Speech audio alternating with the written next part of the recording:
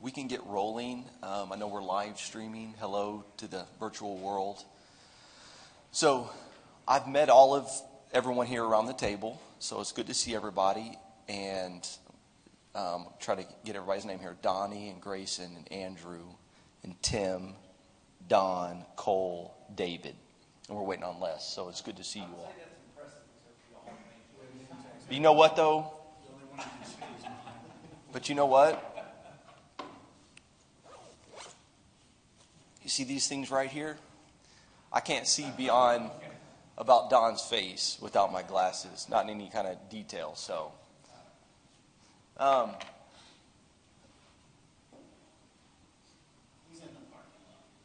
good. Yeah, we get rolling. Okay, so let me. Y'all have gotten to know me a little bit, but I'm going to include the group today as well. I want to say hello to everyone. I understand that most of you are paid to be here, correct? No, you two aren't? Okay, you pay to be here, right, with your taxes. Yeah, but it's the lowest taxes, right? Don't y'all have some of the lowest taxes? Huh? Not according to them. Oh, okay. But everyone else is paid to be here? Okay, good. I'm just kind of joking around with you guys. Today's going to be an informal day. This is, on one hand, it's serious because it's a city and it's our livelihoods. On another hand, we're not doing open heart surgery today, right? No one's on the operating room table and their life hangs in the balance. So, on one hand, there's gravity because it's real life. On the other hand, we're just talking through things. So I like to joke around. I'm an informal person.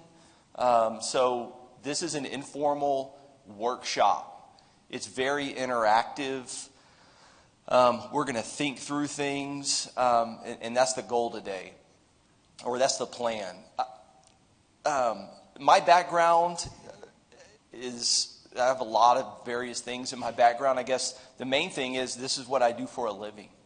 I work with executive teams. I work with boards. I work with councils. And there are three things that drive the work that I do. Is to help organizations, whether it's a team of 2 or a team of 2,000, how do we operate and function on purpose, on and with purpose, in a healthy way and achieve results. So those are three components that I'm always trying to move clients toward. Are you working on and with purpose? Are you functioning in a healthy way? And are you achieving results? Okay? So that's why I'm here, right? In everyone's, on a spectrum, when it comes to purpose, health, and results, on a spectrum, we're somewhere on that spectrum. And we all would like to move a little bit further along on that spectrum, right? So that's why I'm here, is to help just move the needle a tad. At the end of today, we're going to be successful if we gain clarity. That's my number one objective today with the group is, can we gain a little bit of clarity? How much clarity? That's to be determined. We'll figure that out over the next 6 hours. But that is the number one priority for me today, is for us to get clarity. Why is clarity so important?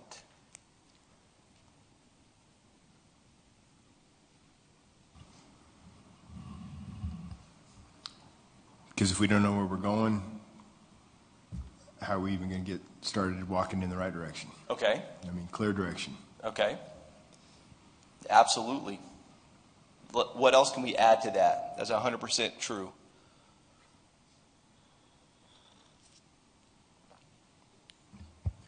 Clarity helps create some unity, I Okay. feel. So it helps make sure that all parties, council, staff, citizens are clear on the objectives. We're on the same page, and we're moving in an understood, agreed direction. Yeah, clarity helps with alignment. Hello, Les.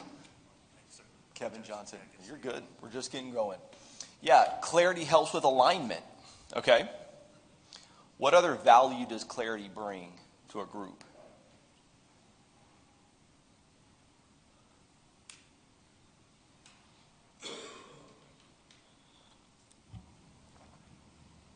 You want to make sure that you're acting as a team. Okay. And so that clarity, I always like to look at the negative first. If you're unclear, things are muddled. Okay. And you're just kind of going through some motions as opposed to the direction you would like to move. Yep. What do we think about, I don't know if this would like cause a high-pitched squeal. Is there a possibility for everyone to unmute themselves? Yeah, I think you're good there. Okay, just okay. I'm thinking about the flow because we want to be able to just talk.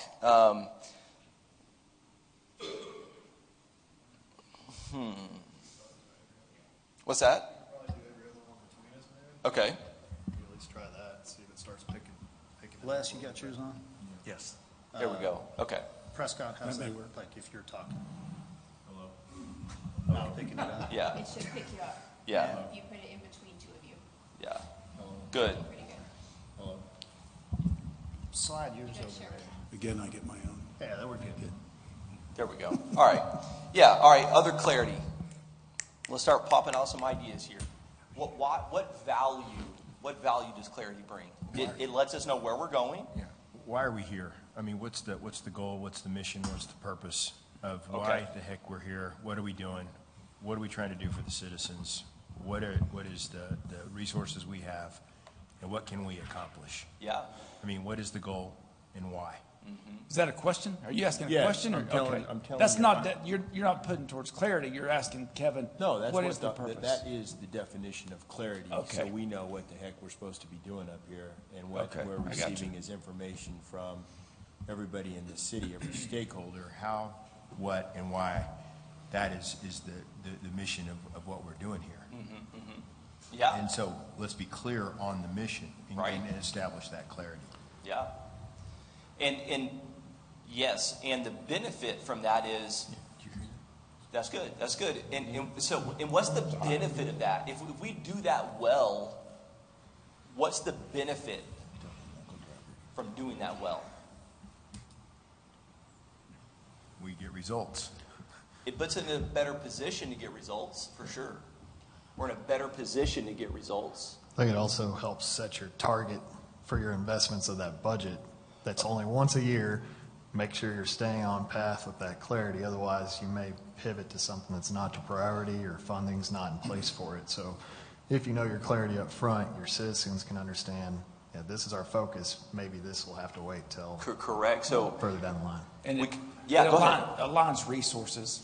I mean, towards, if we have, like you said, if we have a target, it's going to align resources to achieving that target if we have clarity. If we don't, it's not focused. We can go different directions, but we can get all of our resources aligned toward in a direction. Yeah, so it helps us with decision making. You know, they say, I'm not a very detail-oriented person. So I am very much, my natural style is to shoot from the hip. But there are times in life where kind of the adage is you need to measure 3 times before you cut, right?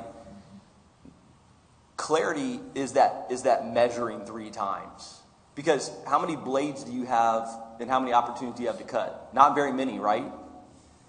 And so it's one thing if it's a team of 2. Can you be pretty agile and flexible if you cut wrong? Yeah. But how many employees are in the city? Around 2,400. 2,400, $500,000 upward budget, 200-something thousand citizens. There's not a lot of flexibility and agility that exists, right, when you're dealing with that complex of a machine. So measuring multiple times and saying, is this where we want to cut? Is this where we want to make a cut? It helps with decision making. And once we start cutting, the board over here or the piece of the board over here, I'm not talking about the board, I'm talking about the actual wood to go with the metaphor. It might say, cut right here. No, cut right here. No, cut right here. And it's like, no, like, it took a lot to decide to cut right here. We can't just lift the saw blade up and cut over here, right? So getting clarity brings unity, helps us know where we're going. It helps us with our decision making. Another benefit when we do well with clarifying things is it sets expectations. It provides a sense of predictability. What do you think one of the most fundamental, have y'all ever heard of Maslow's hierarchy of needs? Mm-hmm. Well, what's down there at the base? Some fundamental needs. Shelter, food, air. Food, shelter. We put that in what? It starts with an S. People want to feel safe. You know, you read all the research about how our brain functions. The brain's primary subconscious job is keep you safe. Keep you safe, right? In one way, people feel safe is when the environment is predictable. Why is that? Why does predictability give a person a feeling of safety? Because you can plan. Yes. Okay, you can plan. What else?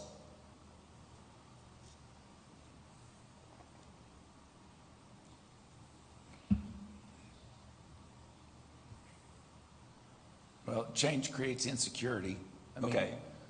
So if it's predictable, you know what's coming. It provides that safety, provides that. It's easy. What do we feel when we know what's coming? And that was hard to know, like, what's the teacher saying? We feel in control, right? Change does create an insecurity, mainly because we feel out of control. Humans want to feel that they're in control. They're in control. Predictability gives that feeling, right? Now, change is inevitable. We're going to talk about change. We have to navigate change. But when we provide clarity, we are offering the environment a level of predictability, which does help people feel a little more secure. People might not like the clarity, right? We decided to cut right here, but they wanted us to cut right there. That's okay. That's okay. Not everyone's going to agree about where we're going to cut, but at least they know where we're going to cut, right? Okay. To get the blood flowing a little bit more, I told you this is going to be informal, and it's going to be painstaking for you today because you'll have to be super involved today. This is y'all's meeting, not my meeting. So to help with that, I want to play a little game to introduce a concept. Okay, so I need two of the council members to come volunteer for our game. I'll do it. Oh, go. Let's go, David and Tim. Okay, I want to make sure we're getting this on camera. Hey, y'all the two new guys. Yeah. All right, Tim, you're right there, facing the camera right here. Come here, David. Come here, David. Come here, David. Move that way a little bit. Move that way. All right, David, you're right there. Step right up here. And a little space. All right. So I'm going to ask the group here to help me with determining who raises their hand first. I call this game Answer the Call. This is an Answer the Call game. Okay, so I'm going to say a word, and this is very important. Don't blurt out your answer. You got to raise your hand, almost like a buzzer, but I don't have a buzzer. You got to raise your hand first. Then I will say, okay. So if I said up, well, down, okay? So I'm going to call out a word, and you'll have an intuitive response about what corresponds with that. This would be ideal because I think I need. No, it's not. And he's a blurter, too. He won't raise his hand. Come on. Okay. All right, here we go. You got this. All right. Y'all, actually, this side of the room, y'all are cheering for Tim. Let's hear a little noise for Tim. That was mid. I have teenage daughters, so I'm kind of up to speed on the lingo. All right, this group, you're for David. Let's hear. All right. And actually, I'm just going to designate Stephanie as my helper on who raised their hands first. All right, here we go. Ready? We're live. We're live. We're dead. No, that's not the statement. But I like the eagerness. Here we go. Hands by your side like you're about to draw. All right. Peanut butter. Jelly. Oh, Go ahead, Tim. Jelly. It's jelly. All right, y'all keep up with the score. Here we go. Ready? Batman. David. Robin. Yes. 1 point. Salt. Oh, that was close. I'm gonna have to say Tim. Pepper. That's right. Pepper. Mac. Carpet. Nope. I said Mac. Truck. Nope. Big. Nope. Cheese. Mac and cheese.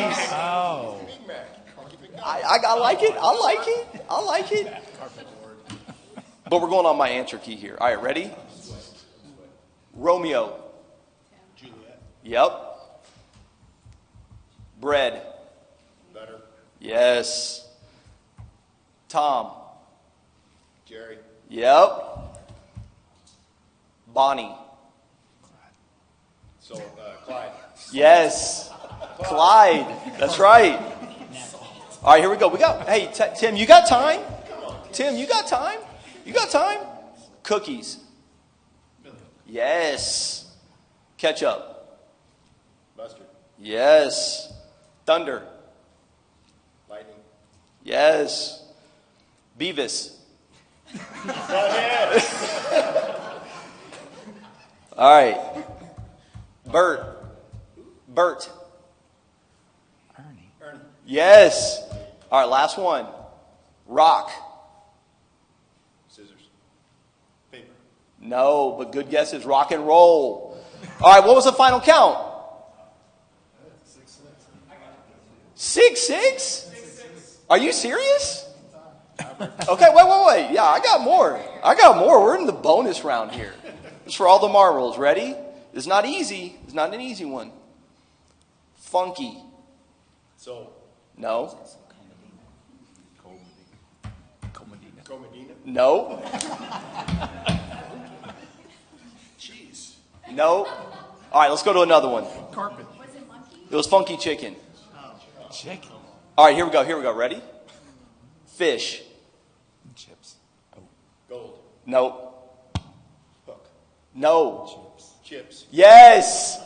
David takes the championship. Hey, give him. Your guy won.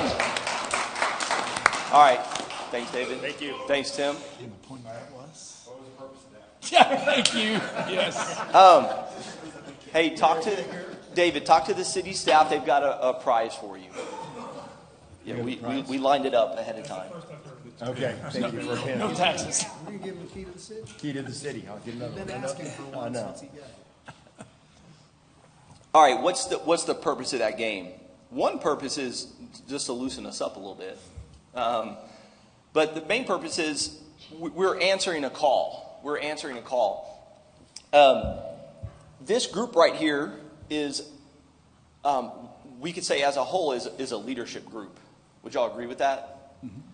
There's governing authority and there's administrative or executive authority. But this group as a whole is a leadership group. Okay, here's how I define leadership.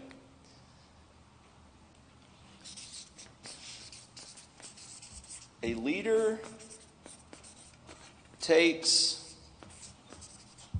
for creating the... All right, what word do you think goes right there? A leader is someone who takes responsibility.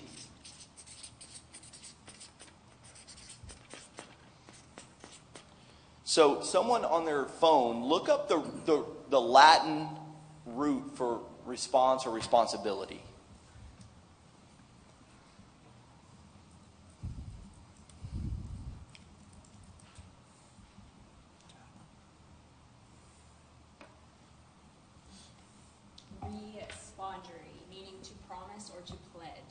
To promise or to pledge. Good. Anybody else have anything?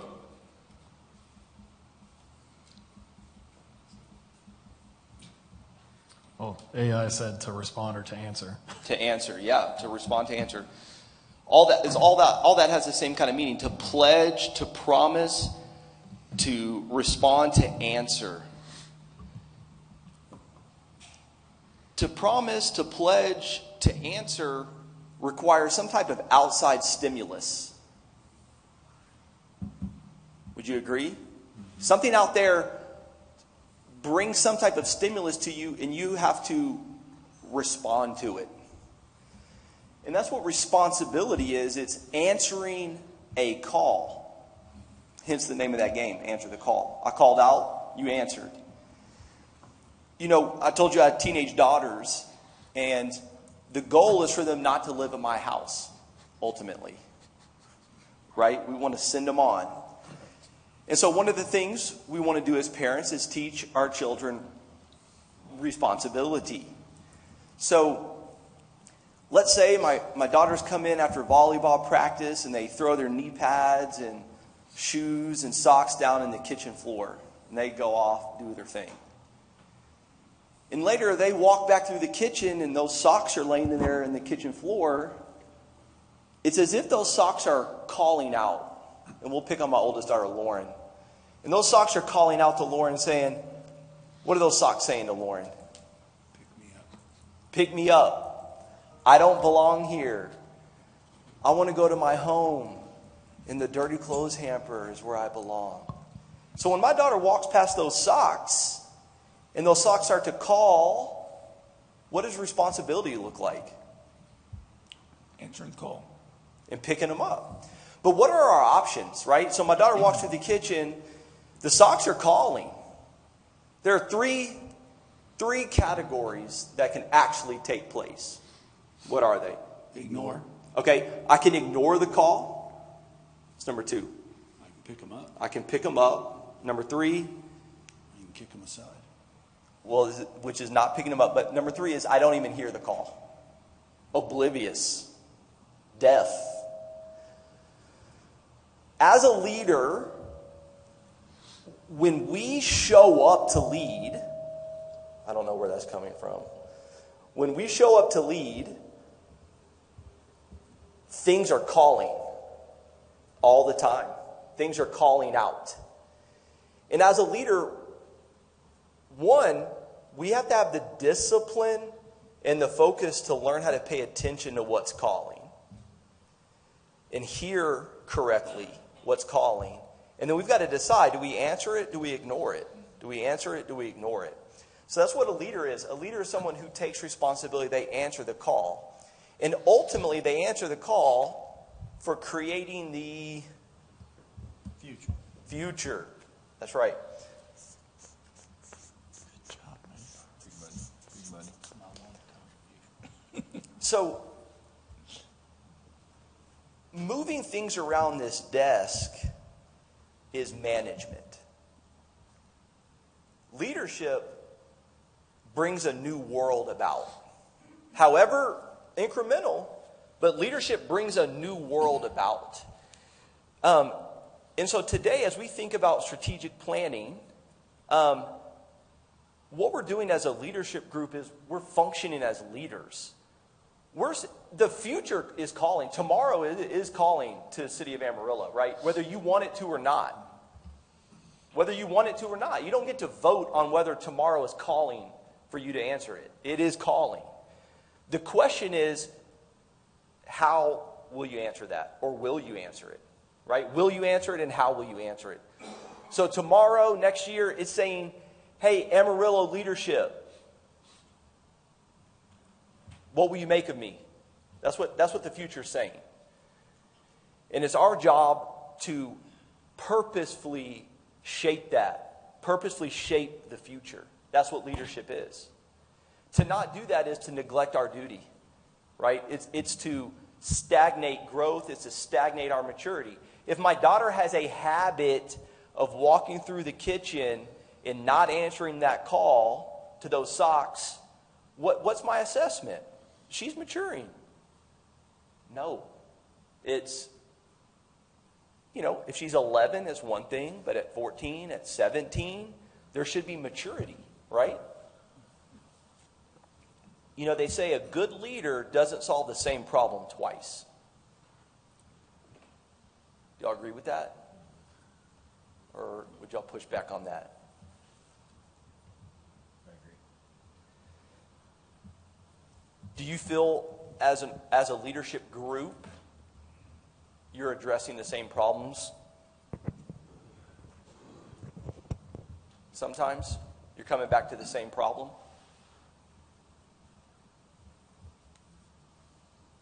So you want to dig in. Yeah, some of those problems are I don't want to know what they far-reaching are right problems, now. yeah. But Some of them take time to solve. Okay. If they're those big, audacious problems. And sometimes, man, you can have a problem to solve, but it comes up again, but you're ready to solve it again because you've been there. Yeah. And so, because with what we do for a living, the person who had the problem the first time, you solve it, but then another person who had no idea you solved it, bring the issue back up, but you're ready to solve it. You've already got it laid out and ready to go. Yeah, you can't control what problems pop up. No. Right? And so I'm not talking about like obstacles and barriers that pop up. But areas where we keep stubbing our own toe, do we keep stubbing our toe in that same way? When we have the resources and the wherewithal, we could prevent that. We could prevent that, right? So my question is, I don't want to know like any specifics, but do you have a sense that, you know what, there are some ways we stub our toe that we shouldn't be stubbing our toe anymore? It's time for us to get past that. Is that true? Or you feel like, nope, the things we're dealing with are the appropriate things at our level of maturity we should be dealing with? Y'all tell me your thoughts on that. Yeah, I think it's helpful to categorize. So I think if you'll compartmentalize and drop a few things into some buckets, it'd be helpful. So, you have chronic or systemic problems in organizations that are aged, and those are inherent things that sometimes you can't get out of, right? So the poor function of government, right, versus the high performance function of business, so you're just saddled with problems that you can't get out of because you have legal restraints, statutes. The Open Meetings Act is a great example of taking a leadership team, bringing them all together, but immediately when you walk out of here, breaking them all back apart and saying, whatever you gained, in this meeting, you're not able to talk, freely on outside of here, right? Got You need to go through a whole slew of heavy lifting and laborious activities just to get yourself back together again, right? So that's a problem we can't solve. So let's say you have problems that are solvable and that you need to deal with, and then you have conditions or circumstances, right? In leadership, I think when you don't separate those and you're not able to focus and bring clarity to that, you're going to get confused I like that. easily. That's a good distinction, right? There are inherent things that we can huff and puff, but we'll never blow Right. it down. You're just, and then you have outside forces that force inward, and then you have internal forces that are constant strife. So I think in good, healthy conversation, you've got to allow for a tolerance in there, and not be so overly optimistic that you don't realize what you're here to accomplish, right? Sure. So, in knowing that, right, what is a problem and what is a condition, then you still have, in that slew of problems, you have prioritization. That's right. That's right. Urgent, not urgent. Not my problem, somebody's. Delegation, all of that. So, Yeah, and so going with that helpful distinction within the problem world, not the condition world, as you reflect, just generally speaking, are there things in that problem world that you keep bumping your head against that you're like, you know what, we should move past that. We should not keep bumping our head in this same spot. yeah, so take the easiest one, like communication, right? So, like, The easiest thing is to just communicate, maybe with the customer, right? And yet it is the hardest thing to do. The easiest thing is to just follow up. Like, that is not a condition that we cannot figure out what would solve this problem. Well, we could have followed up with the customer, right? The guy that took the problem said, that's mine, I have ownership of that. Could, and so we come together and we put in policies and procedures and we do all sorts of stuff at management level, but ultimately you have, just follow up as a, an issue. And that's a very solvable problem in any business, yet it's one of the hardest things businesses try to tackle. And so comes down to a condition on the other side of just, humanity. We're all people, and we forget easily, we get tired, we have different conditions, and so things don't get followed up on, and that would be a chronic issue that every one of those department heads struggles to solve. And if you solved it last week, you're going to have to solve it again this week, right? So it's easy to point out, but like not to get hung up in the minutia of those things. Like, what's the leadership aspect of that? Others? Other thoughts? I think sometimes we have trouble with unified clarity of defining what the actual problem is. Okay, that's nice. That's right. Right? One or a group of people could say, this is a problem. One or a group of people could say, actually, that's not a problem. That's fine. It's part of the thing, right? Absolutely. Yeah, that's good. And it's not easy. It's not easy to define it. And it takes time. It takes work. Everyone has their perspective. And it takes a lot of healthy discussion to get unified on seeing something the same way, to have a shared view of the thing, right? All right, here's what I want us to do. We're gonna assess the environment you're moving into, okay? So let me kind of go through the agenda. We've kind of had an introduction here to get us thinking about leadership, to get us thinking about what is the task that's been handed to you as a group, and that's this right here. It's to create the future. It's to answer the call of creating the future. And that's why you're here. That's why you're here. Everyone here wants a better tomorrow for Amarillo, right? Except for Stephanie. Stephanie said she wants it to go downhill. But other than Stephanie, everyone else wants a better tomorrow for Amarillo. So we have this task of leadership. So let me kind of lay out where we're going to go over the next several hours. One, we're going to assess the environment, right? If that's the wild, wild west out there, and we're trying to chart our course, we want to do a flyover of the wild, wild west and say, is it a desert land? Is it a swamp land? What's the environment we're about to enter into? Does that make sense? Okay. Number two, we're going to define the destination. Where is it we're trying to go? Where is it we're trying to go? That'll get us to lunch, probably. And then we've got to ask ourselves, what capacity do we need to get there? What kind of capacity do we need to get to this destination? And once we kind of have an idea of what the capacity requirement is, then we want to assess ourselves and say, do we have that capacity? Do we have the capacity to get there? And inevitably, there are going to be gaps between the capacity required and what your current capacity is. And then I think by the time we go through those steps, some things will have emerged that are clear for us. All right, so first we're going to assess the environment. And the way we're going to do that is,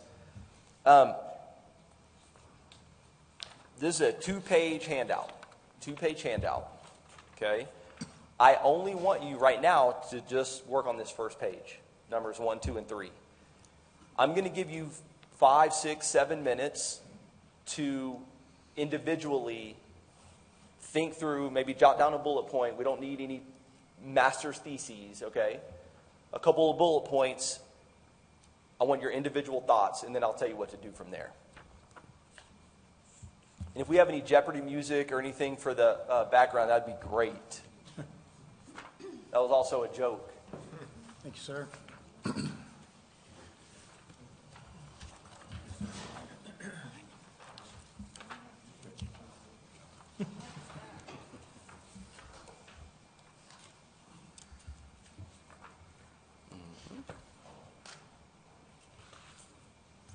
You want to do this, Stephanie? Okay. I know you don't care about the future, but. Okay. Yeah, don't be cheating, Grayson. We want your own thoughts. Don't AI this.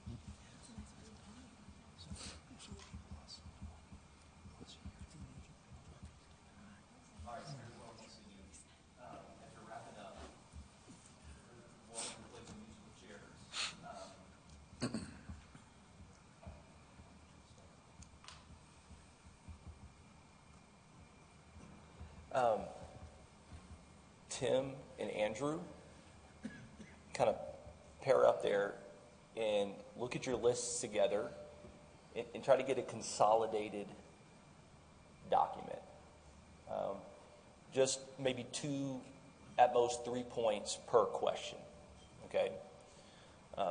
Grayson and Don, y'all pair up, compare your notes, and try to get it 2 or 3 key points per question.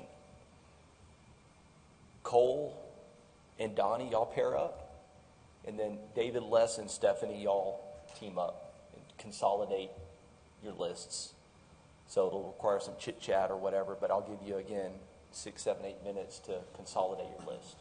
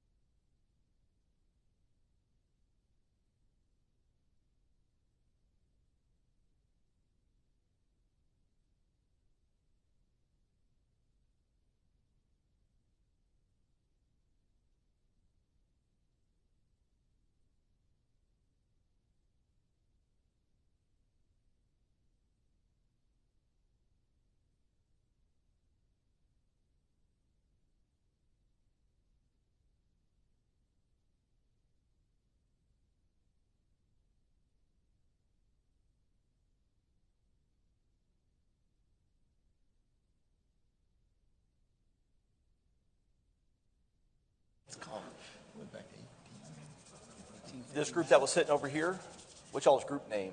Did y'all come up with a name? That wasn't on our assignment. Oh, okay. I'll call you the Sods. Sods. This Sod will poodles. be the Poodles. Sod poodles. Oh, I thought we were the A team.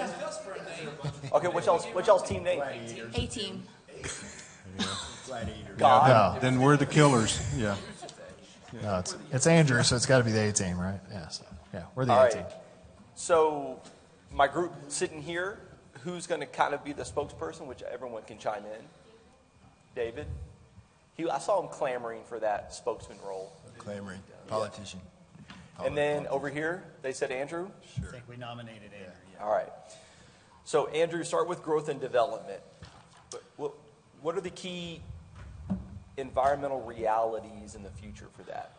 So really it is continued and sustained growth. So over the next 5-10 years, we're going to continue to add more population, more people, which is going to bring more opportunities because we're going to have increased revenue, whether it's sales tax, new property tax, all of those things. But on the other side, it's just going to add more expectations of where we're spending those dollars for the services that we're going to have to provide, with the caveat that a lot of what we see here, it's not interior growth, it's we're continuing to sprawl outward. Just Okay. more and more square miles. It's just going to extend our lines. Going to have to add more officers, more fire stations. It just spreads us pretty thin. So it's how do we continue to fund those things? And then the one addition we add to this as far as kind of challenges, it's just how things have changed socially as far as how neighbors react, how things are posted online. Just the demands have changed as far as expectations, culture, how people treat each other driving down the road. Some of those things are one of those challenges that we have to face as a community of how we work together to keep moving And you forward. put that in growth and development? Because you add more people and you continue to mix the social culture, dynamic. the social dynamic, Okay. the expectations, and how people work together has just changed a lot in the last 15, 20 years is probably when it's happened the most. Yeah, we also added the part about the council changing every 2 years and how that affects us as well. Yeah, that's in our next one, though. That's a number Oh, 3. sorry. Yeah, Yeah, But that's why he's that the could go- spokesperson That and could be I'm in not, any of yeah. them. Yeah, that was Okay. kind of number 1. That was growth and development. Yeah, take Just take take it Donnie's away. mic, guys. Donnie, we gave you a chance, man. We gave you a chance. 100%. I'll figure out a way. All right. From that group, does anyone from that group, would you like to chime in on any of those points? The population growth?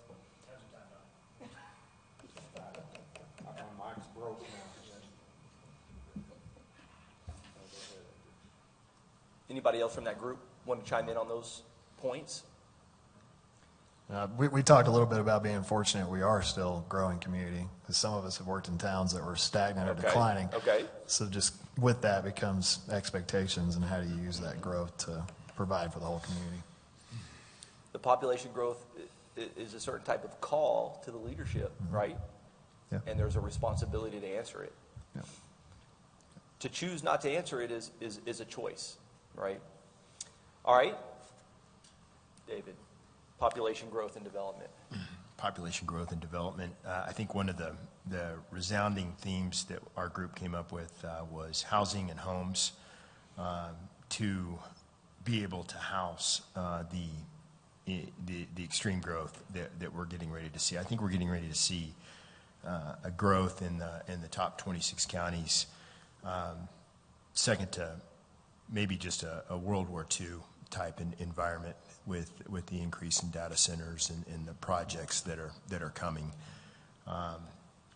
Things that are going to be a problem for growth and development.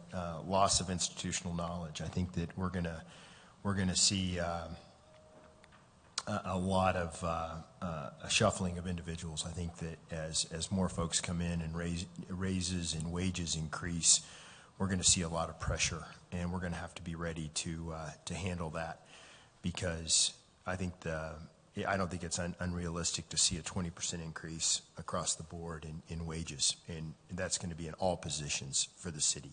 I think we need to be prepared for a lot of pressure. I think that one thing that is challenging our growth and development is increased anger and discord from the public. Say that again. Increased anger and discord from the public. And I think that is driving individuals out of leadership positions. It's causing individuals not to want to run for office. Tie that, tell me the link. I know there is one. I just want to make sure it's clear in my mind. So with the population growth, you're saying? Right. No, I think that the population growth, it says what is precluding growth and development. Oh, okay, yeah, okay. And so without strong leadership, Okay. you don't have vision. You don't have all of the things that you're talking about. I think things that are going to, the next 3 to 5 years, what changes in growth or development do you expect, and what opportunity or challenges? I think that's a challenge, is what I'm trying to clarify on that. More control from Austin. We're seeing more control, more mandates coming out of Austin. And I think one thing that is going to help with the growth of the city is using technology to the strongest amount we can. That'll help with institutional knowledge. How do we run? Do we need 3,200 employees in the city? Where are we going to find them? We've got 2,400 today. What if we lose 20% of those because we can't keep up with wages? How are we going to run this city and this entity effectively with all of those external pressures? Mm-hmm. And we have to be coming up with solutions. How do we get more homes? How do we get more inspectors? How do we get more concrete guys, more builders, more framers, more electricians, more roofers? Where are they going to live, and how are we going to get these individuals into our city? Mm-hmm, mm-hmm, mm-hmm, mm-hmm. Can I, let's talk about, on that last piece about roofers, concrete. Are we saying, how are we going to attract entrepreneurs and small business owners? Can I put that in that category, or is there a different flavor to what you're saying there? I think you're going to have a human capital problem. I think the entrepreneurs are going to come. Okay. They're going to see opportunity. Individuals are going to branch out. But where are they going to get the individuals to do the actual labor? Right. Just a population. And then as we spoke about, where are they going to live? Right, right. Okay.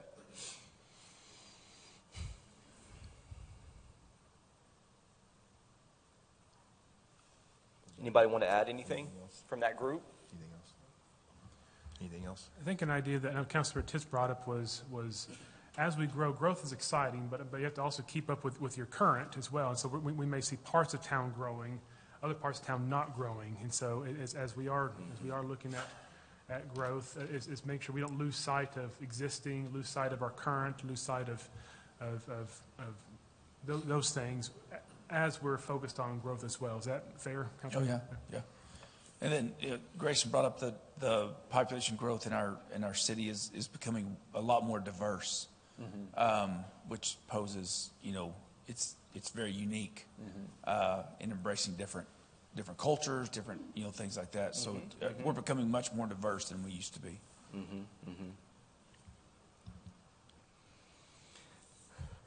Anybody else from David's group, from the Gladiators of Doom?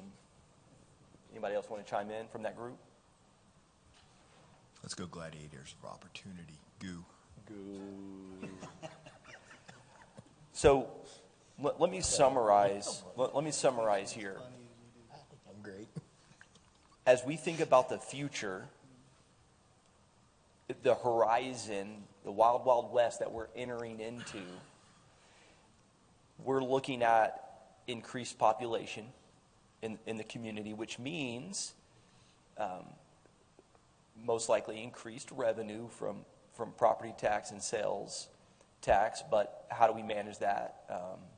And what services? How does that impact the service structure? We're looking at the city continuing to be spread out geographically. Number 3, with population growth and a diverse population growth, that brings various social dynamics. We talked about labor shortages in general. We talked about not just focusing on managing the growth, but we've got decades and decades of existing things that we've been building that we've got to continue to maintain. We can't neglect that. Housing for this population growth.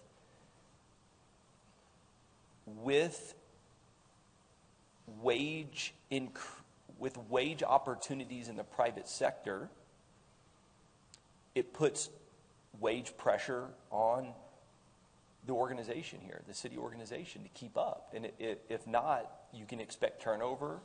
You can expect a lack of or a loss of institutional knowledge.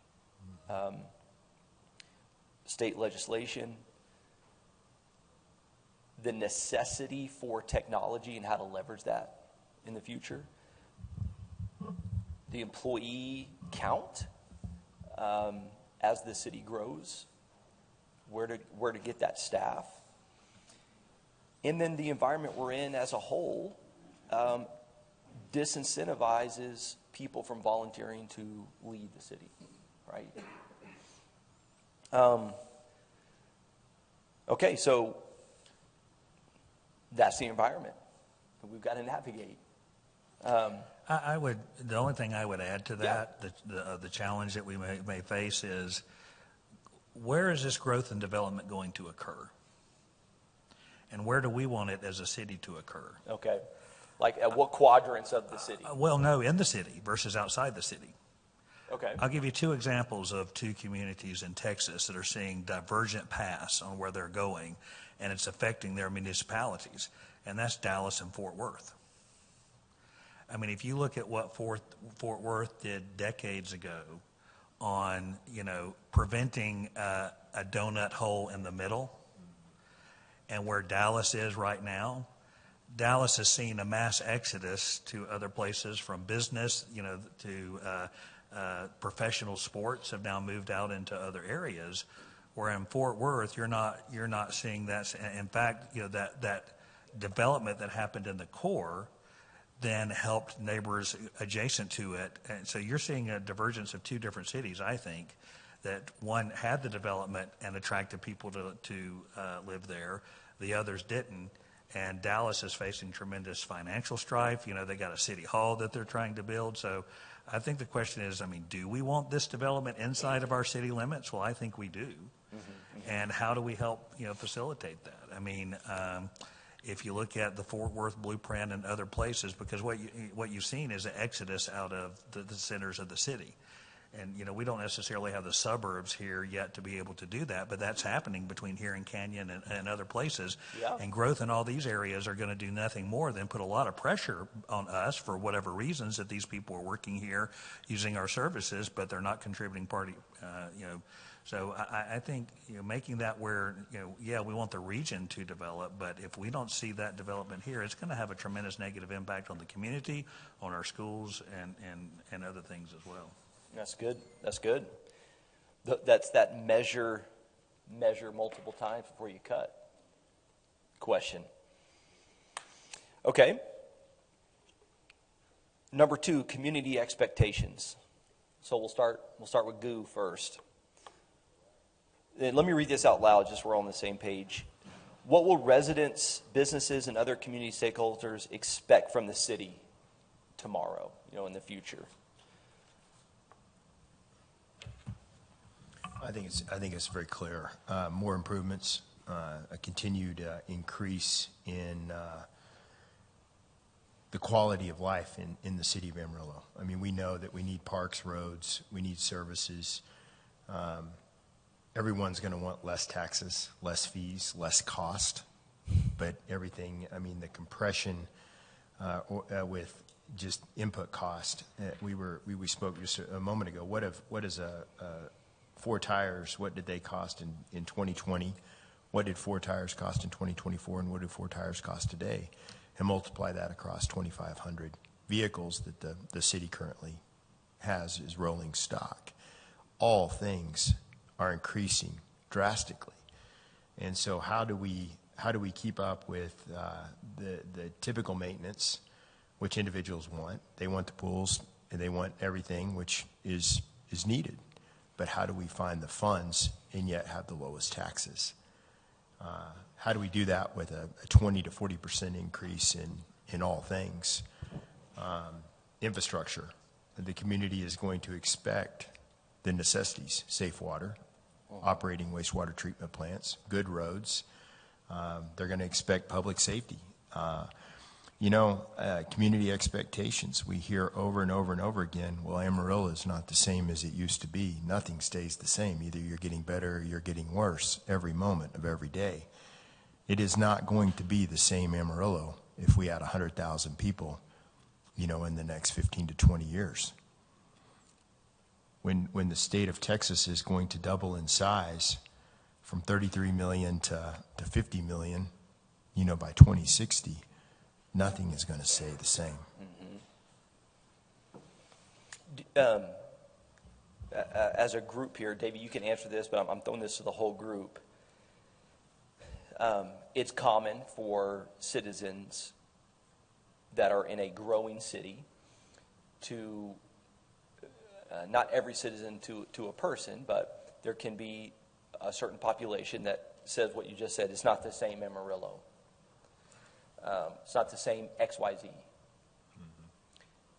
Does this group have a sense of where the population is in their view on growth?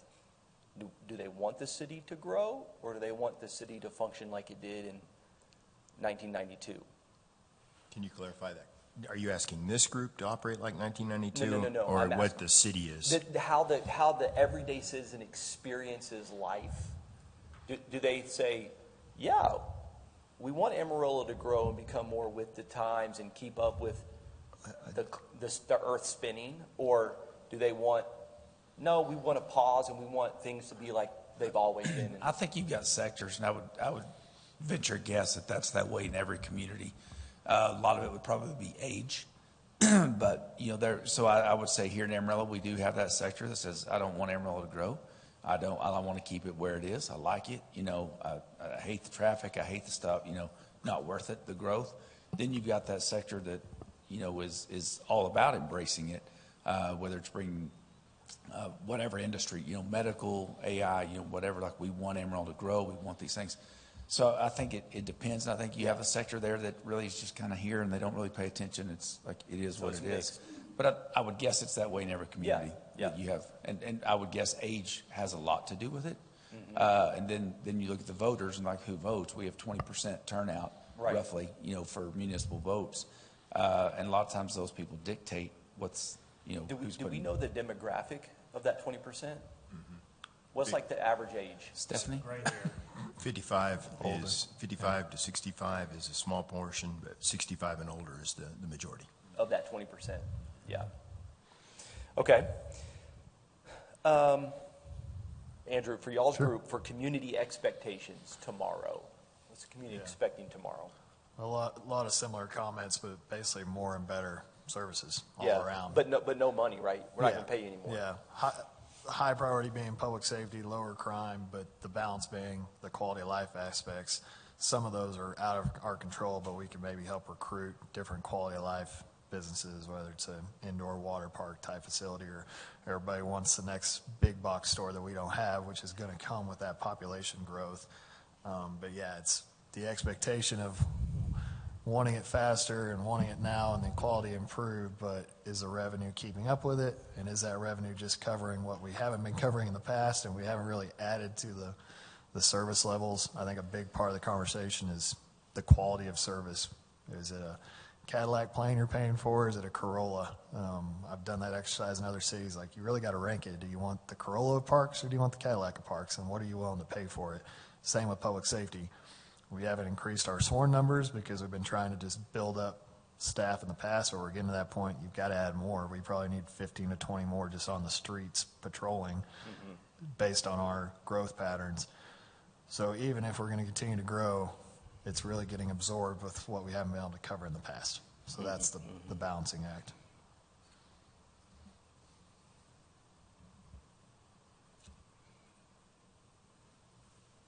All right, good job. All right, next, infrastructure and service demands. We've kind of touched on that, but we'll start with you, Andrew, this time. Any other points the group came up with there? But before on that one, I just wanted to add yeah. on the last one. One of the things I think that the citizens are expecting more of their communities is, at least what I'm seeing more of is how is a community going to function in a disengaged environment full of social media? So how do we communicate? How do we get the right message out? How do we keep people informed correctly and accurately and timely? And so when more and more people are getting desensitized and disengaged and pursuing sensational messages and everything, I think that's struggling. I think cities are all struggling with that. And that's one of the things I worry about is how do we as a governing body, council, staff, the team, and I think citizens are also looking to us for answers about how, they are disengaging, but yet there's still a need for accurate information, cutting through the noise. I haven't been able to quite figure out how to say this yet, because it's still ambiguous and still nebulous, and so. But I'm getting people just more and more telling me about. I'm seeing the message coming more and more from citizens to me. Yeah, I think you're articulating it well. Let me ask a few clarifying questions, maybe to help define what you're seeing. So, one statement of fact is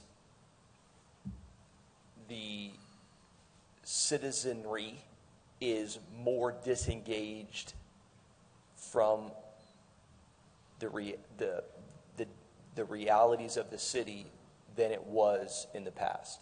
Is that are we establishing that? That they're more disengaged today than they were yesterday? I would say so. As a whole? Yes. Okay. Nevertheless, though they're disengaged, they still want communication. Tell me what you're seeing on that part.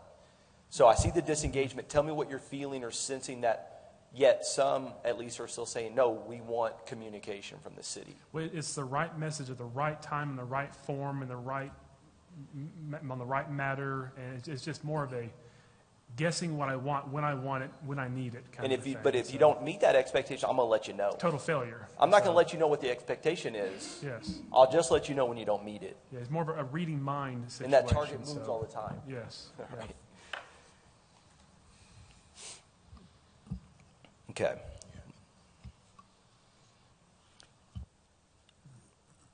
Community schizophrenia. Okay, got that. That was a joke. Did y'all hear that? No? Oh, okay. All right. Last, infrastructure and service demands. All right, Andrew. Yeah, I think it all kind of ties together with 1 and 2 from the physical infrastructure perspective of taking care of the old. How do you support the new?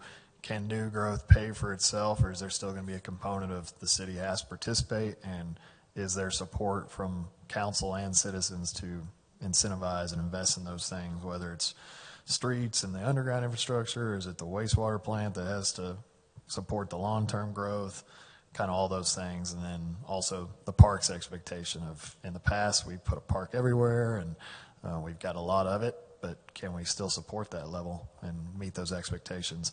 And then also just as you add staff, yeah, you think about the personnel, but you don't realize the fleet, the equipment, everything that's needed to provide that service.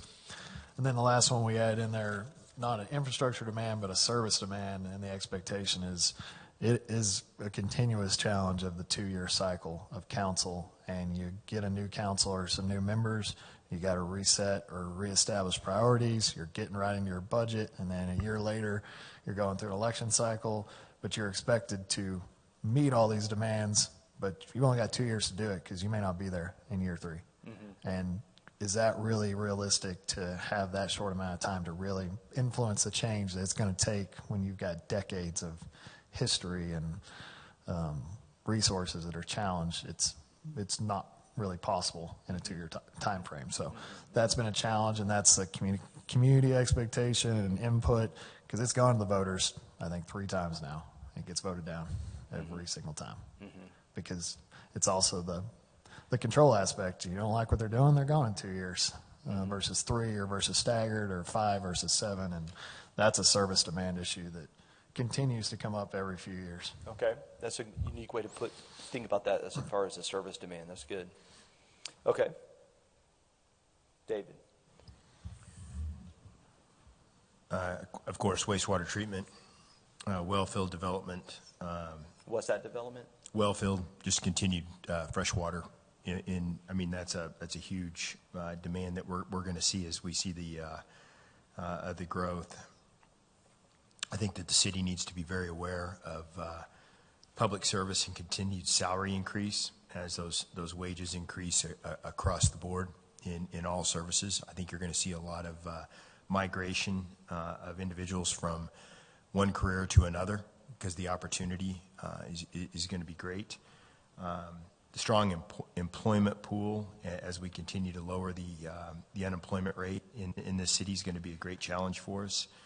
Input costs are only going to continue to rise, and as Don said, and we identified what is the generational request going to be and generational expectation as we move through generations, and some generations are exiting and others are coming on board, and there's a whole skill set that the youth expect and those expectations being met. And I cannot echo enough or support what Andrew said. How does a 60 or $600 million a year entity have a complete change every 2 years of the board of directors? Right. It takes a year and a half to get up to speed, as we all know. At least the citizens need to have a staggered term just so we have some continuity. Correct. Of an operational system to just to be leveled up. Yep. Okay. Let's do this. Let's take a bathroom break, and then we'll reconvene, let's say 10 minutes.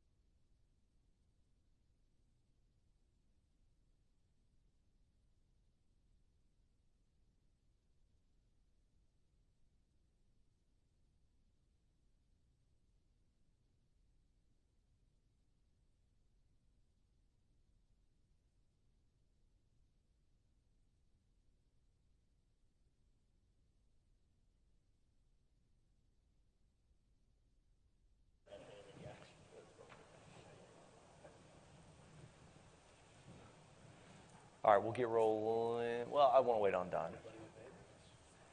They had some budget stuff they had to do. They'll be back.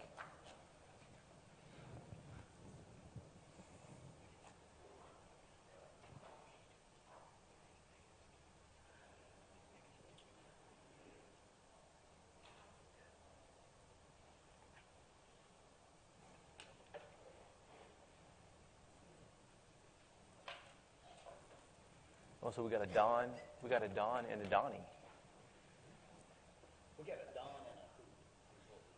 The who? Okay. Is Don Don or is it Donald? He said heck with this. We didn't like our answers. He's out.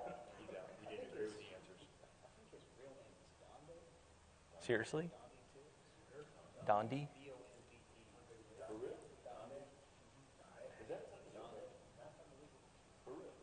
Don's experiencing a little trauma. What is that like? That's what his grandkids call Don did. What do they call you? What your grandkids call you? G. G? OG? No, just G. Just G. Just what your grandkids call you? Poppy. Poppy. That's what my girls call my dad. Poppy. No, I'm sorry. They don't call him that. They call him Peppy. I'm sorry. Go ahead. Well, I came out of Amarillo and there was we have a restaurant called the Bagel Place, and it says, what does a bagel call its grandfather? Poppy. So I said, that's pretty good. I like it. You know, the grandkids kind of decide that was that would stick.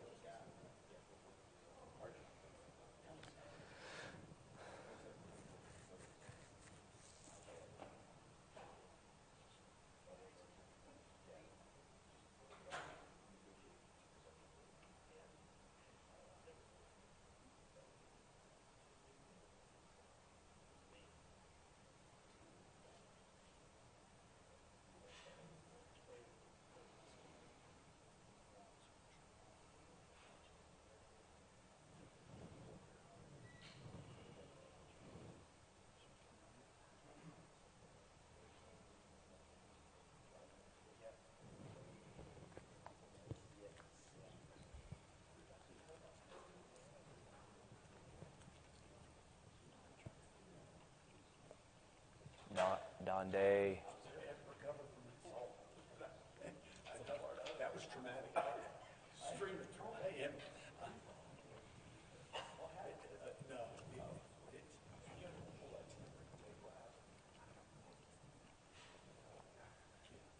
I can't get it out. I can't get it out of my mind. I saw. All right. Last time I saw that, it was in the prison cell. We did. You're right. All right, Don Day. Don Day, you ready? You ready? All right. All right, so I know that we're high octane. We're high octane. We'll go a little faster on this second page, but why is this process? It's important that we walk through this process so that this leadership group operates from a shared understanding.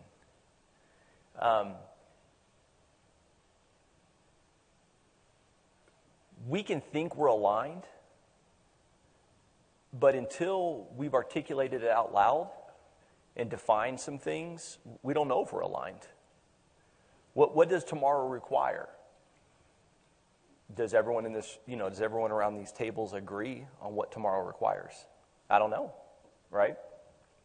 But us saying these things out loud gives us a baseline from which to operate. Number two, one of the deficits when it comes to the council with the 2-year changeover,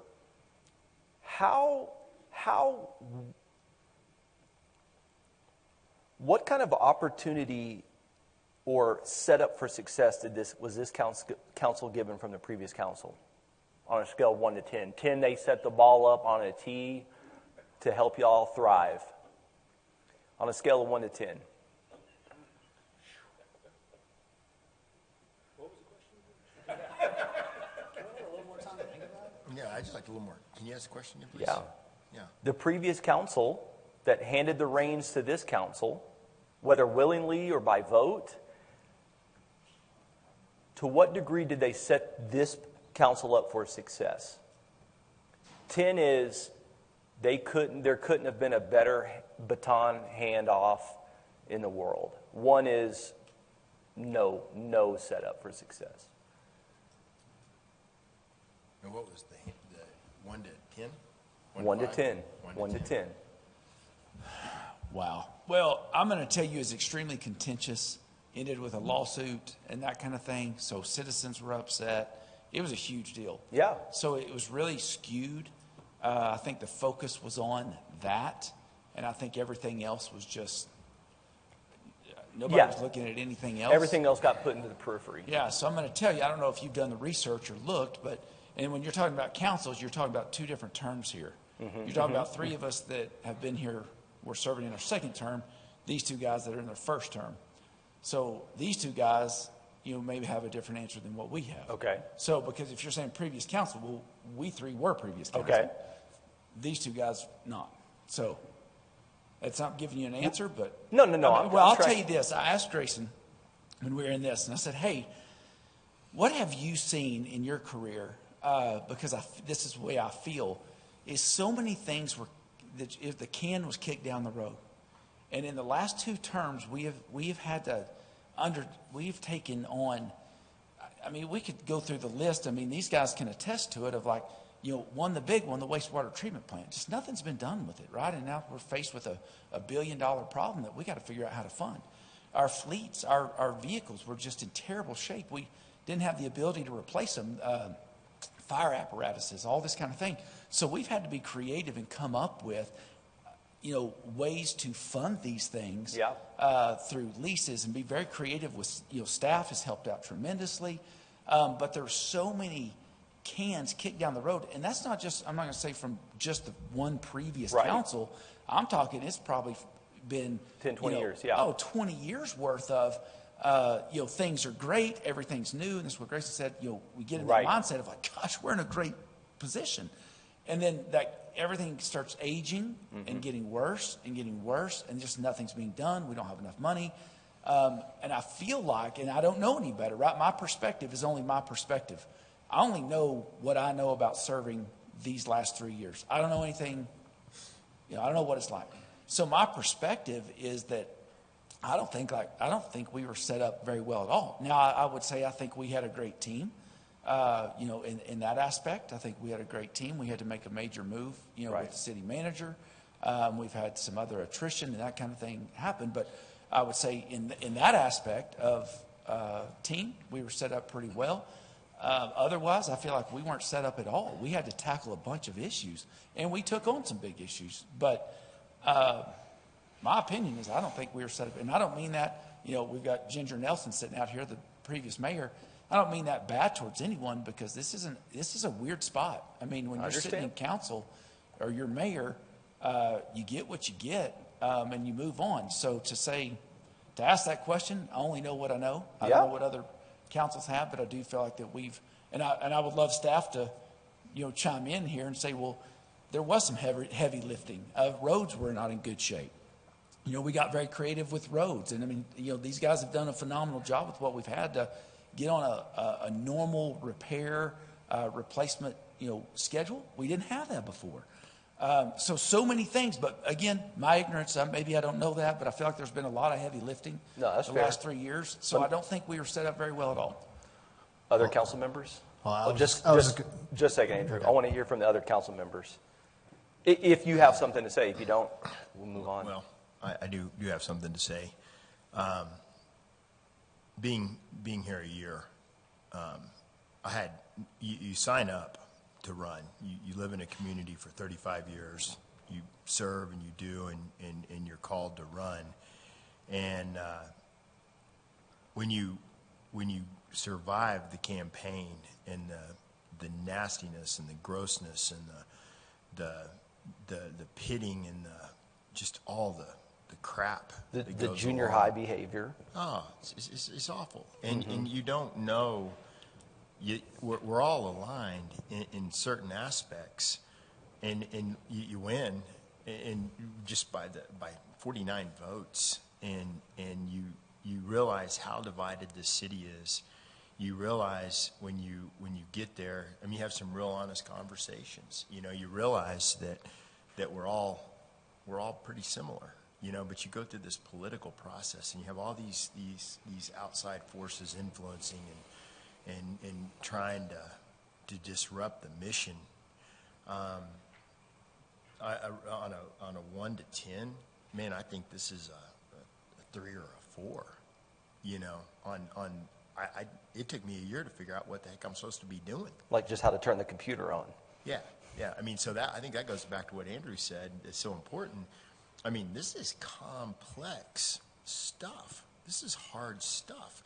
I mean, I still haven't even had the opportunity to go and visit all the groups, I mean, there's so many things that I still don't know. Right. You're required to make these decisions, and now all of a sudden we're looking down the barrel of, in 6 months, we're gonna be in this slugfest again. I mean, this group needs, I mean, are we unified? Yeah, I'd say we're pretty unified. We care about this city. There's a reason we set up here every 2 weeks and take the beating that we take. These guys, oh my gosh, they take the beating every day, and they don't get the option to choose to stay or go in 6 months. Right. And so was there a baton pass? I don't think there was a baton pass. I think it was when the group left before, they throw it in the weeds, and we're still over there looking for the damn baton in the weeds sometimes. You know? I mean, what are we doing here? Mm-hmm. And we're 5 individuals that are trying to figure it out. We're aligned, but is the mission clear? Right. Any others? Yeah, I would echo that to a point. I think by design, because of the 2-year term, there's never going to be a good handoff. Well, I would push back on that, but go ahead. I understand that the handoff is going to be challenging. Oh, yeah. But I wouldn't say it can't be good. But go ahead. It's going to be challenging. No, I would agree with you. There's a possibility of it being good. I think the good part for us is three of the members got are reelected. Sustained, yeah. Right? Mm-hmm. And so that helps. Mm-hmm. But I think it's just that's a difficult thing Correct. to rate. That Okay. was it a good handoff? Did they able to prepare you for what you were going to take? I don't think I don't know if that's really a good question. Oh, I think it's a You think it phenomenal is? question. I know it is. Yeah, you know it is. It's your question. Yeah, I know it's a good question, and that's one of the things that this council is going to have to do is, what did you experience? What have you experienced? And you know the pressures, the challenges, and the shortcomings. And we have to say, what are we going to do differently when we pass the baton? Mm-hmm. So it's one of the most important questions this council needs to ask itself. What were we handed? And we're not here to blame people. It's not about finger pointing. It's about observing reality. Is what were we handed, and what was the quality of that handoff? Mm-hmm. What did we like about it? What did we not like about it? And what are we going to do to pass it off a little better? Right? That's a responsibility this council has. Right? So it's a good question to ask, was it a good handoff? It's not to make anything personal, it's just reality. It's for reality. All right, Andrew, you were going to comment? I was just going to provide some context on kind of the history and all the handoffs. Well, for time, Yeah. we don't. Well, it was really the how you pay for stuff conversation. Okay. The 2016 was kind of our last major bond, and it was this council, last council, previous, that actually started having good debt conversations. Because part of our problem is, yeah, we had a lot of new stuff in the past, but it was cash pay as you could go. No one could do that anymore. You don't have enough cash. You'd have to save for years to pull that off. Yeah. But as far as the good handoff, I've worked here 9 years. I've had 9 years in 3 other cities, lots of strategic plans. They all are a little similar of, budget constraints, infrastructure, growth. all of these councils, if you go back and look at goals and objectives, they're all very similar. The only change is what do you prioritize, how you communicate it, and how you move forward. But we've always had budget challenges. We've always had infrastructure, public safety. I mean, you could kind of read them off, each council. So the handoff, we're working the same issue. It's just how do we tweak it with each one. Okay. Yeah. Yeah, so to respond to what Don said, in our thoughts, I think what I see, the cans that are kicked down the road become the priority of the new people who are coming into office. That's the ones they want to address. And when they address those, then the previous cans become cans again and get kicked down the road again, and another group comes in to address those cans. And it's a cyclical thing that is hard to get out of. We spoke about that in our group a little bit, that why do you run? Why do you want to make a difference? It's because we see the things that are not being addressed and we want to address them. Right. So every time that happens, there are other things that are not addressed, and all of a sudden they become a priority and we have to address them again. So that's something that I think is a part of that handoff that is important, or what are we addressing, what has been important, why has it been important to the public, so on and so forth. Mm-hmm, mm-hmm. All right. As we go through this, I'm taking these notes. We're going to do a lot more than this, but at a minimum, we're going to have a document. This group will have a document that says, this is our future environment. What you do with that document, how you utilize that document, how you set the next council up with that document. The council could come in and rip it up, but they're not ripping up your opinion. They're not ripping up your pet project. You can't. They can rip it up and choose to close their eyes and plug their ears, but what we've just defined is reality. It's the reality of the future, right? And so I wanted to make sure that we are aligned on what reality is tomorrow that we've got to navigate. And it's going to be documented for citizens. It's in the minutes, or it's for the next council. It's whatever. It's a documented, this is the world we have to operate in. And honestly, you want to make it awkward for people who want to deny that. You want to make it awkward. It's public now. No, this is the reality we have to navigate. Tell us which part of this reality isn't true, right? But now we have a common understanding of that. So that's why this exercise is important, and why it's a practical benefit and tool to help this whole apparatus function at a higher level. I'm not talking about at a next galaxy, but remember, we're saying we just want to take one step further in functioning with purpose, health, and results. All right, so let's look at page 2. To keep it moving, we'll just do it as a group. Financial pressures. We've touched on this. How can we crystallize tomorrow's financial pressures / opportunities?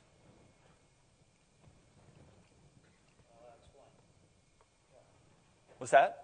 Let's define it. It's too high level, so let's define that.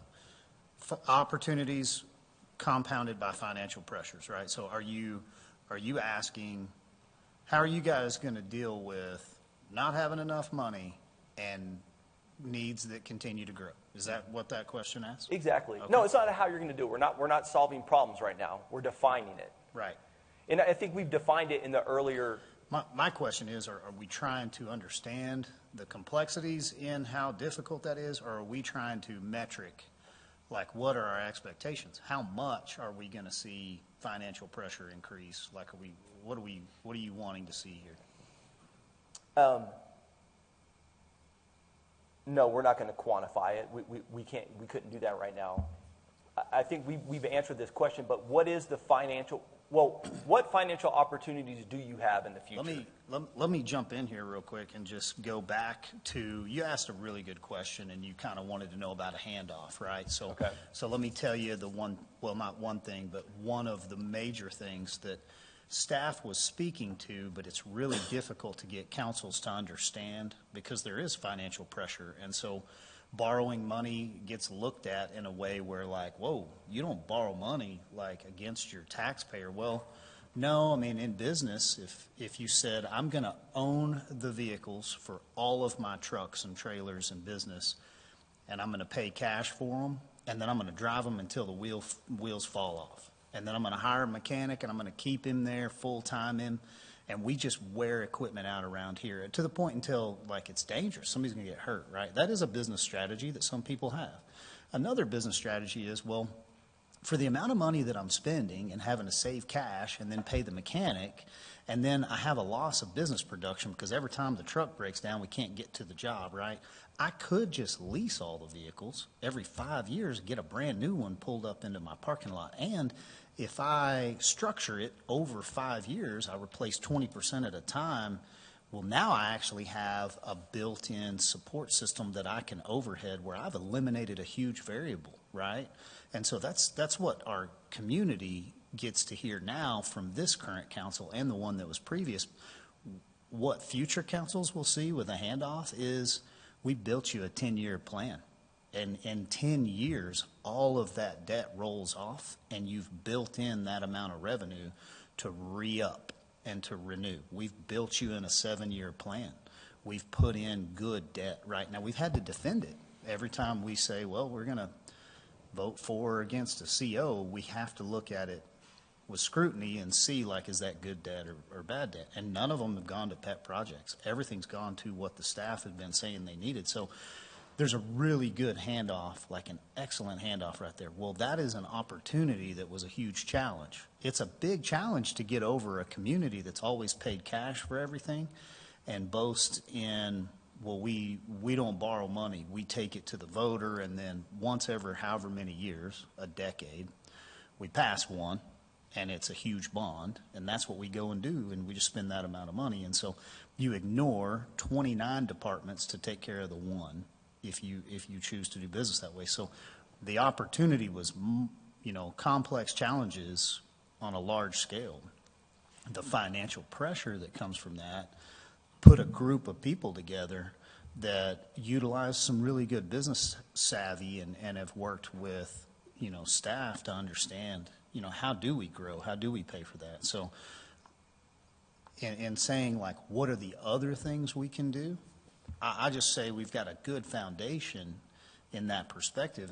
And so itemizing those and understanding those and continue to grow into that is what I hope the future mayor and council do to kind of build on what we've done. Otherwise, we've spent a lot of time, energy, and effort laying a foundation that they're never going to stand a 2x4 up on, and that would be a leadership mistake. So summarize that for me. What's the opportunity then tomorrow? So the opportunity is you're going to see an increase in challenge to get to the growth rate. So you're growing at a faster rate than you can project on revenues, right? Your expenditures are going to outpace your revenues. All right, right? So let's capture that. So I would say that's a pressure. That's a pressure. Okay. Yeah. The pressure is our costs are going to outpace our revenues. And that's not a unique problem. That's every municipality. Correct. Now, let's complicate that with state legislature has communicated that they will restrict revenues even further. Right. So they'll restrict local abilities to increase revenues, and they possibly will restructure the way revenues come in. So you need to be 2 years in advance. So you're forced to forecast, right? So that's an opportunity to say, well, the call is not what tomorrow's calling. Well, actually, 2 years is calling right now because the 90th legislature meets in 27.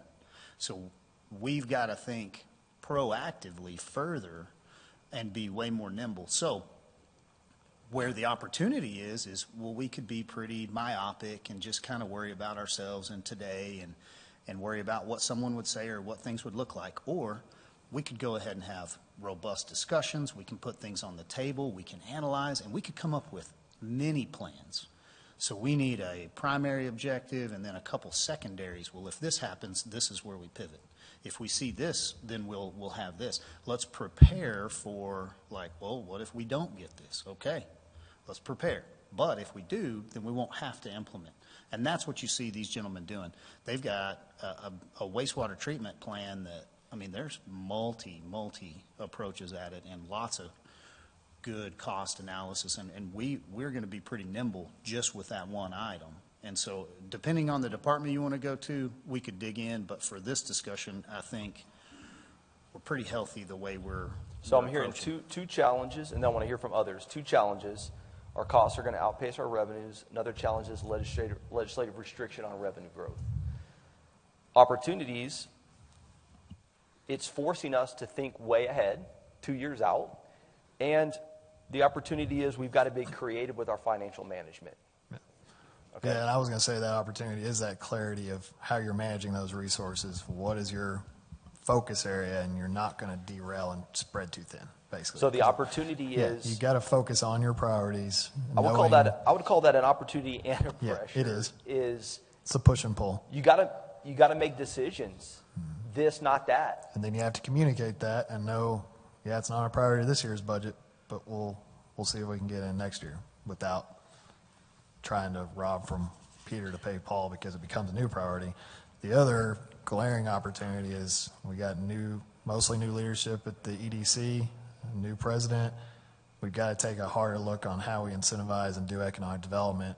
And does it focus more on infrastructure, less on tax abatements, more on cash incentives, because they have a dedicated revenue source that we can't touch, but it all has to support each other and have some synergy there to make sure it's going in the right direction. Because in the past, it's been, and this council and previous council focused on step down tax abatements, get some of that tax base growing sooner. Instead of 10 years, we don't see a penny of it except for employment growth. What's the nature of the collaborative relationship between the city and the EDC? I mean, maybe more of a council answer. It's gotten better. It has challenges the last couple of years. 10, it's Yeah. top notch. One's horrible. Well, it's got to be in the 7 or 8 range now as far as just relationship. Now it's how do you collaborate to get to the 10 on priorities is what I would say. Okay, so maybe Yeah. just the health of the humans acting Yes. with one another is Yes. improved. Now it's how do we recruit, how do we incentivize and have those So there's work to be conversations. done on the strategic front. We're heading in a good direction right now, I believe, right now, so. Good. There are two- Amazing. It's amazing the things you can do when humans treat one another with respect and you communicate well. We can actually work on strategic items, right? Mm-hmm. So I'm glad to hear that there's health there. I think there's a real financial opportunity at this exact moment to turn the air conditioner up.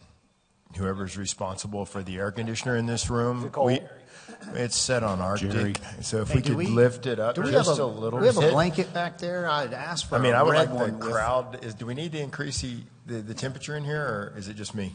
We're trying to control cost. Are we? Well, we're not controlling them at this Can point. Prescott get a blanket? Yeah, I need one, please. Go Yeah, ahead, Donnie. thanks. Were you going to say something? Grayson, go ahead. Yeah, two things as I look at your questions here about financial pressures become more significant and emerging opportunities. I think one thing that we're doing now this year with this council, I think opportunities going forward is as a city we provide lots of services. Some of those come at revenues, and so making sure that those services that produce a revenue are more paying for themselves and not being subsidized by taxes. And so we put a lot of effort. This council is giving good direction on more cost recovery opportunities. Then also that comes with some concern from those who are paying those fees. So when you raise that cost, the user of that cost has to pay more, and there's a concern with that. So trying to balance those fee increases so that the taxes are not subsidized, but at the same time you're still not outpacing the user's ability to pay for that service. Right. Another thing I'll say too is, as we've been seeing recently, in emerging opportunities that require discipline and foresight is our selling of water. Mm-hmm. We are in a business of selling water, but at the same time, we're also trying to be good stewards of this limited resource. And so we want to sell water, but there's always concern about who we're selling it to, for what purpose. Is it a good purpose? Is there a good return on investment? And so that's a challenging effort. I know this council, this city is dealing with right now, with data centers and so forth. And so our decisions to sell water to those entities, do we not? Is it a business decision? Is it not? And so those are things that, and given water is almost our largest revenue stream, is subsidized through our general fund, do we make those decisions for business purposes or or supply purposes? How do we balance that? All right, let's go to the next one, workforce needs. Can I add just Yeah. one thing to the financial pressures and Yes, sir. opportunities? A couple of things. I do look at it a little bit differently because I don't know if it's correct to call it, well, revenue pressures, or more appropriately expense pressures. Because if I go back and look, and I don't know if this is exactly right, so I don't want to be quoted on that, but I mean, when we look at general fund budget, sales tax budget, property tax revenue, I mean, most businesses would kill for the types of increases that we've had over the last 5 or 6 years. So, I mean, it's not like, now if you've ever managed a business in decline in revenue, then you got a problem. And when you have that problem, you do realize, wow, there's a whole lot of things that we said we could never do in a million years that when we had the financial pressures to put on that. And I think one of the challenges is just to challenge ourselves to realize, yeah, we're going to continue to get pressure, but the revenue, the expense side of it, I think is going to have to be something that we look at as well as we lay the expectations on what our citizens want and what we're able to provide. So I just think when you're looking at the revenue that's been generated, it's like I say, we've not had a quote unquote revenue problem. We're seeing good revenues coming through. The expenses go up, the types of expectations. And then so I think just looking at that, and I got to tell you, I feel the pain of providing relief to taxpayers. I feel it as well. And I know we all say in our governing entity, well, it's the counties that taxing them, it's the school boards, but we're all contributing to that. And I just think if you look at, the amount of money that people are having to pay on property taxes, I know we say that but I do think we owe it to the taxpayers to see where, and the governor and the state's going to order us to do this, but where can we tighten our belts and still maintain the maximum level of services that we can for that? Yeah, so it's all, it could be semantics. It could be the way we look at it. Do you have a revenue problem? Do you have an expense problem? Well, I think it just depends on the way you look at it. Hey, we got plenty of revenue. Well, we got plenty of revenue to do. We got this much revenue. If we shrink the services we provide to this, we don't have a revenue problem, right? So, yeah, you have plenty of revenue if we drastically cut expenses. And so which ones are we going to cut, right? That's the challenge. And the only other thing, the other opportunity I think we've had, and we've executed on this opportunity, and I think it is something that, I hope it is something that overarching we look at across the city. But I think we're at the point of what are the things that only the city can provide? What are things that no one else is going to be able to provide? I see that as public safety. Nobody's going to come in and start their own police department or fire department or those types of things. What things, can others do or have they done? I mean, and we've made some, the zoo is a primary example of that.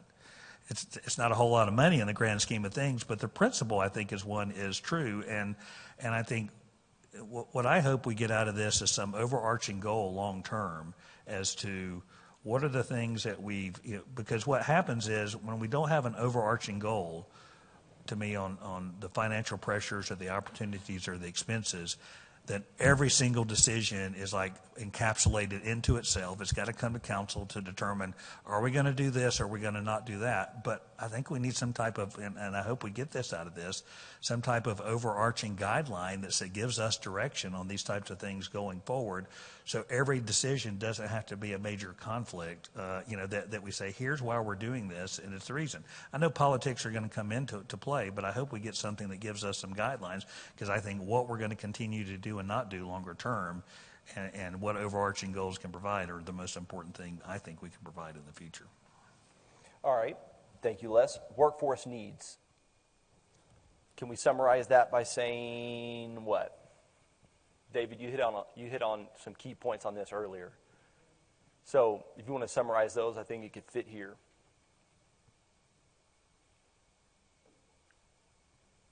Increase wages in the private sector. I was just thinking through the question. The workforce needs, we're going to have to leverage technology. We're going to have to increase wages. We're going to have more respect, because from all levels, because this isn't the only job. This isn't the only city that individuals will come to. And if we continue to have conflict, strife, and things like that, we're not going to get qualified applicants. It will continue to erode the long-term mission of the city. So culture, morale. Culture, morale. Also, you're going to have to, it's not going to be certain groups that get the raises. It's going to require lifting everyone, because we're, 20 to 40% increase in different areas of wage compensation. You just won't get anybody to come to work. And leveraging technology and telling the story about the positive things that we're doing, just like the mayor said. I mean, if you built a foundation, which this council and the previous councils are doing and have done, tell that story. Let's be part of a winning team. Let's get out of the weeds and listening to all the crap, and let's be part of a winning team and recognize the wins. Nobody wants to go to work for a company that is antiquated or not on the. We want to be part of the winning team. We don't want to be part of the losing team. Anybody else add to the workforce needs of tomorrow? I'd touch on, it's kind of like at the council level when it comes to revenue and expenses and the priorities and how you focus things. That's the same as an organizational capacity of, we've got departments that have the same number of staff they've had for 20 years, but they're expected to take on more and prioritize this. But you got to stay focused on the mission and the highest priorities instead of taking detours as things pop up. So having that grace and expectation of, this is our focus. Yeah, we want to work on this too, but this is our main focus. So balancing that expectation. Departmental capacity. Other workforce needs? I think we need to be looking at individuals who have experienced 30% growth, 40% growth. Who on our team knows how to manage that? Who on our team has been in Midland during an oil boom, or Austin during a tech surge? And then how do we leverage that? Again, going back to the demographics of what this the population and demographics of what the state is going to see, in the next 25 to 30 years. Who are the individuals or the groups that are going to give us the guidance? We only know what we know in the experiences that we've experienced.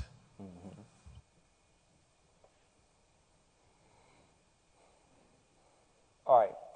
Last but not least, tomorrow's political and community dynamics.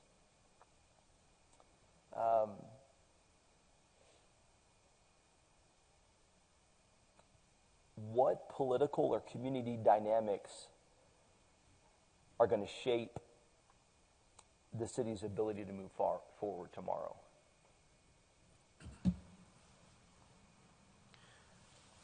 When I ask individuals that are capable to lead in this city when they're going to sign up to run for city council or leadership positions, the common answer is, why in the hell would I do that? Right.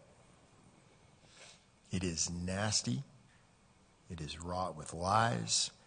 And there's groups that pit us against one another. When we get together and we finally have an opportunity to talk, we're not the devils and demons that people make us out to be. Right. And it is, I think that scares me the most for the city of Amarillo, when I ask individuals that are more than capable, have the time and the resources and the heart to serve, and they sit there and they go, there is no way I'm putting my family and my kids through this. And that's a real problem. Yeah, that doesn't stop, though. I know this is political, like kind of concept, but really it is a team, and you're trying to build the strongest team you have. And so you're looking for fellow leaders that are operational. Yes, we can be policy and we can be ceremonial and all sorts of community dynamics, but then the operational functions, when those individuals are personalized, and it's no longer just a job performance, right? I mean, it can be hard if you have a job and your boss calls you in for a performance eval and he just tells you in a closed room, you're not really getting it done. Your performance is lacking. We've got these issues with you. So like that can hit anybody in a hard way, right? And then they just look internally of like, okay, I still have a family to feed. I still need to go home, tell my wife, like, I don't know, I got 2 weeks here. They're telling me I might not be or whatever. So you just take that and then you compound it into, well, one, the performance isn't even the measure anymore. It's opinion, right? And so the staff side of things, for them to continue to aspire to public service, right? To be a servant leader. There's a great difficulty there. So let me, and here's where it really all comes down. There's one word in there called trust. Mm-hmm. And so I would ask, does anybody feel like, being a very realistic, objective way, do we still have public trust at large? In the city of Amarillo? Well, I'm asking you, like you do this for a living. You go to different municipalities. You're in this. Do you feel like public trust is still offered at large? It's more challenging, but there are communities that do have public trust. Yes. Okay, so like my opinion has been is we can't operate under the assumption that we have public trust, because like I've tried to pull on things together and it's been eroded at a great level. So there's a guy, former congressman, former chancellor, he gave a speech the other day, and he'd worked for years, in the political realm of service, and he said, man, if you ask somebody today, who do you hate? You better pull up a chair. Like, it's going to take a minute, because they're going to tell you so many things. He's like, it wasn't like that 30, 40 years ago. It wasn't like that. It wasn't that hard. You could cross the aisle. You could work together. We differed red and blue, but we still came together as kind of Americans, right? No, I'm tracking. Yeah, we are definitely in more divisive times. So you're in far more divisive times. Social media has changed things. And that dynamic in and of itself creates an element of, like, I personally don't try to operate in a public trust atmosphere. I am trying to serve with, like, asking for confidence. Like, I don't expect you to trust me. I just want you to have confidence and give me one opportunity to at least perform to a certain measure. And then if it's not good enough, like, so be it. But at least give us an opportunity, right? And so for staff, you have to work internally in the same aspect of, like, it's not trust that I'm offering. I'm offering confidence, right? Or I'm requiring this in order to gain confidence. And so there's a big dynamic there internally here. And so this is a very healthy question to ask if we actually address it. But if we assume that we still operate on trust and that we have the public's trust, then I think we're setting ourselves up for failure, because that's like assuming you're going to get elected and it's going to be a good time and you're going to enjoy it for 2 years and people are going to like you. So expectations are important. I do like you. I don't know what you think that. I think it's how you define what the public is, and it's mathematical. If you look at the voices of concern, just like with an election and the amount of people that show up to vote, it's a small percentage of the group that is actually our public, right? And usually that's the loudest of that group. So really in a mathematical equation, if you look at the full picture of it, how many of them are actually a part of you know what I'm saying? We've had this discussion several times. I don't know that it's as easy to define now what the public is, because the loudest in the room are the ones that are going to have the biggest say. That makes sense? Oh, yeah. Ask the participants how they feel about trust? Well, it's all staff. They all trust us, I'm sure. Well, I think here, I would add this. I mean, you know, there's a couple of interesting things in here, I think, and two kind of jump to the top for me. And I've been watching politics for a long time. And if you go ask 10 voters why they voted the way they did, you're going to get 11 different opinions. And unfortunately, we think, and what happens is people get elected, and they think they know why they got elected. But I'm telling you, there's no consent. I don't care what people say, and they get up and they say, well, the citizens want this and the citizens want that. You're never going to know what the citizens want. You know why I think they vote for us? Hopefully, is they figure you guys seem to be the one with the most common sense. You're going to spend some time in it and give it some thought. But the problem comes into play. To me, the loud voices, I want to say never represent the majority. Okay, maybe. And why do you think they're so loud?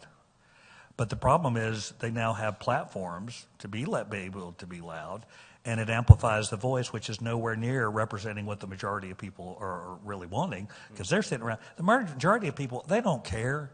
I would say the majority of people, they're fine with the job we're doing because it had negatively affect them.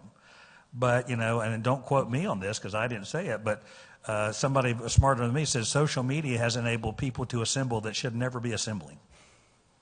And that's the problem that we face, and it's give them a louder voice. And, what is their ultimate goal? Is their ultimate goal for what's in the city? And it's, those people have their opinions, and I'm not saying they don't. But, the question is, are they going to influence our policy? Mm-hmm. And the challenge with social media is how many of those are your actual residents? Yeah. That's part of that conversation. All right. So, David, I'll let you lead the question to the group. Well, can I say one other thing? Yeah. I'm docking your minutes, but it's going to impact your afternoon minutes. But go ahead. That's fine. I'll yield after this one. Rhetorically, if you had to ask on a scale of 1 to 10 what the relationship is from the council and staff, I would not want to know the answer to that. Okay. I feel like I do not feel like we're on the same page. Okay. I feel like it's more adversarial than working together. We don't have to solve that problem today, but I just wanted to go on the record that I don't think our community is going to achieve anything unless we're all pulling in the same direction. And there are a lot of days that, unfortunately, I don't think we're that. I don't think it has to be adversarial. We have a role. They have a role. But anyway, I just think... Well, I appreciate it, Les. We'll get to that. Thank you. I think it's very important that we remember that famous Abraham Lincoln quote, trust everything you read on Facebook. Yes. I remember reading that in my history textbook. All right, so maybe the question is, just from y'all's perspective, from the community, what level of trust does the community have in the city? And when I say city, I mean city staff, city leaders, council, as a whole apparatus. Where's that level of trust?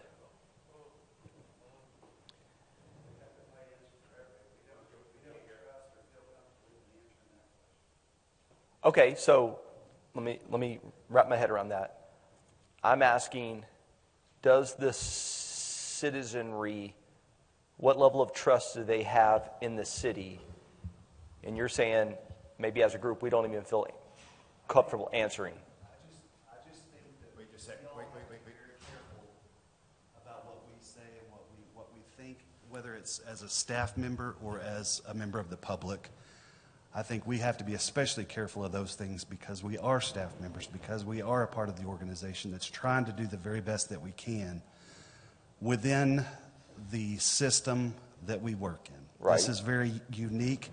Government is very unique, and it's we have to figure out a way to walk that plank, that tightrope on how to continue doing our job despite all the noise, despite all the whatever's happening on social media, whatever's happening at council, we have to figure out a way to do that. We've all been through a lot of really tough times with changing of leadership, different councils, different directives that we need to be handled. And so it's a challenge for us.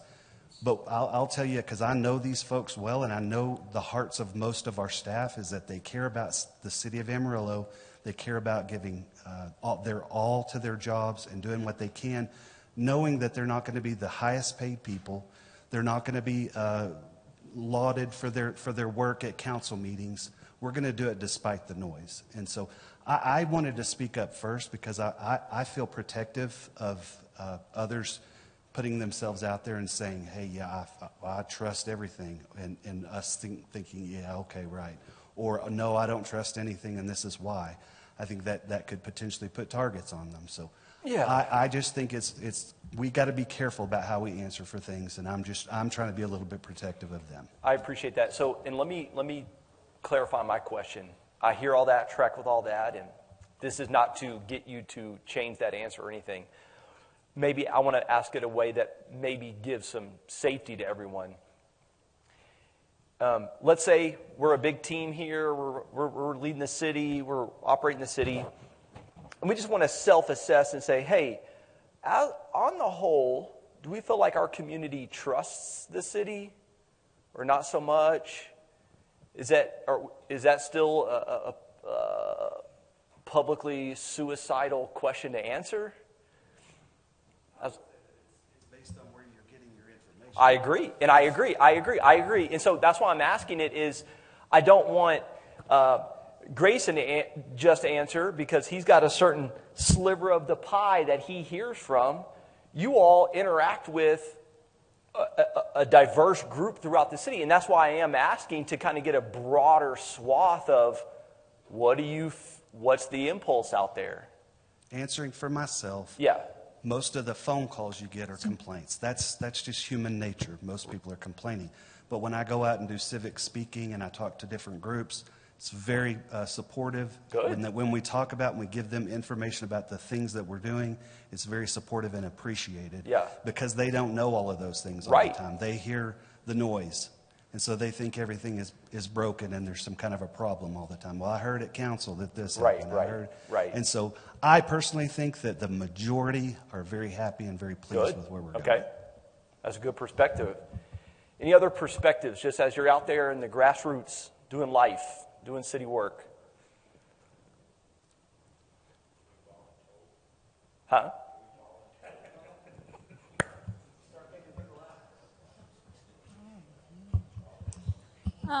So just to kind of piggyback on what he said, so generally, same thing, the complaints is everything that council and everybody hears, but when we're out there in the community doing our events and things like that, the community is very supportive and happy of the things that we are providing them. Nice.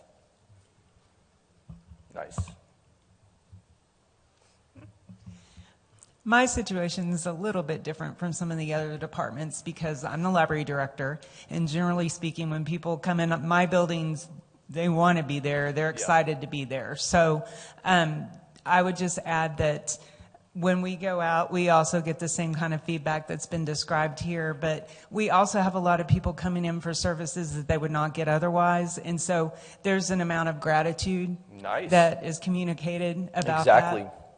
That's awesome.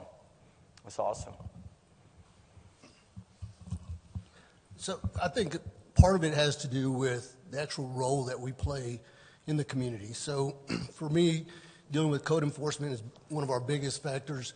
There is a lot of complaints that we receive.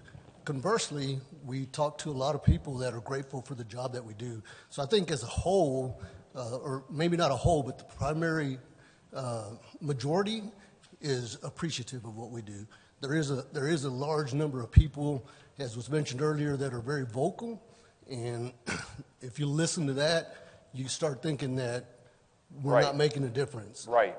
But the majority, as Jason mentioned earlier, once you start talking to people and they understand a little bit of the background, how we got here, and the why, they're very appreciative. Nice.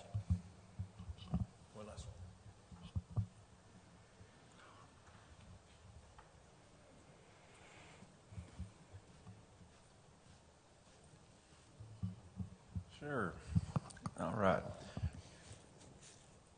As it's been mentioned, everybody, we're working from the roles, within the roles that we serve. I will say, and I've always felt that even in the public safety sector, we're spoiled. We're spoiled even within that. You know, a good cop can do everything right and still receive criticism when he writes a ticket.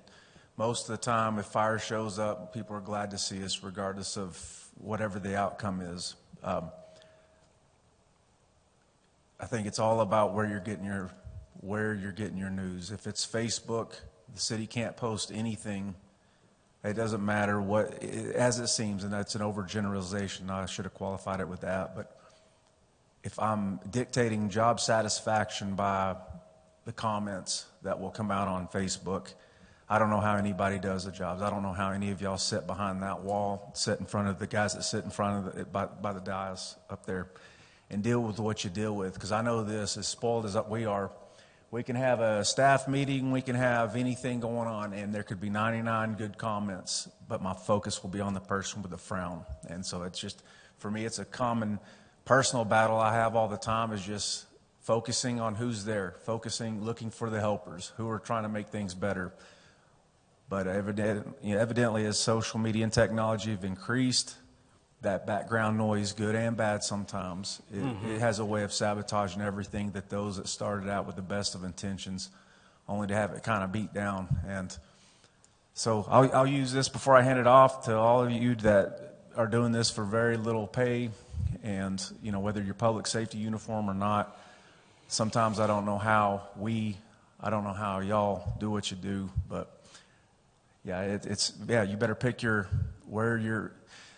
social media has become a thermostat and instead of a thermometer, and it gets to dictate a lot of, and it overshadows so much positive. And nobody, if we're not very intentional, we're not going to accidentally have the best attitude or the right outreach or the right outlook. So anyway, I'm going to ramble on if you don't take that from me. Hey, thanks.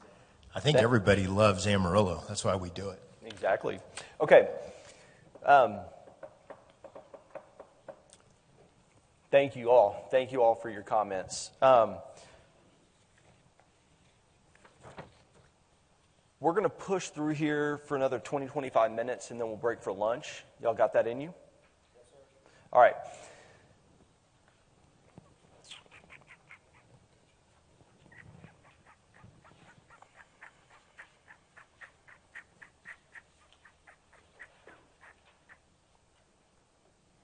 All right. Let's put, let's see here, 1, 2, 3, 4, 6, 7. Okay. Let's put Andrew and Tim and Don and Cole in a group, and then the other 4 will be in a group. And we're going to start defining the destination. Okay, we're defining the destination. We've assessed our environment. We're going to define the destination. And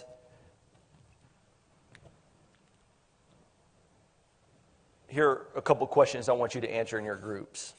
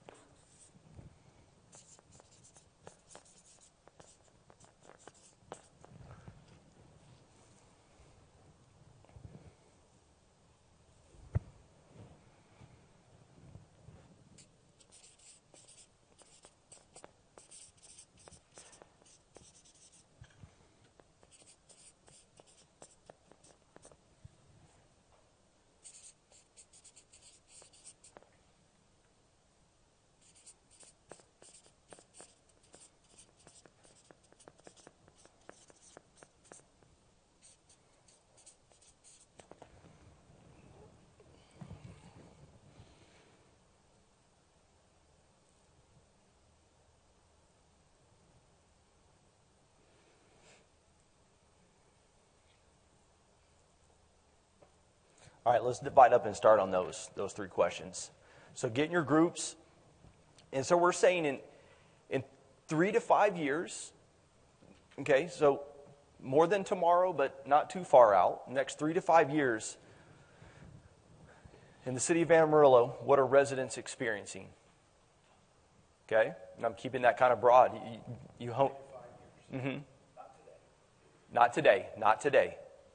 But in 3 to 5 years, if this group could have its way, what are residents experiencing? In 3 to 5 years, what are employees saying about working for the city? If I were to go grab 13 random employees, what would they say about working for the city? And in 3 to 5 years, what does the relationship look like between council and staff? Council and city leadership and city staff. What's that relationship look like 3 to 5 years from now? Correct. This is what does it look like? We're dreaming here. We're dreaming. Okay? What's the desired state here?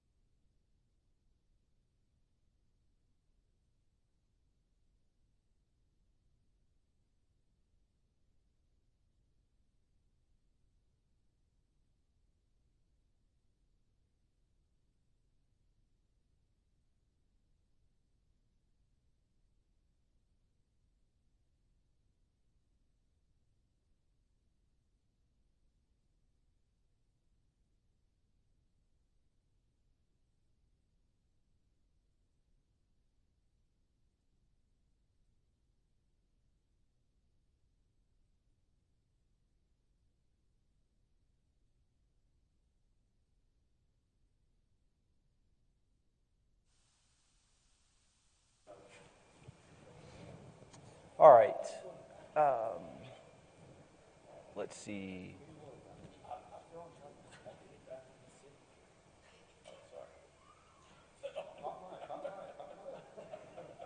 Just on the break, you can go outside down in the back of the building.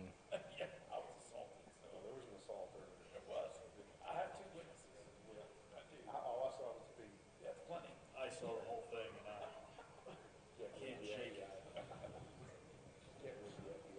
I can't shake it. One pair of shoes, that's a cool pair. They were all very close to each other. I just can't, I can't stop seeing Don going up on his.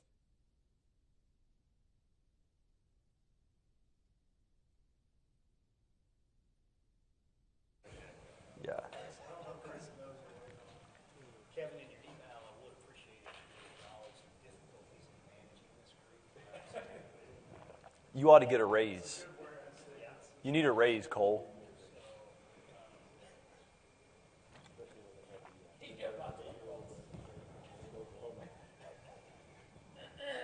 All right. I guess if Grayson doesn't know, I'm waiting on him. Okay. We'll start with the FAR group over there.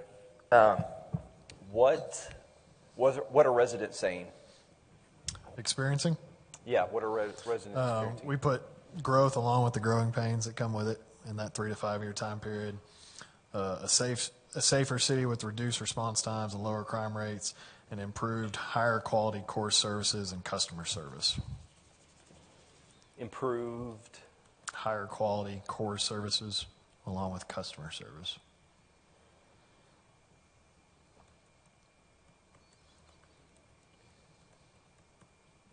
What'd you say about safe city? Safer city with reduced response times and lower crime rates.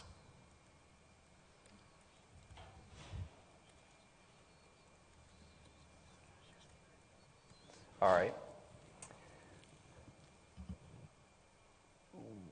Let me ask, this is just a yes or no.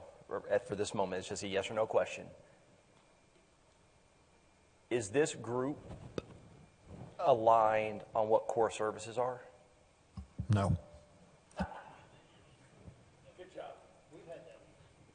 That's a great goal for this meeting. We just. Well, that would be the only thing we do. Well, that'd be the only thing we do. What's the wants versus the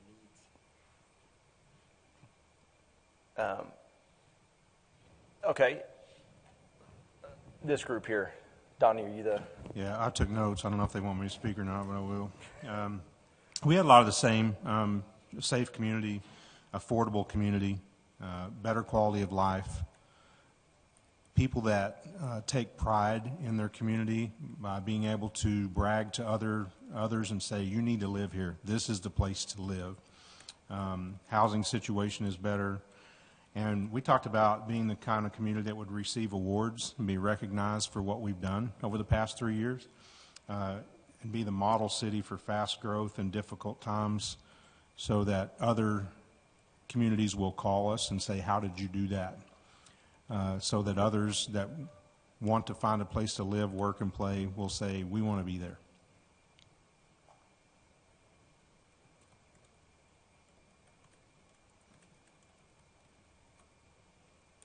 Nice. Okay.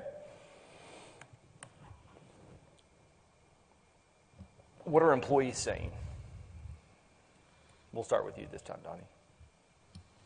So what we put there was that the employees are saying that they feel respected, that they feel heard, and they feel appreciated for what they're doing at all levels, and that they're given the benefit of the doubt and the ability to explain why they do what they do before they're accused of what they're doing wrong.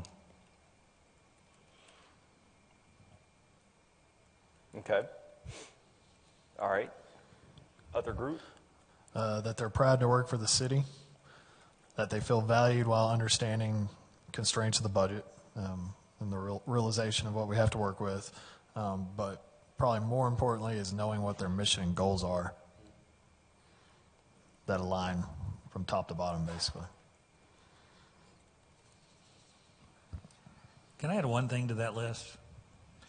You know, historically, and this used to be the case, but, you know, if you rank things of what motivates employees the most, believe it or not, a raise is not very high up on the list.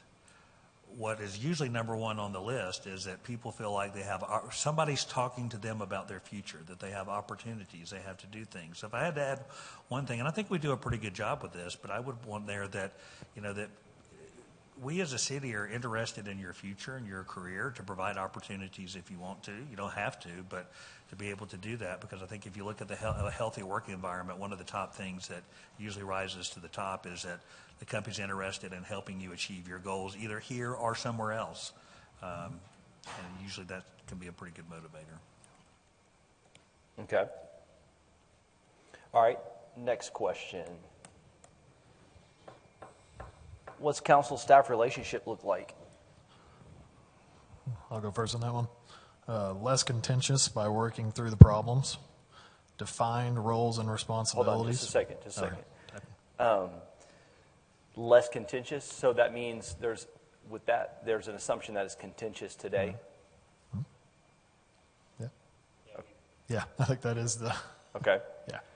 All right, so less contentious, all right. Yeah, and basically known to work through the problems and not have that that kind of hanging over them. Defined roles and responsibilities between governing body and administration. Pulling in the same direction through open and respectful conversation.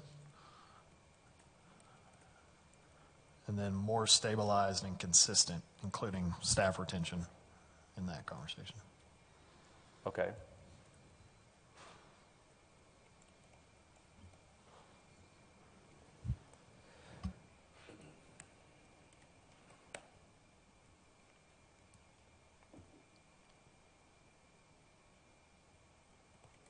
All right, next group. Yeah, so a lot of the same, that council and staff are all in the same boat, rowing in the same direction toward the same goal. Respect and trust both ways, so that, again, staff respects the council, council respects the staff. And the council doesn't figure out, or council has the ability to figure out what to do and the why behind it, and that staff has the ability to figure out the how to get it done. Yeah, so those distinctive roles. Donnie, will you give the example that you said where you feel that we are right now? Yeah, so the story that I told them was that, to me, the perfect council-city manager relationship, or city management relationship, staff relationship, if you want to call it, is I just visualize a big boat, and I see the council and the city manager on the bow of that boat, handing binoculars back and forth to each other. Everybody sees the future differently, but seeing the obstacles that are ahead of us, seeing the challenges, seeing the opportunities, you know, and that visual is handing it back and forth. Do you see this? Do you see this? And every now and then the city manager turning back to us and saying, row to the right.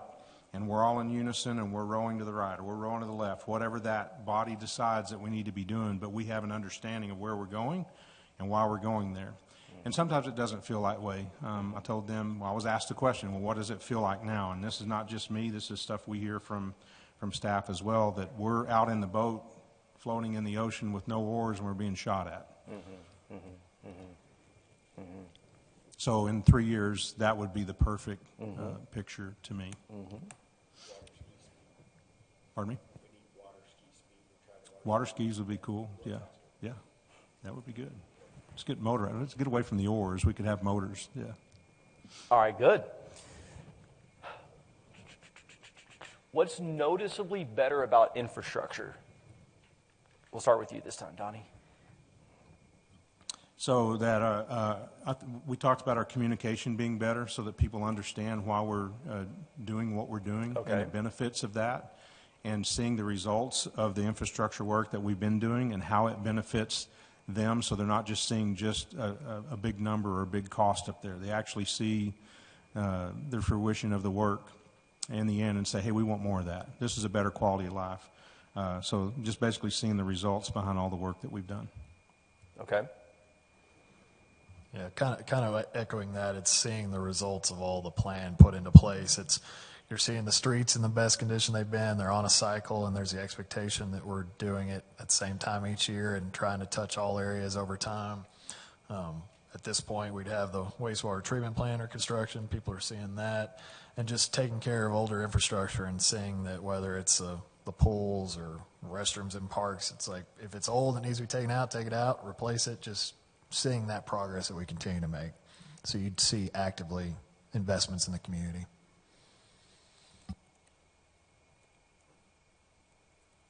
All right, next one.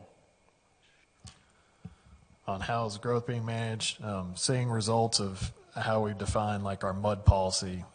We've gotten one developer to take advantage of that where we're only extending water and sewer, but we're seeing the benefit of people shopping in town without having to provide the services until they come into the city. So we've not had that here. So evaluating and seeing those new tools being used to spur growth is one. Seeing primary job growth in key areas under construction in that 3 to 5 year time period, as well as a strong number in the pipeline. So we know we've got sustainable investment, new tax base, new employees, new people buying homes, all those things, seeing that come to fruition. And then I add in, of course, this is a current goal now, just refining and being more efficient with our development process and customer service to support that growth. Because that's a growing pain in any community. Permit times are too slow, not enough inspectors, all those conversations. I think we've seen that improve over the last few years, but it's got to be a continuous goal. Tell me your first point again. Just taking advantage of those growth policies like a municipal utility district policy to encourage, just find ways for that infrastructure to be paid for that isn't just utility rates and extending lines. Like the developers can pay for it, they can get paid back, and just gives another opportunity, whether it's a MUD, public improvement district, just encouraging all the different tools that don't just rely on city tax dollars and current ratepayers to pay for it. Okay. It's not fair because they have a planner on their team, so ours is a little more generic than theirs were. But yeah, it was a lot of the same things though. Our processes are much better. Our relationships with our developers are great, and the developers see us as someone that's wanting to help them grow, not only in their developments or their businesses, but that Amarillo is a place where others can come, and we are here as a helping resource to them to help them be successful in their business and to grow it. Better P&Z processes are in place, better building permit timelines, things like that. He talked about our processes are so much better that we're just a lot more fluid in what we're doing and being helpful to that community. Okay. And then finally, what are you known for? Known for in the region? Ours was that we're a city of opportunity and that we're a model city for others, and just we're the best at what we do in our region now. Why not be the best in what we do all over the state of Texas, and that we're problem solvers. When we say the best at what we do, what is it? What is that? The best at what are we the best at? Prescott, you're the one that said it. What are we best at? What we're best at is, do others ask us how we went through a period of extreme growth? Are we the case study in municipal courses? This is how Amarillo did it. This is how Amarillo, it was challenging, it was tough. This is how they came together as a leadership group. This is how they came together and were forward thinking, and we were looking out the windshield, as we move forward. So the best at what we do is managing this growth. Yeah. That's okay. Yeah. As a case study, other cities will say, do you remember when Amarillo went through all of this? These are the standards and these are the processes that got them there. Got you. And it becomes best in class. Okay. I think it's going to be being more known for what we already know locally as like being the hub of the Panhandle, the capital of the Panhandle as far as resource. So talking about like the data center industry hub, maybe the data centers aren't locating here, but we're serving the whole Panhandle for medical, shopping, living, because people will drive 2 hours to go work in these places. So we want to be known as that hub to take on that growth and be a good location, grow on our transportation, just continue to be known for that. Right now, I think we're more known, but continuing to be known in the state of Texas and the nation when someone thinks of where they want to relocate. And then from an organization standpoint, I put just being recognized as high performing with strong customer service across all departments to try and do an internal, external look at it. One of the coolest things I've experienced in my career is when another town's mayor or manager or someone calls us, say, can you tell us how you solved that or how you did that? That is one of the coolest things I've had in my career to do is when other cities, even other states they call, say, how did you solve that? How did you get it done? I want to be known for that. I may not be able to be known for everything we do, but I want some things that we accomplish as a team that people think, I want to call Amarillo to find out how they did that. Okay, we're going to pick this back up, but it's 12:30. Let's break for lunch. Here's how we're going to do lunch. Take 10, it's 12:31, so we're going to take 10, no more than 15, to stretch your legs, get your lunch, come back, because we're going to keep rolling while we're eating. Okay? Ready, break.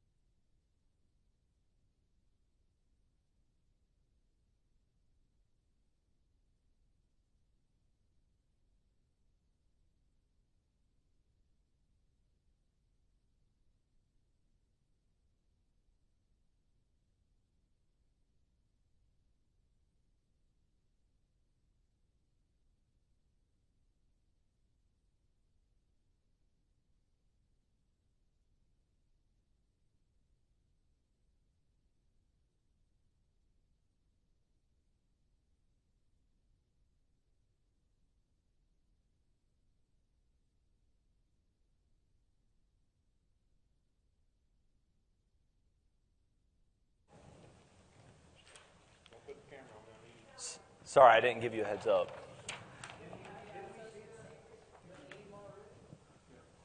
Okay.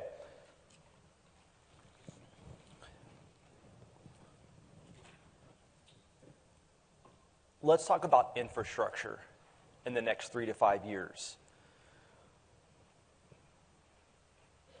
What are the priorities for infrastructure in 3 to 5 years? What infrastructure is of priority? Okay. All right. I know that's a big one.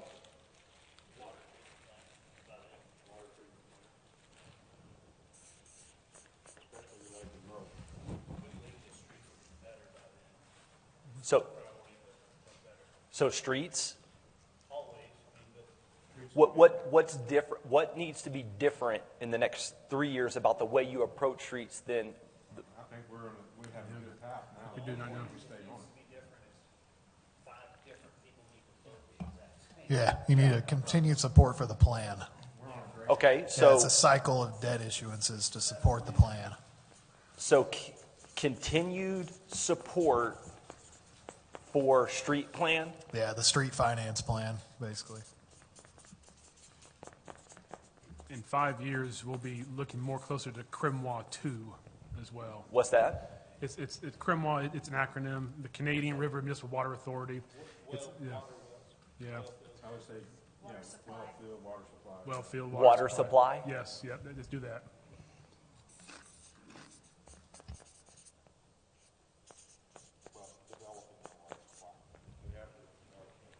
Right. Okay. Well, you could also have aging water sewer lines. So I'd say mains, and you have flood mitigation. Aging infrastructure. Right. But okay, so are we going to add this as a separate line than water supply, or is this a sub point? It's different. So you look at 60% of our water and sewer lines are over 80 years old or something like that. So we need. So it's not the supply, it's how do we get there and how do we take it away? Yeah. So water main rehab. I would just say infrastructure, water and sewer infrastructure improvements. What's one a WNS? Water and sewer.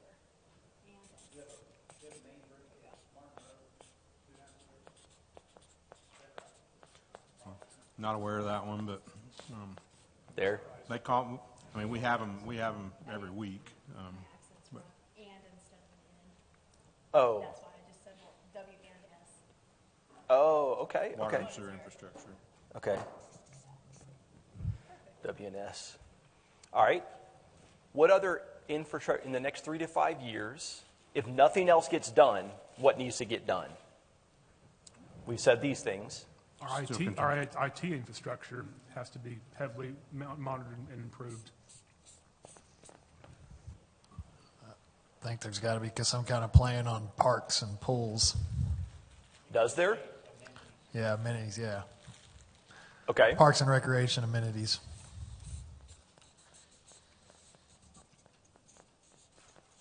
And drainage infrastructure. Drainage?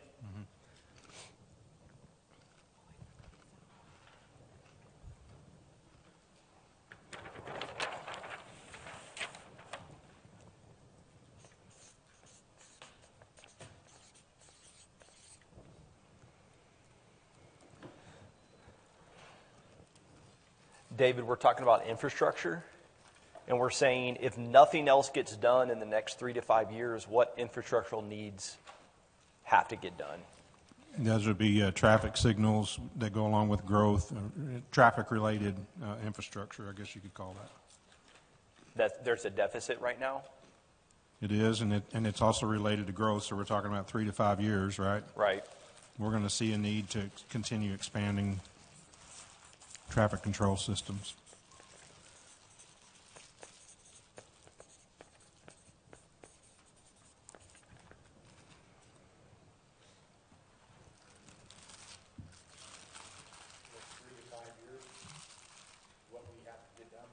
Infrastructure-wise.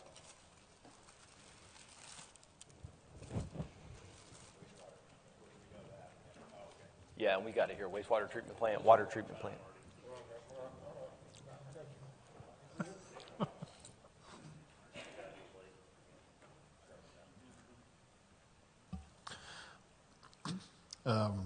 Existing fire station replacement and potential new fire stations.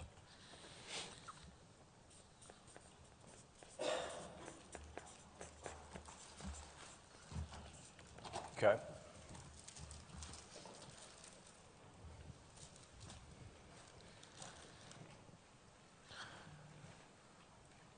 Should probably include infrastructure for economic development business parks, because that's it's AEDC, but it comes through the council for where they make those investments. And we've got 2 existing business parks that over the next 3 to 5 years will hopefully be committed. So it's planning for that next phase, whether it's around the airport or new land.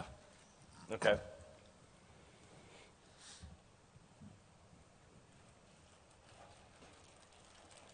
A lot of dollars right there, isn't it?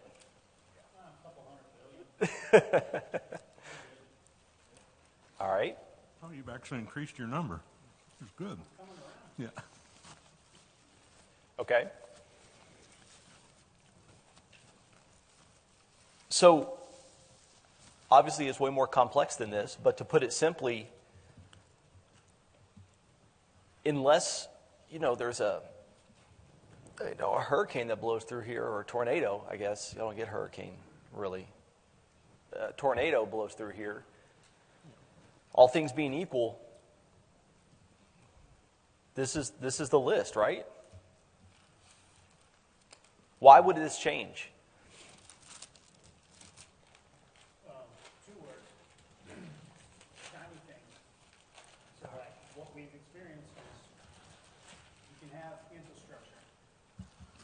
So you can have infrastructure needs, you can have priorities, and you can see, okay, we've got all of these issues that are going to need to be addressed 5 years from now, but they're hundreds of millions of dollars. And so what council is susceptible to is getting hung up in smaller projects that are prioritized in the community that are shiny things. They're not core service.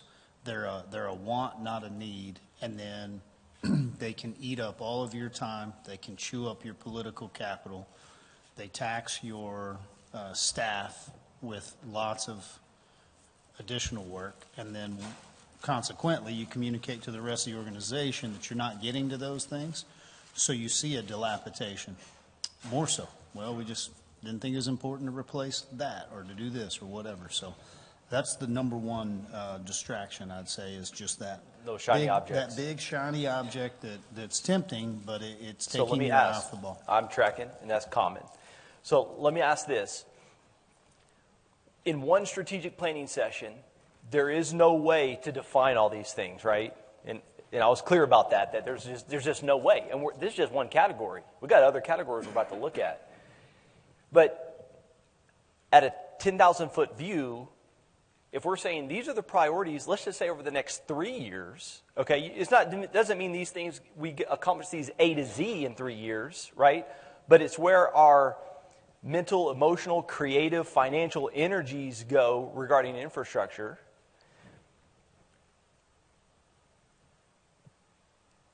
Can the council, does it have the wherewithal to stay disciplined with these? And the staff has the bandwidth. Well, I want to get to this. I want to get to that in a second. So council has the wherewithal to stay focused on these. The budget is the other component. Okay. So financial fortitude. Yep. Let's Okay. call it that. That's fair. All right. So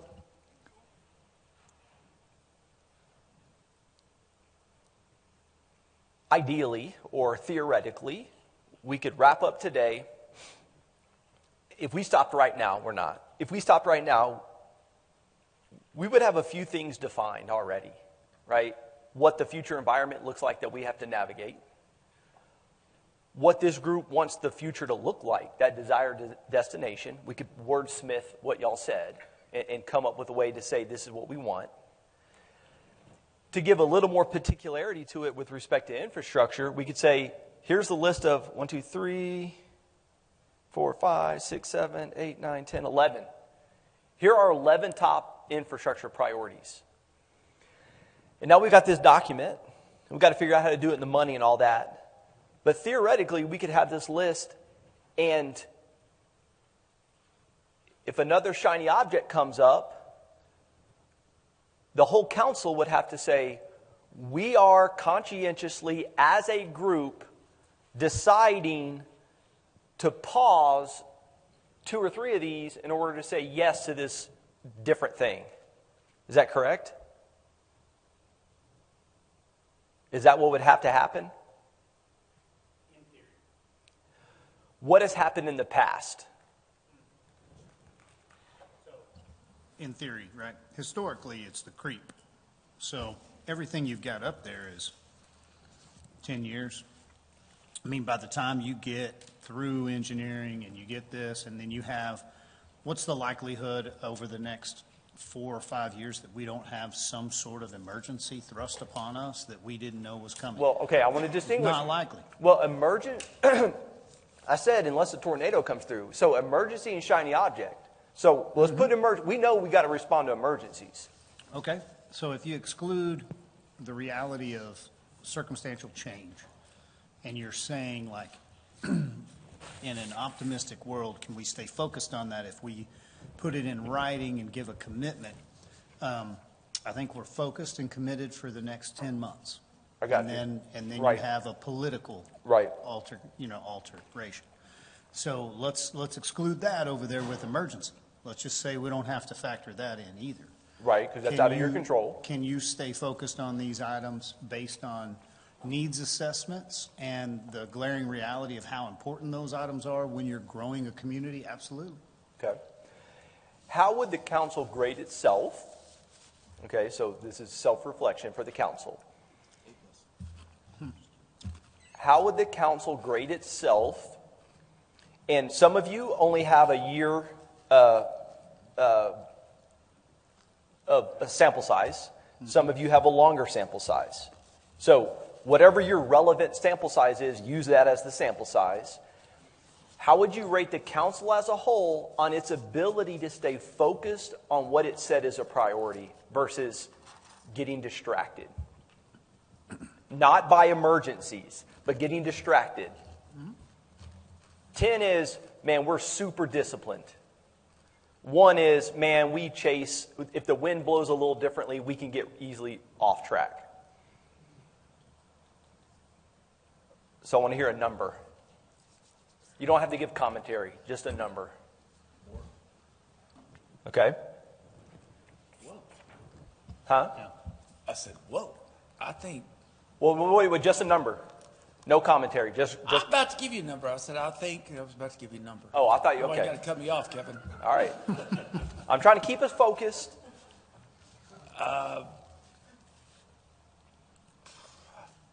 Well, think in your head and then say it out when you got it. 6.5. No, that's too low.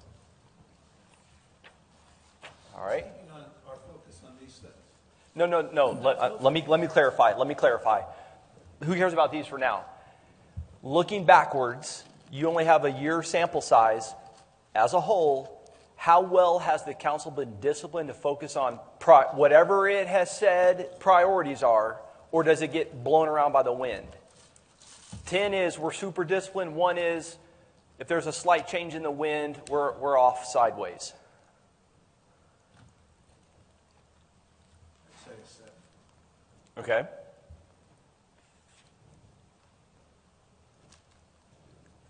Les and Cole. I hate to give you a 5, but it's going to be a 5. That's all right. That's all right. I would say. That's a legit number. Well, I'm thinking maybe over a 3-year period. Mm-hmm. That's what I'm. Yeah. Over a 3-year period, it's definitely a 5. Okay. I would say over a 3-year period, just A 5. the first couple years is about a 2 or 3. Okay. Okay. Okay. So it ends up trending in the right direction. Yeah. This council and previous councils, because I have the longest tenure, so I'm heading into year 6 here. Right. So over that, and definitely the last 3 years, like 7, and public safety's a really good one to. You're saying 7? 7. Okay. Mhm. Public safety's massively prioritized. And y'all have followed through on that. And stayed disciplined on it to accomplish what we've done. Good. Okay, so we're moving in the right direction, right? We're moving in the right direction. Don't forget to turn your mics back on when you're talking so the stream picks it up. Thank you, Stephanie. You didn't turn your mic on? It was picking up right there. All right. Okay.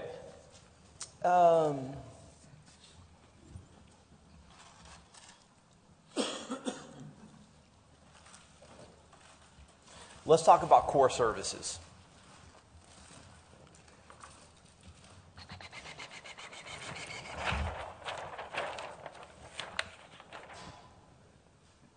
What are core services of the city? We can start rattling them off. Public safety. Yeah. Streets. Solid Water, waste. Sewer, streets. Solid waste, is that with sewer? Huh? No. Trash. It's trash.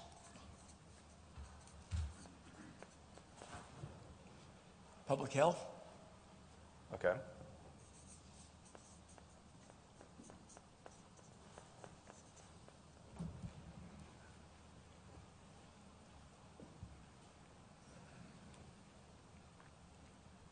What other core services? I'd separate that out, although it's part of public safety. You said animal management? Municipal courts. Would that be public safety or no? We'll just put it here.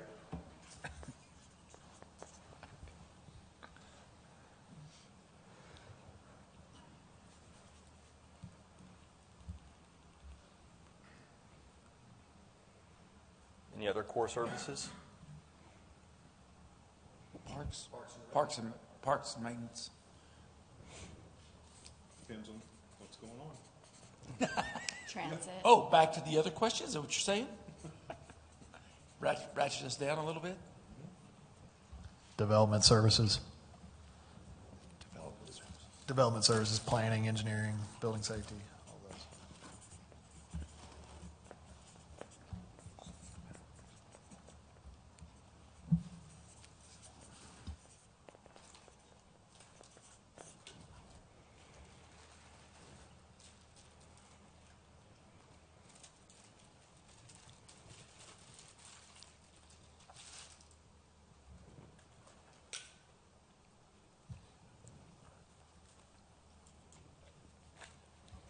About back office administrative services? That supports all those departments? Your HR, finance, city manager's office, legal. I'm going to leave that one to the side. Community development. For housing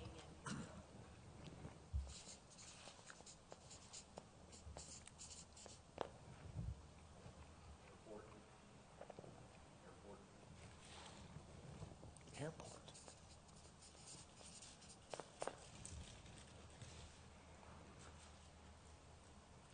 Can I just ask a question?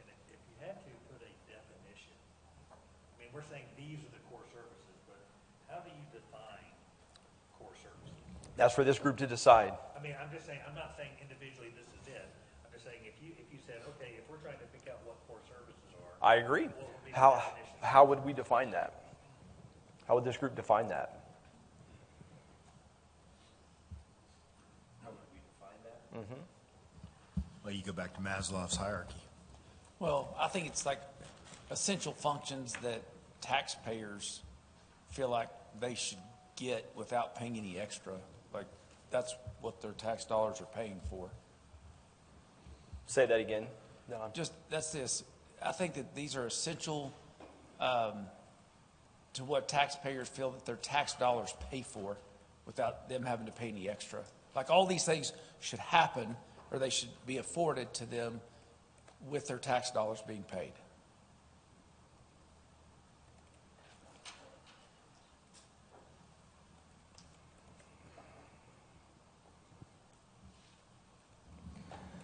I think if I were to define it, I would say, I kind of think along the lines of a service that if we were not doing it, there would be no one else would do that service. Well, it'd be picked up by private sector, right?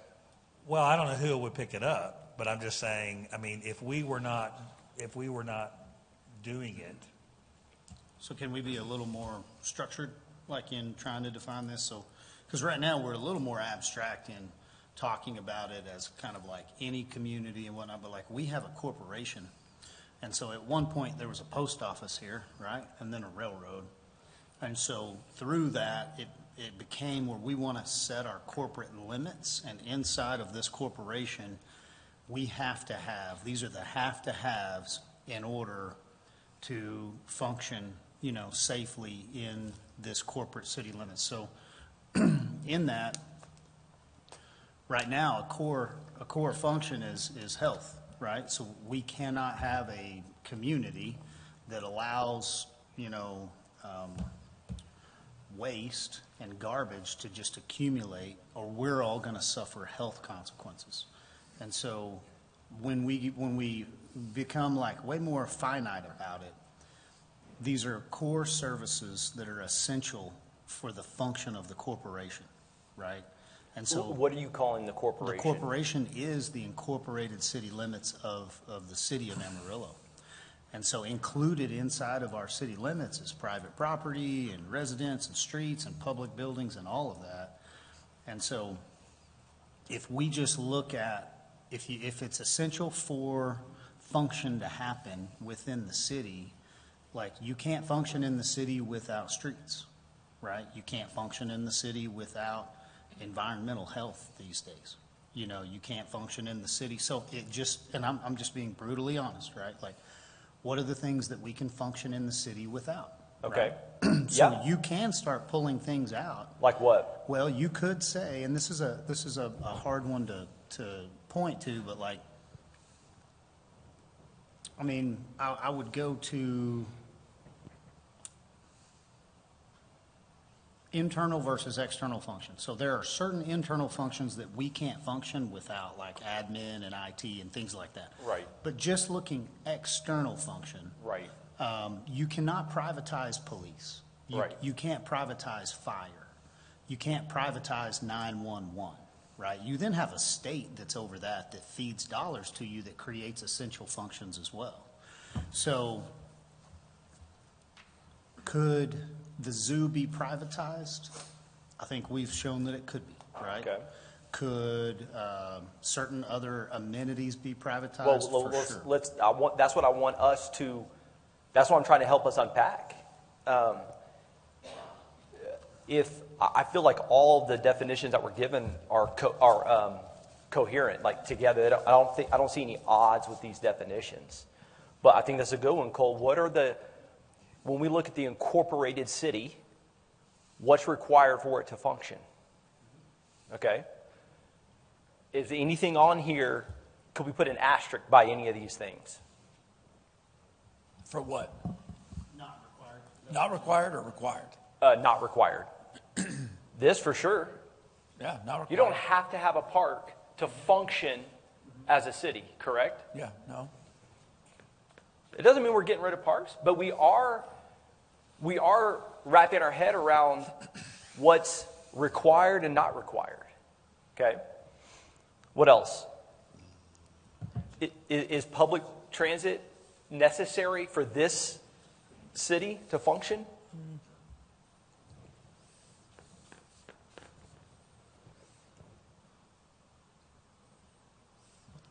Anything else?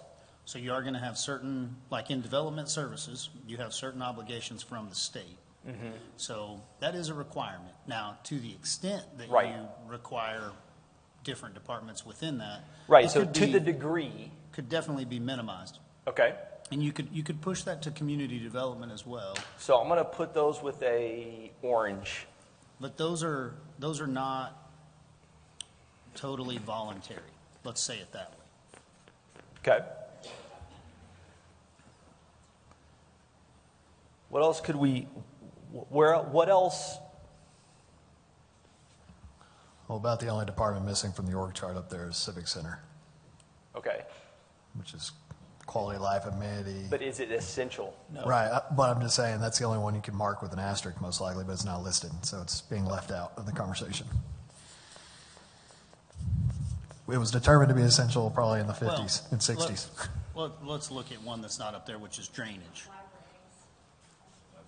So, I mean, libraries, you too, but drainage, I mean, you don't have to protect people's property from flooding, it's their property. We've taken that on for a fee, but you could stop charging that fee and stop functioning in that. Like, now there may be some state consequence to that, but I thought the original list was related to infrastructure. Yeah. Core. Well, we core it- functions. Well, that was the earlier list. Okay. We were saying what are now we're talking about core services.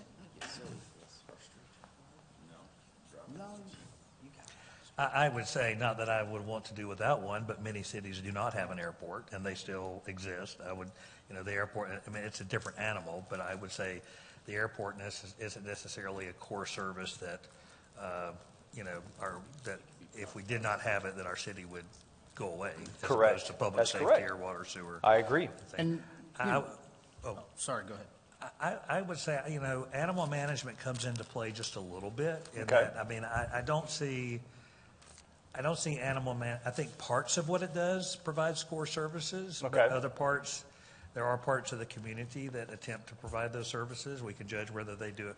But I'm just saying, I don't think it could be something that could be debated. And just in the context, I mean, power is definitely core. This city doesn't function without Excel, right? You got to have power. However, we don't obligate ourselves as that utility, right? So all of these that we're saying, like if we're saying transit wouldn't be core function within the city, doesn't mean transit wouldn't be functional as a service outside of the city body. But Excel is a good example. IT is core to us, but data service, internet service is core to any community right now. You can't run a business in town without it. But we rely on other private entities to perform those or PUCs.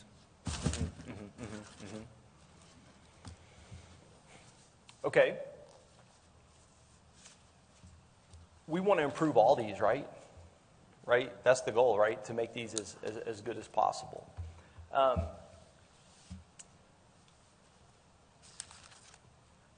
I did want to just spend a couple of minutes because I asked, would we all agree on what core services are? And the answer was no. A quick, unequivocal no. But it sounds like y'all are pretty in line. Where's the misalignment at this group, in this group? Andrew was wrong. I think you're oh, I'm sorry, go ahead. No, go ahead. All I was going to say, just real quick, was I think sometimes things become more important to us during certain times of conflict that become a core service that maybe weren't a core service 6 months ago or weren't recognized as that. Does that make sense? Yeah, something become controversial happens and all of a sudden now that's the most important thing when it wasn't the most important thing the previous year during budget. Well, I think it's also the community sets the core service expectation. So Okay. once you turn something off and they realize it, oh, wait, I want to remind you 60 years ago we invested in this and you were supposed to take care of it. Exactly. And you decided not to, so now we're upset. Yeah. We basically listed almost all the departments of the city. Everything's core, apparently. So now, obviously, some are less core, but they're all core. There's core and less core, I guess. What are the non-negotiables that you have to have? And I think we kind of listed those. The ones without asterisks are the non-negotiables. But when it comes to degrees of importance, all right, definitely we're going to have mixed opinions. It seems everyone's in alignment on these. What are we going to say to that, Cole? Anything? I think Donnie said it very well. I think we have the luxury right now of just putting them on right 2 Post-it notes. Right. We're not trying to prioritize those. Right. And then put values, through a budget to them. And that's Right. where the struggle is. I don't think staff is struggling to identify like services or even what we would say core services. Where the struggle comes in is now prioritize those and value them. Right. And so this is a great exercise, but I think that's more in line with where staff is communicating to council right now, where we lack clarity and where there isn't consistency. Because last year we weren't worried about funding that. This year we better figure out how to fund it. Right. So their struggle is like, well, I thought that wasn't even top 10 and now it's number 3. Not necessarily like core versus not core. All right, so let's say in the next 3 years, what are of highest priority? Among all these? I mean, I think the one without asterisks, I don't think they change. Okay, and so nevertheless, we cannot give equal improvement attention to all of these, correct? Like, I don't know. I mean, some of them demand it. Like one of your papers says, to not be reactionary, but there are some things like the wastewater treatment plant that is going to demand to be moved up the list. Right. I mean, there are some of those things that demand it, but when you look at, water, streets, solid waste, I mean, those things are those things. We have to empty the trash. We have to provide street maintenance. We have to do those things. Mm-hmm, mm-hmm. You don't have to do street maintenance, right? Like you could no. So what I'm saying, theoretically, you could do a C- job on your street maintenance. I'm not saying it'll be pretty or people will like you, but I'm saying that is a possibility. Well, in that case, we don't have to do any of this. I agree. I have to do one thing. I agree. And so I agree with that. And so the question is, from where the council sits, what gravitational pull? Where does gravity pull you? You just said water, right? Well, Water, sewer, and solid waste. Yeah. Well, if you're trying to put it like if you're starting a city today of 200,000 people, what do you got to start? You can only pick 3. Like, what are they going to be and why? Is that kind of where you're going with Let's this? start there. We can start there. I mean, water, Sewer, and solid waste. water, and okay. I don't. Gotta have water to live. Yep. What about public safety? Well, I mean, what's going to kill you first? Exactly. Well, yeah, but what's public safety? I mean, what's going to keep somebody from being an outlaw and doing, running all this stuff if you don't have any order? Yeah. But if you don't have your waste being, I mean, those are the. You dig a hole.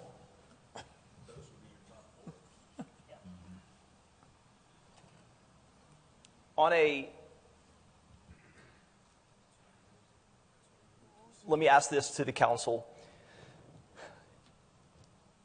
Rather than saying what's right now, let me take it a different approach. Thinking today's reality for these areas, okay? I'm just framing us our time frame.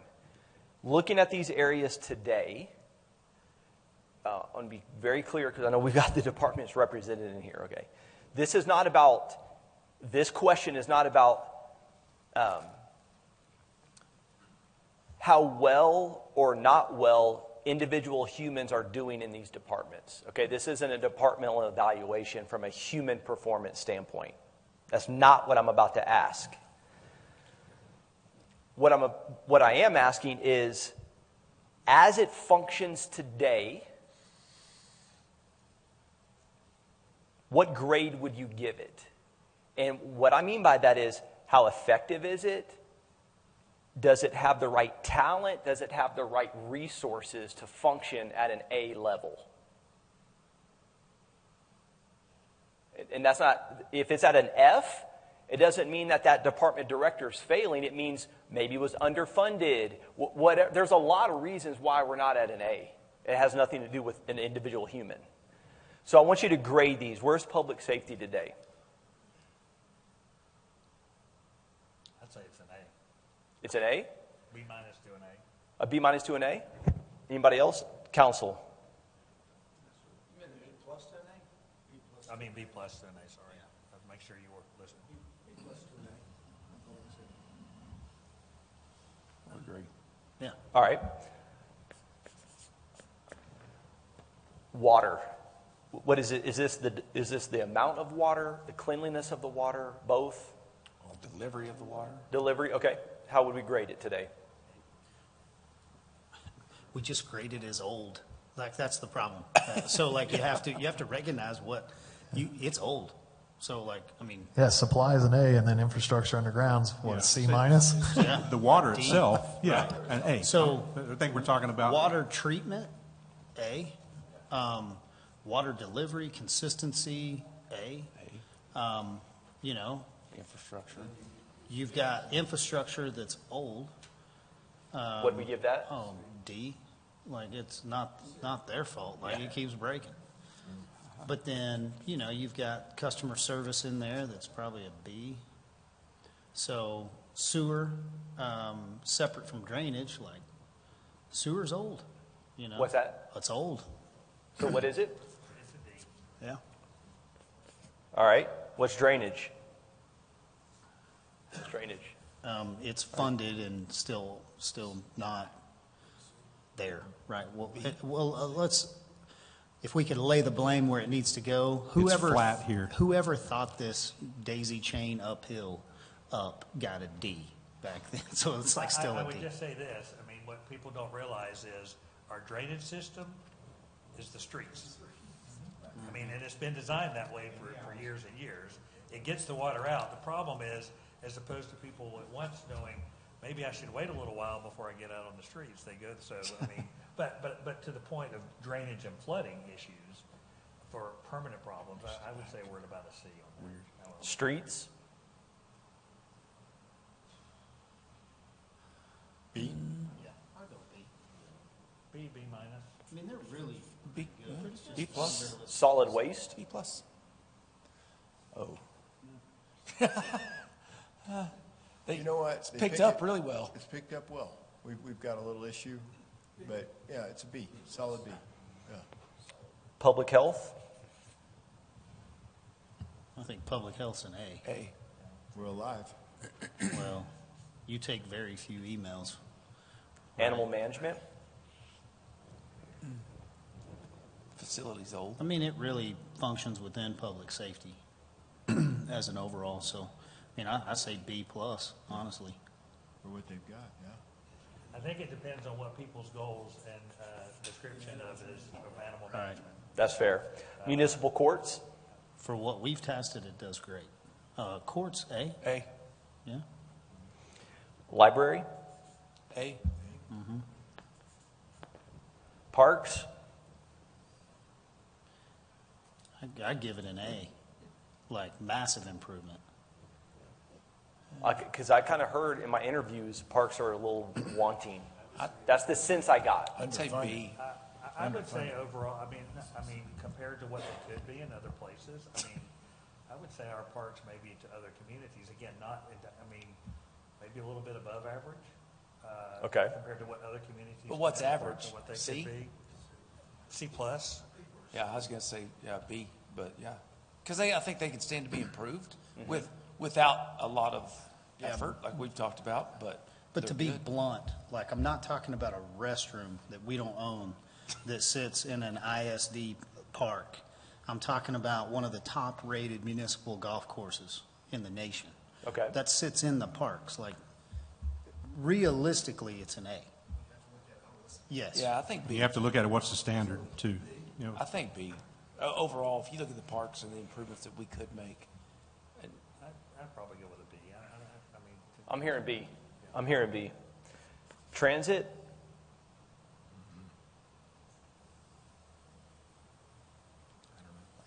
I mean, for what money, I mean, we're now having to pay for it, I mean, but transit as a means of getting around this town, it's not really, I mean, but our whole system is set, I mean, everybody has cars. I mean, Yeah. our transit, but if you ever got to try to get on a bus and get somewhere, it's going to take you forever to get there. Right. But, I mean, I guess it may be better than having nothing to be able to do that. It's not a core need. The way the city is laid out and the way this is a very individual mobile community. I mean, you just don't see It's not many New York. people needing that service. Correct. as you do Correct. Public safety, water, sewer, and the rest. Development services?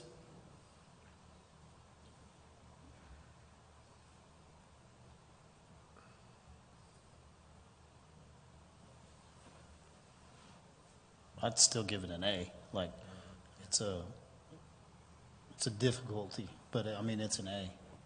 Anybody have another grade?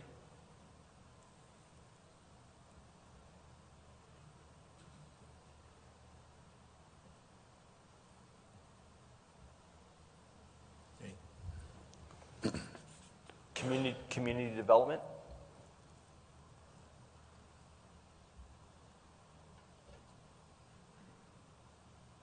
A. Hey, yeah. Really? I think it functions well. Okay. Airport and Civic A. Center. Oh, whoa, wait. What? Airport or Civic Center? Okay, airport. A. Civic Center. Well, she's old. If we're talking about infrastructure and Oh, are we talking about the We're not talking about the people. yeah, we're No. talking about To reiterate. people. Yeah. The service. function of it. Yeah. we got a new guy though. Yeah.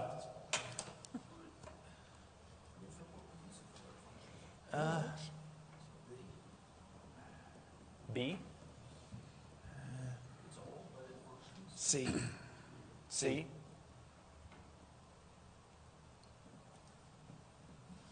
What you think, Les? I mean, yeah, she's there, whatever, but I just got to say overall, I mean, for a variety of reasons, I'd say it's about a C minus. I mean, yeah, so I'm going to argue that. All right. So to clarify, that we're not talking about humans that work in these departments. We're talking about how these departments function within this city apparatus. So what are we saying our priorities are?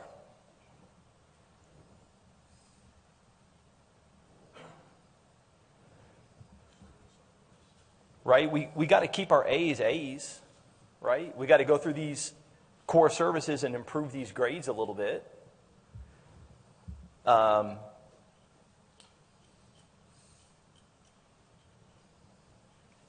Yeah, one question. I mean, so we're kind of going through this exercise is to help us ultimately identify priorities and revenue.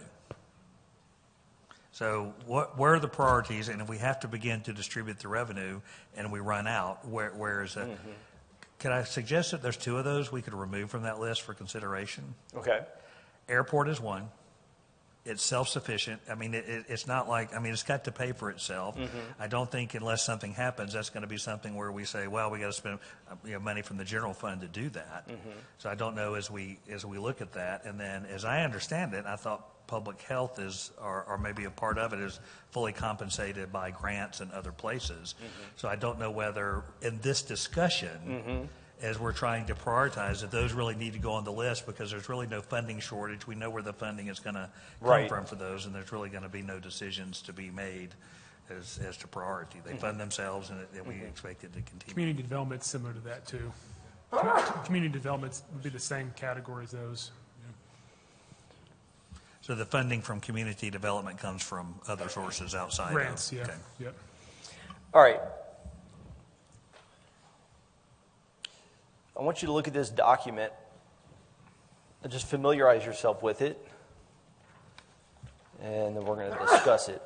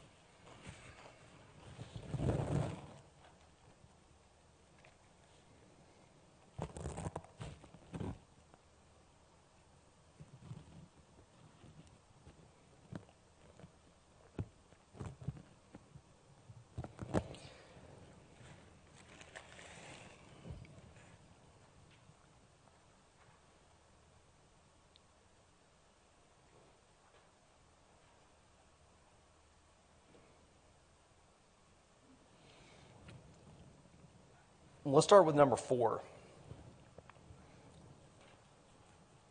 Civic capacity is the result of governing, executive, and operational capacity functioning well. When governing capacity is strong, executive capacity is strong, operational capacity is strong, the benefit from that is community trust, partnership, confidence. Are y'all tracking with the logic? Where's the community trust, partnership, and confidence in the city? We heard it's kind of a mixed bag, right? We heard we've got some loud ones. We heard a lot of the people are pleased, right? I suspect that this group would say we need greater community trust, right? Cole's talking about you operate from a position of the community does not trust us. In 3 years, do we want that to be different? Yeah. We said we want our residents proud of this community, right? So the good news is we know what has to improve to get there. And it's these 3 functions. So where does governing capacity need to improve? I give you some bullet points there. What healthy governing capacity looks like. What areas, what bullet points there does the governing capacity need to improve? Well, I think exactly what we're doing today is that shared vision. The Open Meetings Act makes it difficult for us to get together and really discuss, hey guys, are we all on the same page? Are we in the same direction? We don't get to do this. I mean, this is rare. All of our time is very valuable. We're all business owners, all that kind of thing. We'll leave from here going, man, that was really good. Like we all got to hear from each other. But are we going to do it again? Probably not. Why? Why? Well, we've discussed that, and again, it's not on them either, but the time to get together and to prioritize that, to say, hey, are we on the same, are we still headed in the same direction? So why? It's a great question. But all right, so we hadn't done it. That's the whole reason you're here today. I know, and that's a controllable. There are a lot of things in the environment you're not going to be able to control. You can't control whether the state, what it does about tax levels. You can control how often you get together and how much of a priority you make things like this. That is in your control. Will it cost a little effort? Yeah. But it's a decision you have to make. Do we prioritize or do we not? And if you don't, okay, no problem. There are consequences to that, right? There are consequences to that. So when it comes to governing capacity, disciplined and intentional time for clarity and alignment. All right. What else? How else could the governing capacity improve? I put a compelling shared vision for the future. What is it? Okay. I don't know what that is. Clear strategic priorities. What are they? Do we have healthy debate? Yes. Do we have trust in the decision-making process? Yes. Do we have long-term thinking over short-term reaction? I think we're very reactionary as a city. Stewardship of public resources, 100%. And is there a clear distinction between governance and administration? I do not believe there is.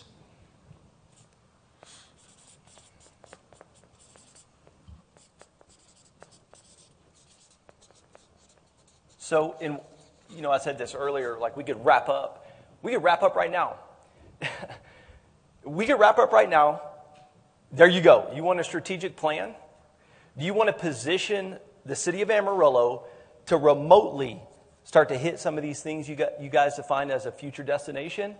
We could call it wraps right now. This is plenty of meat to chew on. That's plenty of meat. Plenty of meat. We're going to keep going, but a lot of work to be done. There are a lot of things that impact this you can't control, but there are a lot of things about this that these 5 people sitting right here, you can control. So that's good news. Why is that good news? It's controllable. Because there's movement. We can make movement. We don't have to sit around and look at things we can't control and bemoan the world around us. No, there's things we can control. Right? All right. Let's go to executive capacity. So, Grayson, this is going to be you and your team. It may be extending out to the directors. But look at executive capacity. I'll let you and Andrew and Donnie touch on these. Where does executive capacity need to improve? Where does it need to level up? One of the things that I know we as staff are doing internally that we want to do more of is having more clear direction as staff ourselves. Right. And so staff want to know from management of the staff, what are our day-to-day missions? What are the goals that we want to achieve when it comes to just serving citizens on a day-to-day basis? What are our metrics? What's our measuring? What's our dashboards? How do we examine our health? How do we keep up with information? How do we make sure the right information is getting up to management? And how do we relay it back to staff? And so these are all things that we want to and we're working towards addressing. Does that say fair? Yeah. Yeah, and I think part of that is just not at the higher levels, it's throughout the entire organization. But it starts here. Yeah, it starts here, and then we've got to find a way to build it within all. It starts of the here. departments. And making sure communication is going through the chains, making sure that the front line is talking to the next line, talking to the one. And if there are breaks, make sure that the staff feel empowered to skip a level if they feel there's a break. Yeah, so here's a key. From a third from the bottom, looking at executive capacity, third bullet point from the bottom, healthy accountability. I work with a lot of different organizations. A leader, at any given moment, a leader will have what he or she creates, a combination of what they create and what they allow. Period, end of story. My kids, they act the way they act. That is a result of what I've created and what I allow. Period. If communication doesn't flow well through the organization, one of the ways to say that, to put it bluntly, is, hey, as an executive team, we're okay with poor communication around here. I'm okay with it. Right? If I say that to a leader and they're like, no, I'm not okay with it, I'm like, why is it here then? Why is it here? What are you doing about it? Right?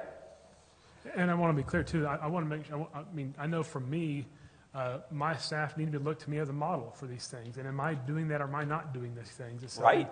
Am I, to my direct assigns, and then from them to their direct assigns, are we giving these standards, these metrics, these examples and so forth? Absolutely. These are things that I know my people deserve from me. Right. Absolutely. This is both with the council, then here, these are things that are in our control. Is it hard? Are there barriers? Are there reasons not to do it? Yes, but it's like welcome to planet Earth. Tell me a job, show me someone's job who doesn't have barriers and constraints. I want to meet that person. Right? And I think you do have to, of course, reference the strong alignment around council priorities, because it's the same reason we're here. Once we know those, we have to enforce that. Right now, there is probably some gray as far as what's really a priority and what is not. Everything's turned into a priority. And I agree. And listen, we said there's reactionary, okay? No doubt. That's one of the senses I've gotten as I've gotten to know, and I listen to a few council meetings, by the way. I do a lot of traveling. And so my road time entertainment was listening to the Amarillo council meetings. So I've tried to get a feel for the city.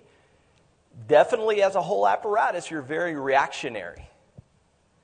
And so the wind is blowing more than we're saying, no, this is what we're doing, right?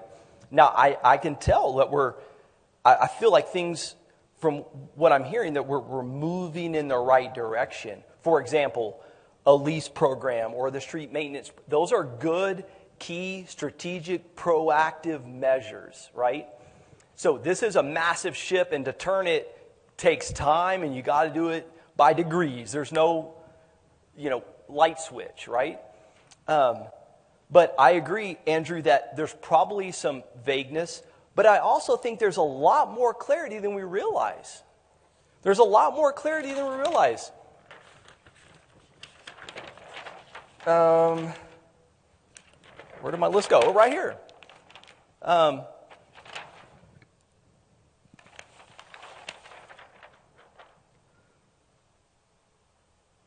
We all agreed, this group agreed on what the primary infrastructure needs were. We all agreed pretty much what core services are, and we are all pretty much in agreement about the grades we gave them. Now, I understand that there can be disagreement over emphasis. I'm not minimizing that. But I hear one thing is, I'm not saying this is what you're saying, Andrew. I'm saying as an apparatus, we're saying we don't have a lot of clarity. And I agree that we need better strategic clarity, okay? That's yes. But I'm hearing, as a whole, we don't have a lot of clarity. And then I'm sitting here saying, well, what are our core services and how would we grade them? And everybody's like, pretty much in line. So I'm like, is there clarity? Is there not clarity? Does that make sense? And we can have both. We can have both. I think, too, that I think overall, the overall cores don't change. But again, the day-to-day, the week-to-week, the council meeting to council meeting to council meeting. And so I think that's where sometimes I know I'm guilty of this. I get so caught up in today's fire issue kind of thing, or so whatever the biggest issue is that day. But yeah, I don't think any of us have lost sight of the overall core mission of what we're trying to do. But we get stuck in the minutia each day, and so. Okay, I'm going to come back to that. Anything else from the executive capacity? I don't really have anything other than he said what I was trying to think of how to say it, but it's easy for us to translate what council is wanting us to do and communicate what council is wanting us to do down through the staffing levels with the core services. There are just some things where there's disagreement or there's different direction that's coming that we don't know how to translate that message into clear communication. How does that different direction come?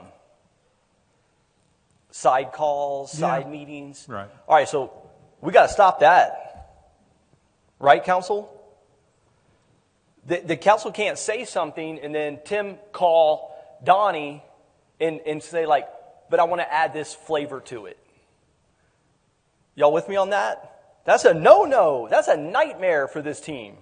That's a nightmare. It's got to be, no, this is the directive. And we have a process if we need to tweak the degree or the emphasis. There's a process where everybody's in the know. Right? Okay. Let's look at operational capacity.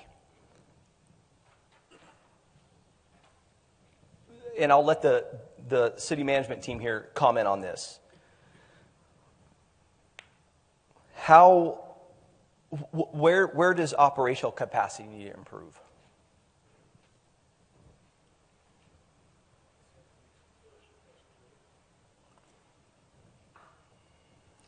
I think we can improve on the empowered employees once you give them the training and the parameters of which to work within.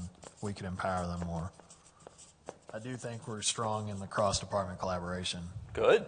Yeah, that's a strong area for us. That's awesome. That's rare. Excellent customer service. Hold on, I want to highlight. I want to give you guys a blue ribbon for this. That is probably one of the most single challenges when I'm working with like a city management team is, man, our departments are so siloed. Right. Yeah. So that's huge. That positions you well to execute better. All right, keep going.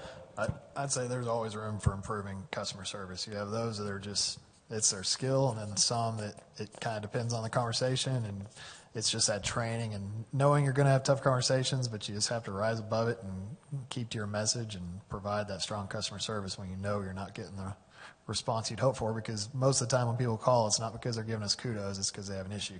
Right. So you just have to learn how to handle that. One of the things we do really, really well, and we work really hard on it too, is becoming more collaborative across those silos. We've intentionally set those things aside to tell our departments across the board, you know, whether it's in our purview of what we oversee, but even beyond that, in that we've got to be better collaborative partners across the board, and you can see the difference that's made, especially like over the past couple of years. I think we do that really well.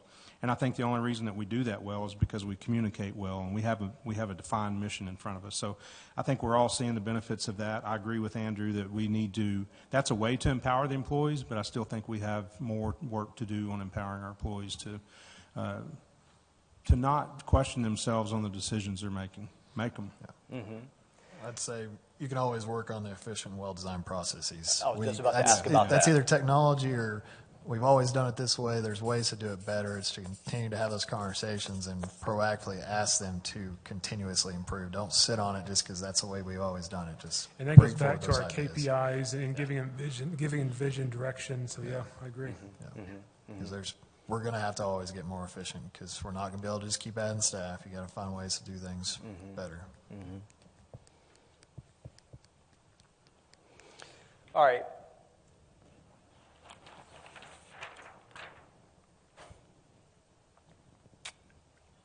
What would get in the way of the council improving this? What would get in the way?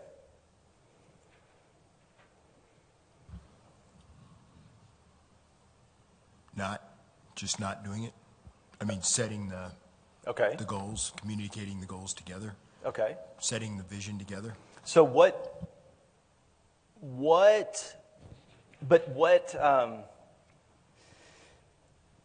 got to dig a little deeper.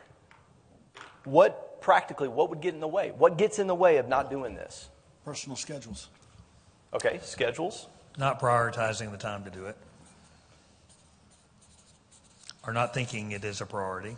Or not thinking it has value to it. Not thinking that we don't need it. Or that it's not important. I could keep going, but I'll stop there. Exactly. That's what it is. Okay, so our schedules can get in the way. Maybe we see it as valuable. We just don't place an emphasis on it. Another thing could be we don't think it's valuable. We're not going to do a lot of things we don't think are valuable. We don't spend our time on not valuable things normally. All right, what else? What else gets in the way of not doing this? Worrying about what the citizens or attendants are going to say when you have those conversations. Okay. Yeah, public pushback. Because you'll probably hear from the ones that are against it, but the majority out there would likely be supportive of the conversations happening. And having a facilitator, you have to facilitate it. It's like, who's going to step up and run this thing without driving a conversation or driving a personal view or... Yeah, objectivity. Yeah. Organizing it, facilitating it.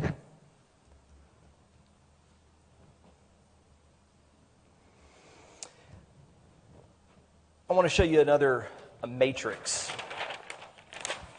Can I just make one comment back to this chart? I don't know if you're through going through these or not, but We're still talking about it as a whole. well, I'm sure this is not by accident, but if you look at, you kind of build it in a little bit of a pyramid. Mm-hmm. And the foundation is governing capacity. That's correct. And I just said, you know what, as I'm going through these and looking at these, I said, you know, I'll kind of give my shot at giving it, since we like to give numbers or grades. Okay. I said, you know, my thought is, what do I give grades on these issues? Right. And I thought governing capacity, we're at C-. I think we're below even average. I kind of felt like executive capacity, we're maybe at about a B-. Again, not to the, and just as an overall organization. I understand. Operational capacity, I'd say we're at a B. At civic capacity, I don't think it's as near as bad as sometimes we think it is. Right. It's only because we hear about it. And so what I hear is, hey, you guys are doing a good job. And I just don't get a whole lot of negativity from just regular everyday people. But as I looked at this, I don't think we're ever going to reach a higher, I mean, to me, that I'm giving higher grades to these upper levels when the foundation has a low grade, I think is a testament to those upper levels. And Yep. I think that the fact that I'm sitting here giving a better grade on capacity, executive, operational, and civic, when I think the foundation is struggling, I think we're doing pretty good. And I think just imagine if the grade on the foundation, it could be even higher than it is right now, how that could help the rest of it. Yeah, and what I'm sensing is that the governing capacity, that grade is going to change pretty regularly, right? We change the dynamic every 2 years, right? And so I think that's a strategic priority for the council is, it sounds like, I know we've tried to go to the voters with changing that structure, but given that constraint, how do we bring more stability to that piece of this model? I think that's homework. And I think it's a high priority. It's a high priority. I told you I want to show you a matrix. It is with this. I'm not moving off topic.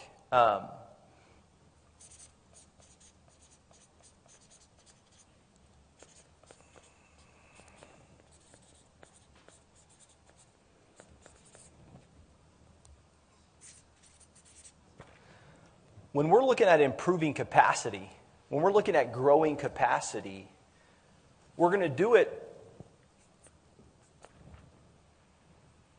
in 3 categories. To improve capacity, to grow capacity, you have to improve the structure. You have to improve the structure. So your structure is going to be, it depends on what the capacity is. Let's take executive capacity. How do we improve executive capacity? Well, what's the meeting cadence of that executive team? How often do they meet? Another part of the structure would be how effective and well-designed, well-governed, and well-managed those meetings are. That's a structure. Are roles and responsibilities among the executive team crystal clear? That's a structural question. I could keep going, but those are structure issues, right? Then we got to look at skill, time management as an individual executive, handling conflict, strategic thinking. These are skills. Coaching and developing others. These are skills executives need, right? But then there's this maturity aspect, which is the emotional intelligence of the executive. It's the self-management of the executive, the resiliency, the interpersonal abilities. So if we want to increase the capacity of an individual executive or an executive team, if I'm working with an individual or a team, I'm looking at all 3 of these areas. Where is this person strong? Where is this person weak? Right? If I'm looking at the council to say, how do we improve governing capacity? Well, what's the structure like? What's the meeting cadence? How well are the meetings run? How well are the agendas managed? How well is communication disseminated? Then we look at the skill. Governance is a skill. Governance is a skill. Do I have the skill to govern, to make decisions, to have the discipline to know what's in my lane, what's out of my lane? Those are skills we can develop. And then maturity, right? For the governance role, for all of them, this is, what is our character? Do I know what to emphasize? My plan or the best plan for the city? Right? These are maturity and character issues. So if we want to increase the capacity of the governing function, we got to look at where do we need to improve here? Where do we need to improve? And it doesn't mean it's not binary, meaning in any of these areas, for any of these levels, it's either good or bad. Those aren't the only 2 options. It's an infinite scale of degrees. Where are you? Where do you need to be? No matter how good it is, where could it be better? No matter how bad it is, we got to keep. Are we getting a little better at these things? Are we getting a little better at these things?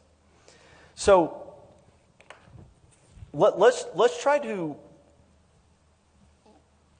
The reason I want to look at capacities is you all define what the ideal future is, realistically, in the next 3 to 5 years, where, and I'll wordsmith this, but our residents are happy about this place. There's housing. They feel that the customer service is strong.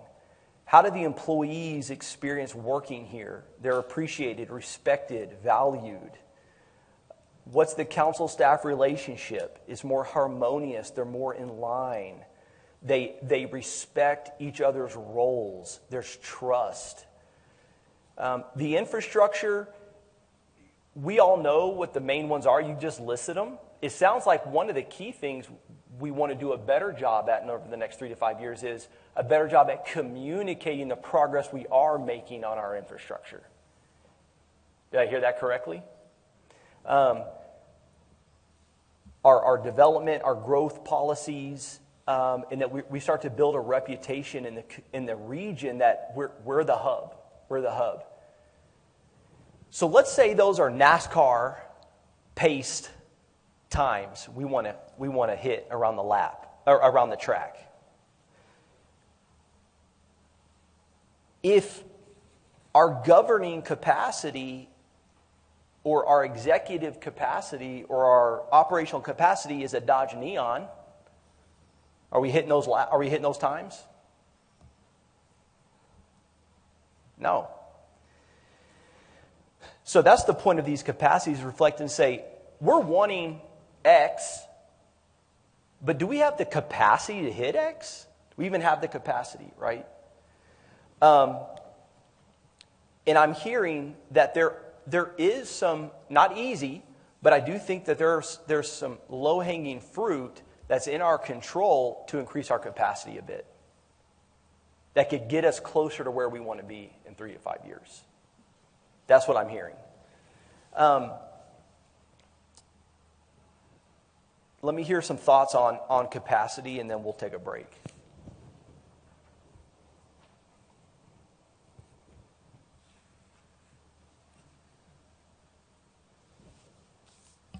We didn't really touch on a whole lot on the civic capacity, but I think there is room for improvement on how we engage the community to give them more opportunities. I think that's something we're lagging, whether it's budget priorities, keeping in the loop on things we're working on. It's a little lacking when it comes to going out into the community and doing those things.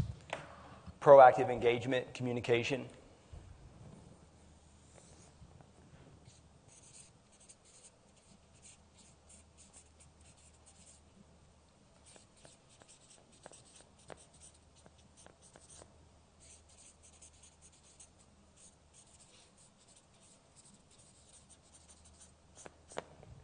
Yep. I agree. That has to be, I think it needs to be a strategic priority. That there needs to be investment of both dollars and talent there. And that might be, we talked about that with workforce. David, I think you mentioned it. There are certain aspects, if we want to achieve what we want to achieve, you got to tap into some outside expertise. In public communication and messaging is of utmost importance. So, yeah, I'm glad you brought that up. Other thoughts on the gap between where we want to be and our current capacity? Are we still on civic capacity? On any one you want. I think that we've got to set some parameters on citizens engaged constructively in civic life. I think that we are 95% of the time, I think it's a train wreck of disrespect and just craziness. Mm-hmm. Civic. Or is that a lack of citizens engaging in that civic life? The only ones I hear from, it doesn't go That's well. what I'm saying. There's a lack of people wanting to be involved in that civic structure. Right. And I'm not saying we don't want that, but there has to be a better discussion. Yep. And it has to be mature discussion. It has to be managed and shaped. Mm-hmm. It has to be managed and shaped. Managed and shaped. And it's going to take dollars and talent. Dollars and talent. And I'm not the person. It's not my skill. Other thoughts on the difference between where we want to be and the current capacity? You know, what's kind of interesting is, I mean, the group at this table have roughly about another year together. Mm-hmm. So, you know, there are a lot of things that are in here that, to work on. But, I mean, as I look at this, if I looked in the remaining year of office, and I think it would also be healthy to establish, now, this just depends on whether, council members feel like, and I'd be interested in knowing, did you get value out of this today? Is there value out of what we're doing? Is there a value of focusing on some of these things in the future? But I think the best thing that we can do, and again, you put it at the bottom of your pyramid with governing capacity, and that the people sitting at this table have the most impact on governing capacity and the ability to improve it. And I think just focusing on the governing capacity in and of itself is going to have a natural improvement on those other three areas without necessarily having to work on it that much. Not that we're still not working on it. So, I would hope that we would continue to do that. The other thing is, the only time we get together as a group is when we're on the production stage. And it's all a big production when we come out here and we're up on the dais, like we're Broadway performers, and you're down there, and then we've got the audience behind it, and then people get up and comment, and people are clapping, and, those types of things. And that's the way the meeting runs. I mean, it's all over the country. I don't have any problem with the way that is. But we never sit down and just have a conversation with each other as a group like this and get, so I think that's the value of this, as to being able to do it. And I would be interested in, what can we do, maximizing the time? We don't all have time to do that, to continue working on this governing capability, which I think is an area that we can make some improvement on and would have the greatest impact on the betterment of our entire organization. So let me say, like, I'm naturally negative, pessimistic towards, one day consultant come in, like, give us a deliverable. Expectations can be pretty low. I think a lot in kind of creating a mission, vision statement, and then putting it on a shelf and never really looking at it. So we got about an hour left. I'd like to say, like, this has been really good. And then you've been bold to attack a few things and put things out there. But in governing capacity, I think because we are too polite at times, and we do, weigh every word and do a risk assessment analysis on, like, well, what's the risk if we all get out there together and we hurt somebody's feelings in a department when we didn't mean to, or whatever, right? So we could get some really good takeaways here. And I'm encouraged. I'm also thankful for your leadership and your ability to get us this far in a conversation in one day. So impressive. The one on governing capacity, I agree with Les. There's a lot of meat on that bone, right? The number one way I would fix that is I would have a team of full-time dedicated individuals, not part-time running multiple businesses, managing family and stress and life, and then paying out of their pocket to drive, replace truck tires and go and do and deal with and all of it. And I wouldn't have them, almost beat to death on a weekly basis. So what could we fix there that's not a condition? Well, if we don't have that and we don't have enough time and bandwidth and wherewithal, then we at least need to be dedicating these 5 to governance, not operations. So what we have in the city right now is we have a very accessible mayor and council, and we care a lot, and we do answer the phone calls, and we're facilitating an enormous amount of operational, need. And so like that would be where I would love to hear two things, and I don't care how I hear them. I just think we need to hear them, polite or impolite. Let's get some takeaways, right? So one, in like us not being clear on the vision. I know previous council very clear on public safety's first. We've got to have a safe city.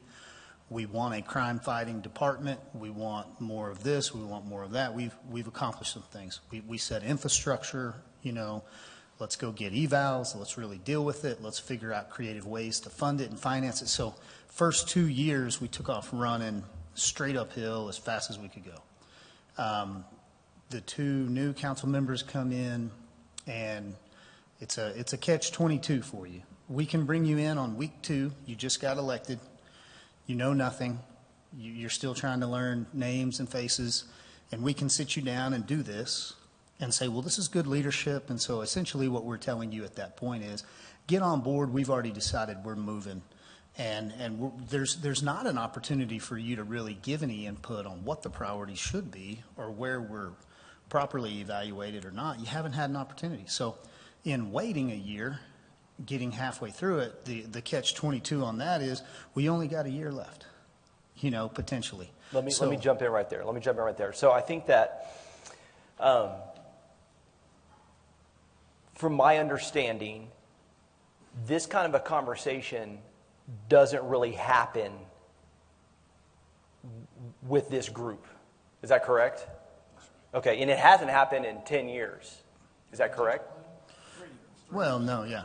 3, okay. So, 3 years. This historically happens once every 2 years, right? New council, or even if you had the same council that's reelected, I mean, you kind of have your opportunity. Okay, let's come back together, because nothing is fair. There's no fairness in any of this. Like you're totally bombarded with so many things that are extracurricular.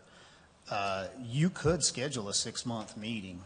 And I mean, I think it's highly unlikely that you could have stayed focused for just those 6 months. Right. With the dynamics. But go ahead. In putting this together here, I definitely feel like long term, looking 3 to 5 years, we've got to look outside of ourselves. And we have a lot of human capital here that's dedicated, decades of service. So I think they're going to remain and continue. But all that to say, strategic planning to find priorities like, where are you struggling to hear that we want to change our top 3 priorities? So like, I understand on the operational side, but I'm just saying on the governance side. And I get where operationally, water billing was a big deal 6 weeks ago, right? It wasn't a big deal before we had a fumble. But then in the pillars of customer service, right, we want business-like community, and, we want public safety. We want, a crime-fighting organization. We've got to prioritize and get to infrastructure. We only had a short window, and I think you guys agreed with this. If we didn't get on top of some of those items over the last 3 years, we were going to lose the opportunity to catch up, right? Like 5 years from now, I don't know what we would have had in some of those roads. So all that to say, where can we do a better job of communicating to you guys that we're still committed to these priorities, or that some of these priorities are changing because we've seen improvement, we have confidence, we're letting go of the reins, and that's a great thing. And do you need to hear that like in this kind of a setting? If I could just ask. Well, I think what I tried saying earlier may be the answer to that is we kind of measure it by where do we spend most of our time each day. Mm-hmm. And so, yeah, I think overall, everyone knows that public safety, infrastructure are our priorities. But then we measure where's our time, where do our meetings, conversations, schedule takes us on a daily, weekly, even monthly basis. And so, if I were to just look at my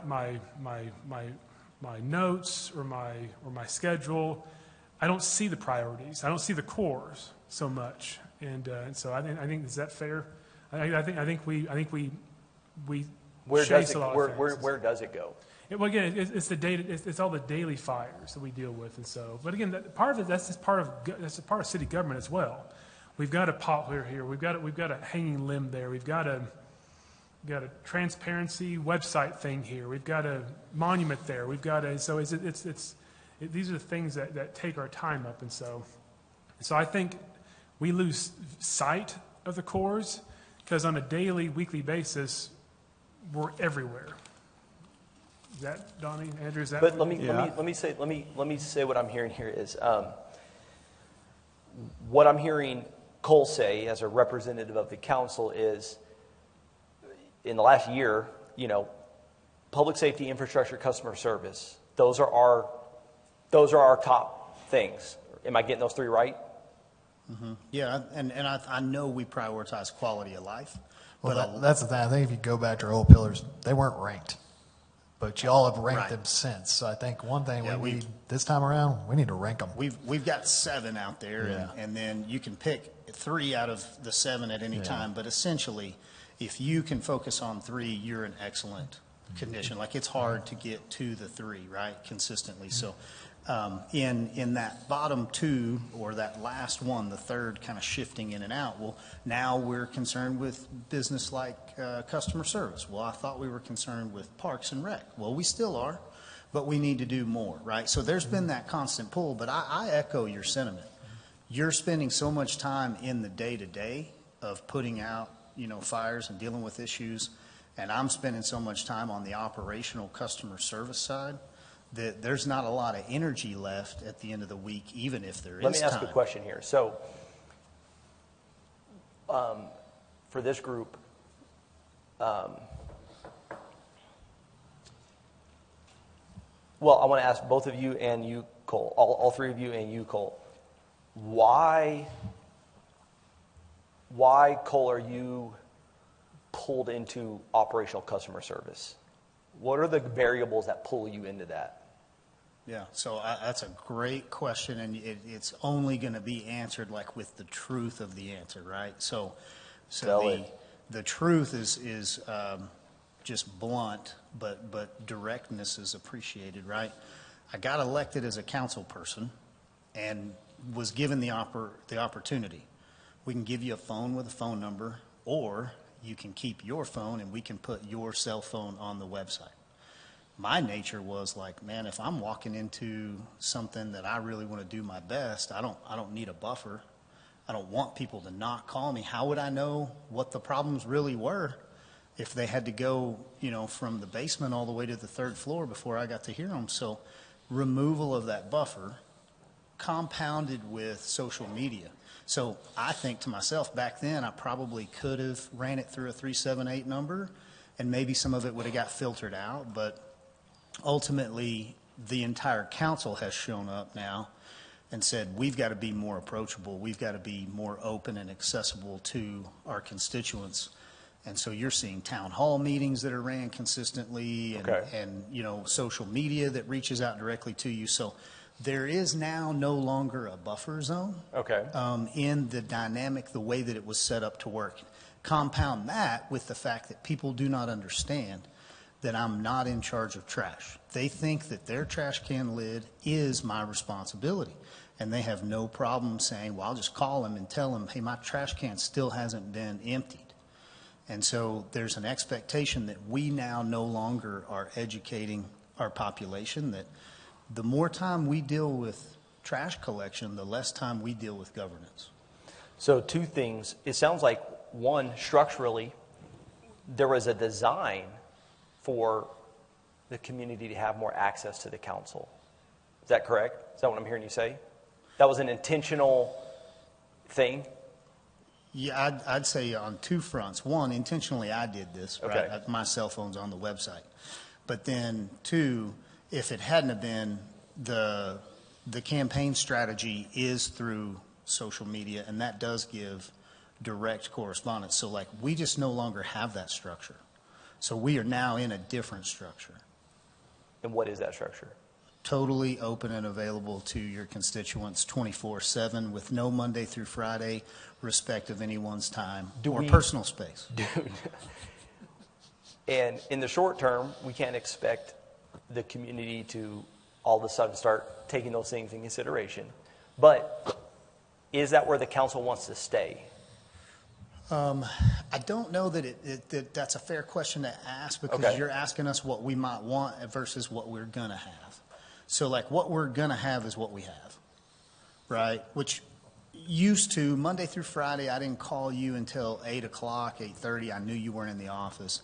And I left a message with your secretary at 5, and then I knew you weren't going to call me till the next day.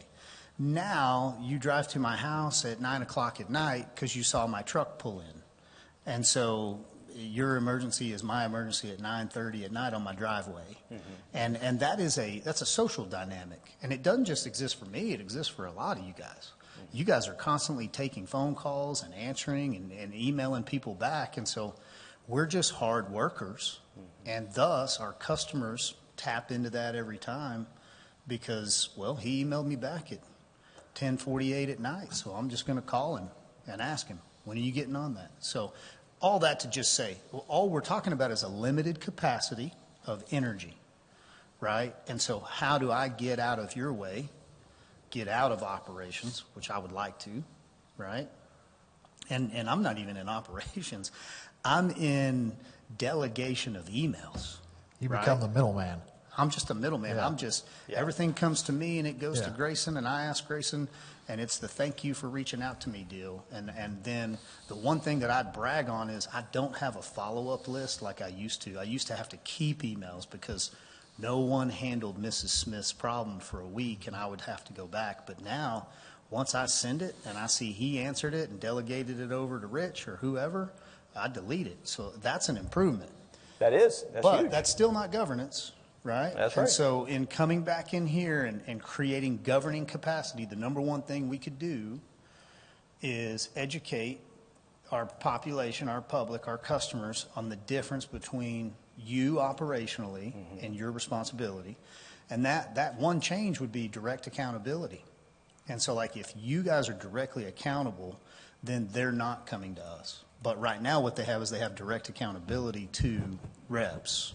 And so the other thing that could change in governing capacity would be our ability to communicate very directly here over the next couple months. I think we could have a great deliverable by the time budget's in place where our dollars match priorities. And then there's no wonder, like you can deal with the fires, but then the priorities are the priorities. Okay. I'm sorry I had to step out for a minute, but did you say you don't want people calling you? I said like there is an appropriate time to call, and if I said anything specific, like I don't like the driveway at 9:30 at night, right? Like and there is a wearing down of your servants. When you guys are saying, staff is saying, we'd like to feel valued and respected. Man, I get it. I want you to feel valued and respected. And I hate that every time I'm the guy that has to represent that those guys don't value what just happened and they were disrespectful, that my name's attached to it and it's compounded. But that's because I'm in operations at that point. I should never be there. I don't know if anybody, I don't run into anybody that's saying, Les, my trash hasn't been picked up and it's your fault. We get elected to be the intermediary to help people. Why? Because people know who we are. Yeah. I take pleasure in being able, I tell people the good thing is when I pass something along, you make me look good because it gets done pretty quickly. And that's the role that I think we're supposed to be in. Yeah, but we also have the same challenge. People know us from the relationship in the community. We want them to try and give the staff the opportunity to resolve it if they haven't gone that route. So it does become that. Yeah, but let me disagree. Let me disagree though. Like I don't want that. Like if I'm your city manager and I'm the man, I do not want my mayor and council getting those requests, right? I want it coming to staff and coming up the chain. And I want a system that functions where once every couple months, an elected rep got an email, not 8 or 9 times a day with follow-up texts and phone calls, right? Russ, are you saying in a picture perfect world you are getting those comments from residents about, I need my trash? Well, in a picture perfect world, tell me where that exists. Okay, in a 50% mature world, you want those calls? Well, if I can help facilitate, I'm not going to sit here and say I don't want people calling me. About their trash? At the end of the day, well, no, at the end of the day, I would hope we would execute perfectly. I know we're not. Right. But I'm not going to get mad because we've made a mistake and a person's called me about it. No, we don't get mad, but I would say that here's, from the outside looking in, not Amarillo, just City X, the more that citizens are contacting council members regarding knick-knack daily life things, that is a sign of a broken system. It's not a sign of health. Yeah. Can I add something to that from our side? Oh, go ahead. Yeah, real quick. There's 204,000 people in this city, and if we all spent 10 minutes with each person in the city, it's 17.4 years nonstop. Right. It's not doable. No. It's not doable. Something on our side that, and you're going to get them. You're going to get these calls. That's the way it's been forever in municipal government. But on our side, we have directors, supervisors, superintendents that want those calls. And the reason that they want them is because they want to be able to put this person in the same customer service queue that the person next to them had and provide them the same. And we want to provide good customer service. So that's something that they take very important. Well, all of a sudden we get a call from you or you or you, and now that has to be prioritized. And the person that was on the list to be serviced that day gets pushed down while they're trying to provide good customer service. And I don't think that happens all the time, but it's their frustration. I know that they're saying we're trying to do this the right way, but yet we have to change our priorities all the time. And that's frustrating on no doubt. part too. Yeah, I mean, there's definitely needs to be growth. If we want to get back to our defined destination, our desired destination, if we want to get to a place where residents, feel good about the thing, we won't get there because whoever elected council people, whether it's you guys, another group, are awesome at triaging phone calls. That is not the path to success. The path to success is looking at technology. I know there are customer service, cities have adopted dial 811 on any service issue. There are ways to, and it takes time. If you announce that you have that tomorrow, will all 200-something residents adopt that process tomorrow? No. But 4 years from now, with it being a strategic focus by everyone sitting at this table and then down the organization, if we were disciplined,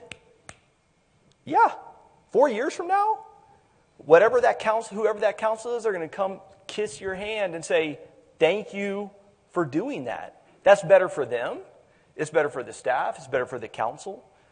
The desired future is council is not, you're going to get them here and there, but as a system, as a norm, it's a sign of not health. It's not a sign of health. Right, and I appreciate you putting a point on it, but I want to share that it's what's best for the organization. I'm complicating the process in engaging there because now we are out of the queue. Our follow-up is not in line. We weren't able to funnel that customer in the right way, and most of the time, 99% of the time, it's super responsive. And yes, it does make me look good, but that's not what I need. I don't need Mrs. Smith thinking I'm the greatest mayor ever because I'm the only guy that got the tree limb hauled out of the front of her yard. I need a system that functions so you guys are Mrs. Smith's greatest guy ever. I need it to be Mike in that department where she's singing his praises. And ultimately what it does is it goes back over to social where, hey, I just want to let the other 1,000 of y'all know I've been calling the city for weeks, never got a phone call back. I emailed Mayor Stanley, and that afternoon they came out. Well, she taught a behavior to everyone that is even worse. And it comes with a negative consequence of, well, I guess they're just not getting it done over there. So let me ask this. This is good, Cole. Let me ask this. Let's just take a queue. It sounds like y'all have an internal tracking system for calls. Is it tracked how, when that thing is resolved? Like, explain that to me just in layman's terms. Mostly in some of the operational departments, yes. I think what happens is there's a lot of confusion in the communication, and this is not answering your question directly, but they called the wrong department. They talked to the wrong person that transferred them to the wrong department because they didn't know. And now they've talked to 4 people, and so they call the mayor and say, I've called, and they haven't done anything about it. 9 times out of 10, that's what we're seeing. If they call the right place, they get the right person, it gets resolved just as fast. And we're able to track that. Let me ask you a question. I don't want the solution right now, but with that scenario where it's like, oh, wrong department over here. Oh, that was the wrong one. Okay.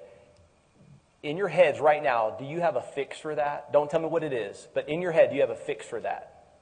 I think so, and we know it needs to be fixed. Yeah. Okay, Yeah, so there is a fix for that, right? But yeah, if they bypass, we never fix the process issue. No, I because it understand. never gets identified. And that's a reactive cycle that we're in. I understand that. There's a fix for that. Go ahead. Oh, you turning it off? Yeah. Okay. I think some of the work that needs to be done in tandem between the council and the executive leadership is this. Even on a trial basis, do you know how many times that happens? Where is there some log, or is there a way to track in your system where something was open-ended and never got closed? If they use the call center, they have a software. If they get to an individual department, there's different ways we track stuff. So yeah. So just depends. One of the things, if we want to move toward increasing governance capacity, it won't happen overnight, but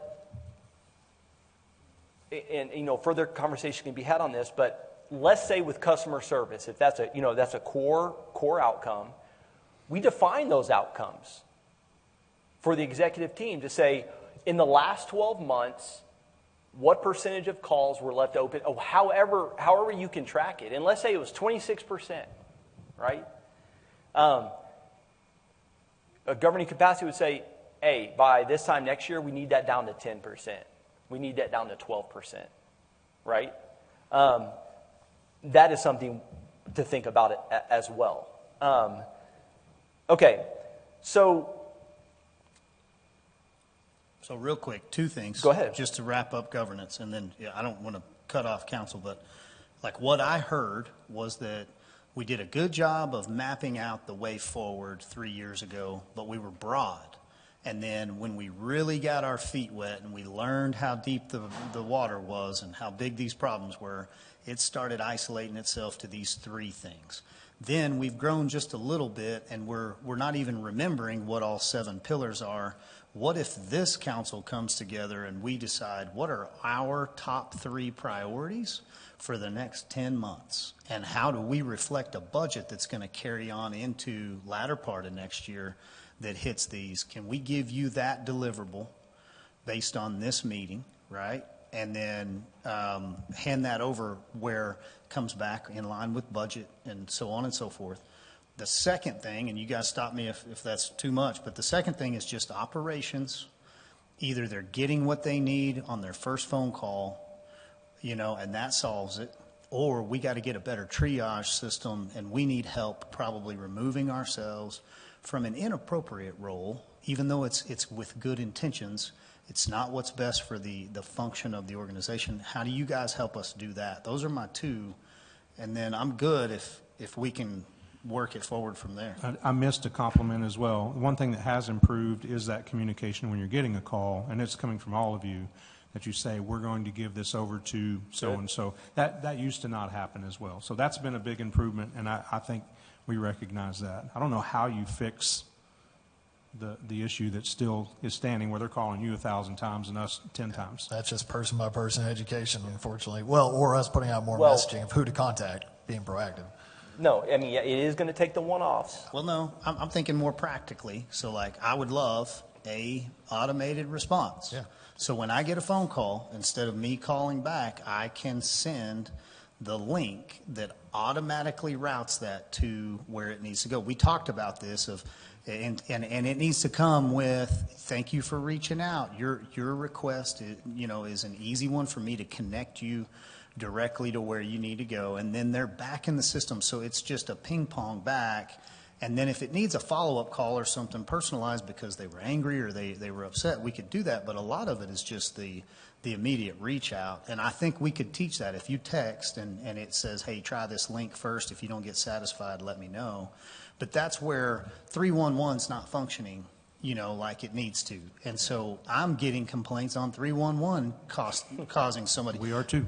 One of our employees said, just call the mayor, and so they're calling me saying, hey, he gave me your number. That was me. And so it wasn't you, Don. Yeah. So that's a win right there. So I'm looking for practical things for the future. Yeah. Right. So these council members need a system that we can plug people into rather than us being the system. Yeah, and I know you've not probably had a chance to look at it, but yesterday's email sent to you all, there is some things that I'm putting in motion on 311. Okay. Yeah. All right, council, other thoughts on governing capacity?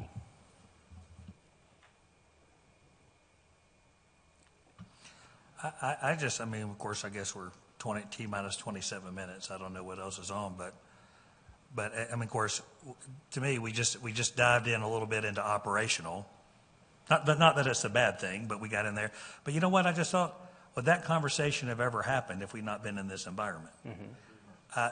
What I'd like to know is just from each council member is, as you've seen today and what we're doing, what value have you gotten out of it? And do you think it is worth continuing to have? I don't know if it exactly looks like this, but you go back to the things that we can control, and there are some things that we can control, and whether are we getting value out of this, and is it worth continuing? I know we only have 10 months. My hope also would have been that, and I know that we have a finite capacity of when we're here, but hopefully if we're a forward-looking city council, if we can only cast a vision for the next 2 years, then we should have never had this meeting. I think there is a value of us trying to cast a vision longer term, because if somebody doesn't cast it and have it out there, then it's not going to be accomplished. But I'd be interested in just hearing what the other council members have to say about today and the benefit and value and what, if anything, we should do moving forward. I think this meeting's been incredible. I would love to know what our 6 to 7 pillars are, prioritized, especially before we go to budget. I think that's huge. What have our wins look like? Where have we fallen short? Where are we headed? Whoever got this set up, Les, was this you? The mayor and I were. The mayor and Les, thank you for giving us an opportunity to have a chance. Thank you for coming in. Thank you, everyone, this is how you do it. You sit down, you align, you get that vision, and then you go back to the question about the baton handoff. Here's the 7 pillars. Here's what we're striving for. What's important to you, new person, that comes on? How does it fit into this? Let's have a conversation, and then let's all row in the same direction and not be being shot at with the 22, right? Let's get aligned, and let's be that model that we all want this city to be. So, fantastic. And I would add, too, and it may just be me. I don't know if all the rest of them are this way. Man, I'd appreciate feedback from you guys. I know that seems like a scary position sometimes of like, man, we don't want to correct you guys. But really, Grayson's the only one that works for us. But, we come on council. These two guys have probably figured it out or pretty close to it. But, man, you don't know what procedure is. You don't know, like, when Ms. Smith calls. You don't know, like, all of those things of like, hey, great job on doing it this way. Or, hey, Don, it would have been better maybe if we could have done it this way. Appreciate the feedback. That way, I think new councils are coached to know what is the best, because not all of them are going to get this, right? We're not all sitting down going, okay, well, what's governing capacity? Not everyone's going to get that, but I think you guys and even directors are like, they can give feedback and we can get feedback to almost coach the council to be like, this is the way the council operates. This is the way, in order to be healthy, this is the way it needs to be, because we don't know. And I think, with council and mayor, you come in, sometimes we've got egos, sometimes we don't have egos. You've got personalities to deal with. And it's like, you guys are the steady. You guys, the staff, are the ones that are here and have been here. And y'all know this way better than most of us do, especially the new ones. if y'all were able to give some coaching and feedback, good, healthy, feedback, I think that helps us as a council, currently and future. So I think, again, I'm speaking for myself, but I would welcome that, to help show me how to be better to function in a healthy way. Yeah, I appreciate what we've done here. I think it was a good thing. I think the other night I said it. This is just a discussion, right? And it's good to be able to sit down and hear both sides, what we're seeing, what we're hearing from each other, where we've crossed the line. I know I've told you guys at meetings that a good day for me as a council member is I'm not in City Hall. That's really a good day, because I don't want to be involved in what you have to do on a daily basis. There's a role we play on the governance end, and I've tried to keep that, but we do, because we've made our numbers public. We get those phone calls. I was just thinking here when I ran a call center, and a million law enforcement officers, 19,000 agencies. So, but what we did is we did away with the automated system, and it was all human beings, because I refused to have a police officer, a police chief, a director of Secret Service call and get an answering machine that's going to put them in a queue, and they got to wait for an answer. And so what we did is we went down to LSU, looked for a college campus, and we hired college kids, worked around their schedules 24 hours a day. Anybody in law enforcement could call in to the call center and had a human being, and that person didn't get off the phone until their problem was resolved. And so, sometimes automation is its own problem. And I think that's what you just said with the system, is we're trying to look at some corrections there. And I don't know if that's something that's feasible.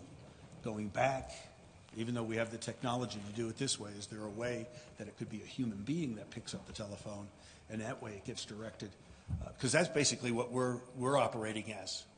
That call service comes into our number, and we're acting that way, and then we get caught up in the minutia of the daily work. So, but this was a good exercise. Good, and that's good. Like, that's a possibility. There's a cost associated, right? So if we say yes to that cost, what are we saying no to? Right? So, the phrase would be like forest for the trees, and so like, thank you to Les. Too close to it, too many trees right in my face, and too many big deals that all have to be done, and then got to hurry up and take off the sport coat, roll up my sleeves, and get to the job site, because there's a crew of guys standing around waiting, and I need to run my business at some time, and then, my daughter was waiting on me, and I needed to get there an hour ago. So you look at all of that, and like, I've just lost sight of, well, we did sit down and we did come up with a good strategic plan, and then we executed and we made improvements on those top 2, top 3. And then, Les basically said, like, I don't think we're all on the same page. We haven't heard from these 2 new ones. And so it's good leadership and accountability, and it's needed in this, right? So in trying to, this body feels like it's trying to build the plane while it's flying it. Right. Right. And so it's very difficult. And we know we're not the builders of the plane. We're not the only ones flying it. But for a lot of intentions, people believe that, and that pressure, that weight still sits there. So here's what I would like. You would think as a mayor, you could just call somebody else, and that there would be a coach out there somewhere that would say, oh, man, I know right where you're at. Oh, yeah, you don't go out to eat anymore? Mm-hmm, that's normal. Yep, you get yourself to where you don't even feel comfortable sitting in public, because people will come up and, well, I tried to get this done yesterday. Can you help me here? Even on the good side of them just thinking you're doing a good job. It's this unique life experience that there is you feel like you're totally isolated on an island. You're not supposed to call these guys, so you really can't lean on too many. Plus, they've got their own issues.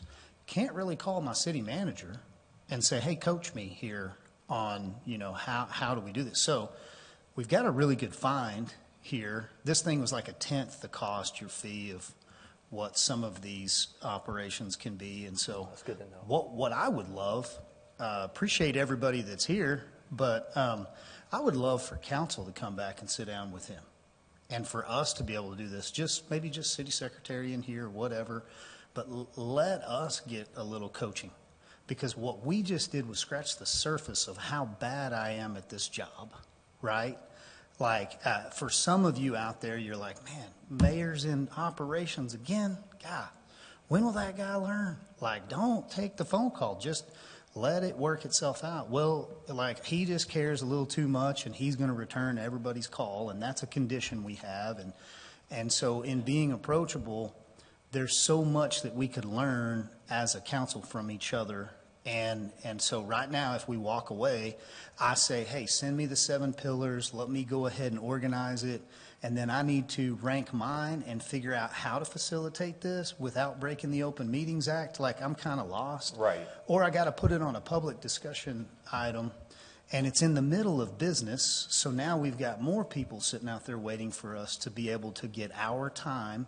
Because all we're doing here is saying, like, we know that a sharp axe cuts down those trees way easier. We want to sharpen our axe before we go hacking away all day, right? We're not getting that opportunity, so I'm thankful for you guys coming in here. But if you can sharpen the axe with us, I would just ask council, if you guys are supportive of that, let's schedule something again here soon, and let's just come back together for half this amount of time, just with the focus of governance capacity now that we've gotten down there. And let's get us as healthy as we can and identify the areas where we're in your lane and how do we get back over into ours. And then from there, we can look and see what the other deliverables are that come from you. But And I think as equally as important, that's good, Cole. And I appreciate your self-reflection and your observations, and you're thinking you're thinking right spot on. Simultaneously, this team, and if you're going to be bringing in a new to replace the old other assistant city manager, you can see how these are not mutually exclusive entities. They're what's that word? Symbiotic. There's a symbiotic relationship. The stronger they function as a governing body, it gives you the best opportunity to be the best you can be. But the better you function as an executive team puts them in a much better position to actually be able to govern. Right? And I think that if I were sitting in a council seat, their biggest challenge is going to be a few of the biggest maturity emotional challenges are the unpopularity that you deal with the public, the blame, what seems to be snail-like pace of change and execution. And that doesn't mean that people are executing badly. It means the nature of the beast is a very slow-moving thing. And that's hard when we're used to getting things done. That's hard to sit on our hands. It's hard to feel like, did I even make an impact in 2 years? Right? Those are the things that councils have to be disciplined to just sit in that discomfort. And honestly, it could be debated, but I think their job is easier. Honestly, the weight of the success of the organization is this group, right? If I'm sitting in a council seat, I'm looking at my executive team, I'm saying, hey, executive team, listen, I know my role.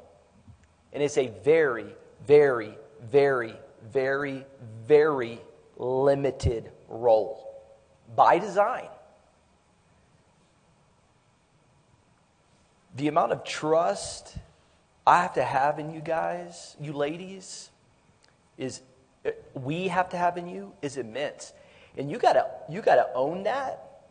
And you got to take that urgency and that gravity of what we're doing to the rest of the organization.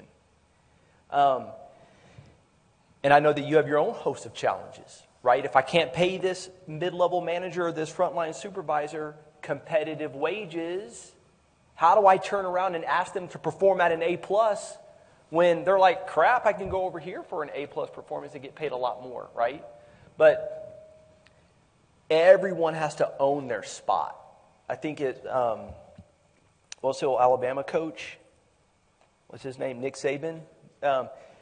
He's like he told us, but everybody's got to win their position. We want to win games. Everybody's got to win their position. Everybody's got to win their role, right? And that they got to win their role. But it is a very, very, very limited role, and their ability to really impact things is just so minimal, and that's what's frustrating. It's just a very limited role. But they get the flack from the public as though you should have more impact than you do. You're right. You're just like, not really, right? It's this team. Y'all carry a lot of weight, right? So, however much work the governing body puts into elevating their strength, you guys got to triple the work to elevate your skill and your ability, and then down the line, right? No one can sit on their hands. So, and when push comes to shove, it is the council that's got to make tough calls to say, you know what? We're not going to fund this, or we're not going to fund this like we used to. And that is the little impact you have, that's the call you make, and they go and execute. So I think takeaways for today, Leslie, as you talked about like seeing for the future, I agree, but my sense as I got to know the organization, and the reason I built this day the way I built it was, I think there's some siding and some windows and door treatment that would be nice to think about regarding the future. But I noticed that there were some key cracks in the foundation. We could have spent a lot of time. I could have been like, all right, what color paint for this future thing?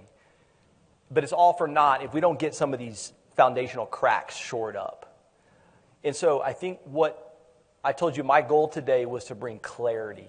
And I hope that now we're about to land this plane, is I think we see clearly that there are some fundamental, foundational principles that we've got to shore up.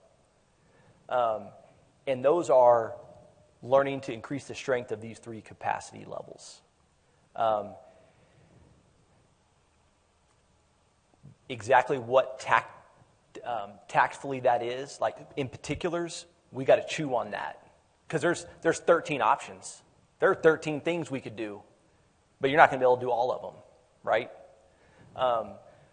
Same with this group, is we've got to be thinking about how do we elevate our game. The directors out there, you got to be thinking, how do I elevate my game, right? One of the things I almost asked, well, I don't do this because I don't, want to make anybody uncomfortable. Sometimes I'll ask a group of leaders, just write down the current leadership book you're reading. And that paper is blank. That's a problem. Leadership is not for the faint of heart. We want the title, we want the pay raise. Leadership is not for the faint of heart. It's not a cushy job. You don't get thanked, you get blamed. Right? So we've got to be elevating our leadership game all the time. So I think we've got these capacities we've got to improve. And I think another thing that the whole apparatus needs to think about is a strategic communication plan.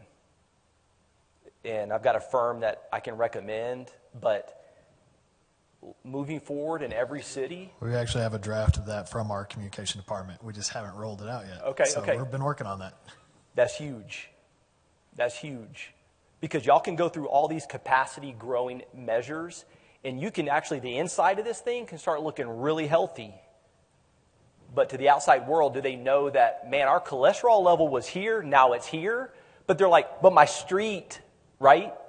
And it's like, hey, we're moving in the right, and how we communicate that to the public is key. Well, I'll give what I want to do, I like to end these sessions with like a key takeaway from each person. But let me say this to put anybody's nerves at ease. I've got a lot of notes here. I'm going to document and crystallize our takeaways. Grayson and Cole, in the next couple of weeks, we can get on a Zoom call just to debrief the day and look at the notes and talk about what if any, next steps look like. But what's a takeaway from each person today that they're putting in their pocket to impact the way they show up tomorrow in their roles?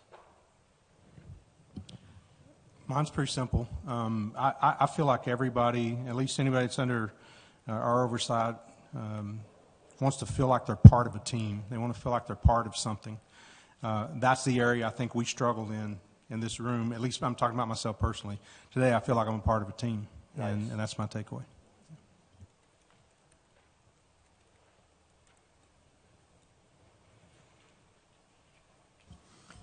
I think you said it right here at the end. We have to win our roles every day. We have to get up. If we're going to get to the Super Bowl, we've got to be performing at a high level, and we have to win our roles. Yeah, I think that's knowing what our role is, but also I think today a big thing is that we did come together as a team. And we see that where our strengths are and our weaknesses, and I think we have identified those as best we could right now. There's probably some more that we can work on, but I think that's been a good exercise. Yeah, I think the capacity model that you've got, seeing how that a functioning, a healthy council really affects everybody. Like you said, the foundation cracks. It's great if we can put some paint on some things and make it look good, but really if we're not willing to drill down and fix the foundation, then it's all for naught. I'd just say the best part of these conversations is that when you spend hours together, you just have a chance to kind of talk through things, vet different things, and by the end of the day, when you digest it all, you can just tell you're not that far off. Like, we are on the same page. It's just aligning it, packaging it, communicating it, so all good outcome. I think one of the things you do when you don't talk to someone or you start making assumptions. And how many times do you get bid on thinking, well, that's why this person's doing that? We probably sit here, 5 of us, because we can't all talk. We're just assuming, well, that's why Les is doing this, or that's why Cole's doing that, or David's doing that. And when you get around the table to talk, you realize, wait a minute, there's more to it. But I don't know. As I sit here, it's like just sitting in this environment, even with the body language to it, it's like we are really all one. Don't want to get biblical here, but if we're all Donnies, if the city was full of Donnies, like if we were all eyes, as the Bible said, what would that look like? We each have different roles to play, but we've got to be able to do it together. And I just think, to me, it is the role that council plays. Maybe we are, I know the public is at the top of the leadership and we're in the organization somewhere, whether we're the top or the very bottom, I don't know. But a level never rises, an organization never rises above the level of its leadership. In other words, organizations don't get better. And I think it's up to us to set the culture of what type of leaders we want to be and how we handle it. And I'm glad we're going to spend some time maybe talking about what type of council do we want to be? What council can we be? What council looking inward to see how can we be more effective in accomplishing the mission? Because I think we are all in this together, but somehow it just seems like most days it's like an adversarial relationship. And I just don't think that's healthy, and it's never going to get us to where we want to go. And I don't think it needs to be a relationship out of respect. But I just think sometimes it just seems like there's a lot of friction there that may even not be there, but it just leads itself to have that environment. I think it's good that we're going to be having opportunities, it sounds like, for more of these, because obviously because of state law and codes, our meetings are typically very agendaed, very, very structured. We have items 1 through 20. Otherwise, yes, as the mayor said, you don't get to communicate, and so that often. So, and for my purposes as your city manager, I know starting last year we started meeting regularly, and so before that I wasn't meeting regularly with the council. So it was, I know the mayor and I met very regularly, but from the rest of the council at the time, it was very irregular. And so I think Don and I met pretty consistently, but then otherwise it wasn't a whole lot. So, but now it's very regular, but it's still it's it's me and Les, and me and David, and me and Cole, and me and Don, and me and Tim. And so, while I do try to respect some confidentiality to a degree, I do try to relay the sentiment of the rest of the council, but that only can go so far. And because, again, you're not hearing it from me, you're not hearing it from you, and you're not hearing it from you, and so you're hearing it from me. So there's always that, well, did I miss something there? So having opportunities like this for you all, particularly you all, to sit down together and with us, and then I love having a facilitator part of this too. And so I think it takes some of the potential awkwardness away from either the mayor or I or someone else leading this. And so having a facilitator help guide these conversations. And so, because I know there's a lot of things that I think we all feel uncomfortable saying, because we know the cameras are on us. There are people who are just eager just to grade us and what we're saying. Okay, did he? Even now, there's probably someone hoping that they can do some meme over us right now, I'm sure. And so we're all very scared. I think it's part of the comments out there. A lot of us are afraid to say something because we know there are people who want to pounce. And so, but I think the more we have these, the more we start getting out of that, hopefully together. Because I don't know if we accomplished that fully today, but hopefully the more times we do gather together like this, we can start to gradually get out of our cocoons or whatever. And as a team, we're in a safe place with each other. Mm-hmm. And so I don't know if we're there yet today. And because I do talk to each of you, and I do know where each of you individually are on things. And so I don't know if we're there today, but I do know in time, if we do these kind of things, we can get there together, I feel. That may be a little too lot there. No, I think it's just the right amount, honestly. So it's been productive. So a couple things. One, I'd say you facilitated a meeting with your skill set, right, which is unique. And you facilitated a meeting to me where my takeaways are like humility and respect, right? So I think it's internalized where we all feel as leaders that, you know, we're not appreciated. There's not a level of respect. Nobody knows how difficult it is to try to sit in this seat, right? And I know I feel that. And then there is an affinity, like, you know, our previous mayor.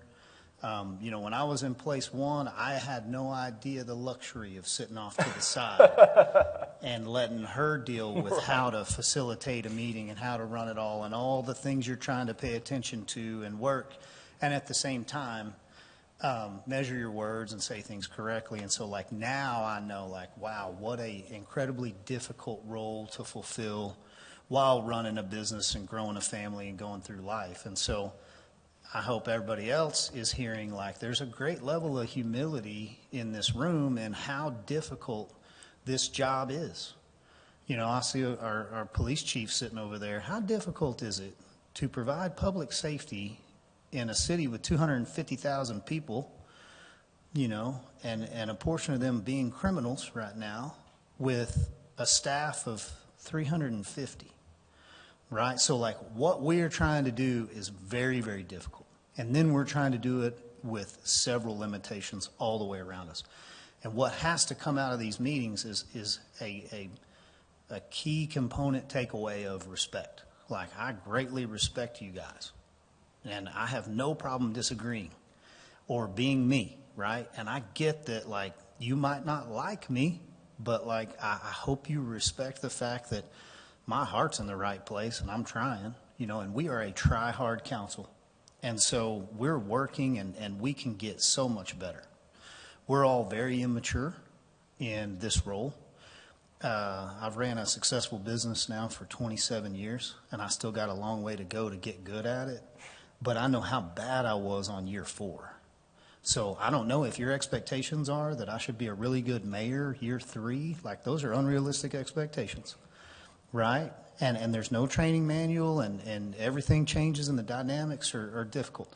I don't know that it's fair for City Manager Path should have to walk into a brand new community, uproot his family, take on everybody else's problems that have piled up over 2 decades, and he should be the fastest racehorse out there on the track. Like, it's just not realistic, you know. But what is the path forward here? The takeaway is If we put aside fear and what people think or what it could look like, and we take up just a little bit of faith in each other of, man, I don't trust you, but like, I have confidence and I'm going to put my faith in you, right? So we're not having to work on blind trust that's not realistic in what we're trying to accomplish. We're working on what we have. Because I don't think the community can place their trust and just walk away. But if we'll put a little bit of faith in each other, then I think we could bring about that body that you can call a team. And so we can get much better at this governing capacity. My takeaway is this. I didn't break it down in 4. I had it broken down in 2, and it was really a place in my head where I didn't know what to name it, or I couldn't identify it. So what you've done for me here today is help me identify. So there's a civic capacity that I just felt, but I never was able to label it and say, oh yeah, that's a part of the organization I'm trying to run when you really think about it. And I don't have these things. I don't have community trust. I don't have community partnership all the time. I don't have community confidence coming to, so like now I'm working in an operational capacity that I didn't give you guys the grace of seeing it from. There is an executive capacity and then there's operations. We try to put everything on you and we just bifurcate this. We're the council, so we're governance and community. It's not fair to us, right? We don't represent the whole community. That's not a realistic task for us to be responsible for whatever they're thinking or what they did or did not accept, right? It's not fair for us to put executive capacity and operational capacity together.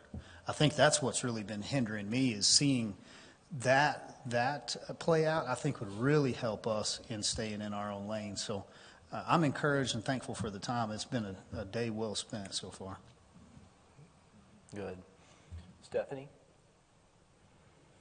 So I know I had to step out for another priority for a little bit, but just hearing everybody else recapping comments, I think the team building and the feeling like a team, because there have been times where it feels almost like we've been at odds over certain topics. And I think that good teams can always disagree and can always debate, but if we're walking hand in hand, we're moving Amarillo forward. And so that's very encouraging to hear. Well, that's a wrap. Any last questions for me? Yeah, good work, everybody. I want to tell you that this is a big organization, and you're playing for keeps, and it's hard work. And one of my own takeaways as I got to know the organization, I shared a couple of them. Another one was this, that everybody at the table does want Amarillo to succeed, right? And we can have a lot of variables pushing and pulling at us that get us off track. But this is one step in this structure to help this thing function as one, and we want to continue to build those healthy structures. So good job. I'm glad that the solidarity was there, and I think key progress was made. So thank you for your time. Thank you, everyone, for your time. Thank you, directors, for being here, and have a good rest of your day.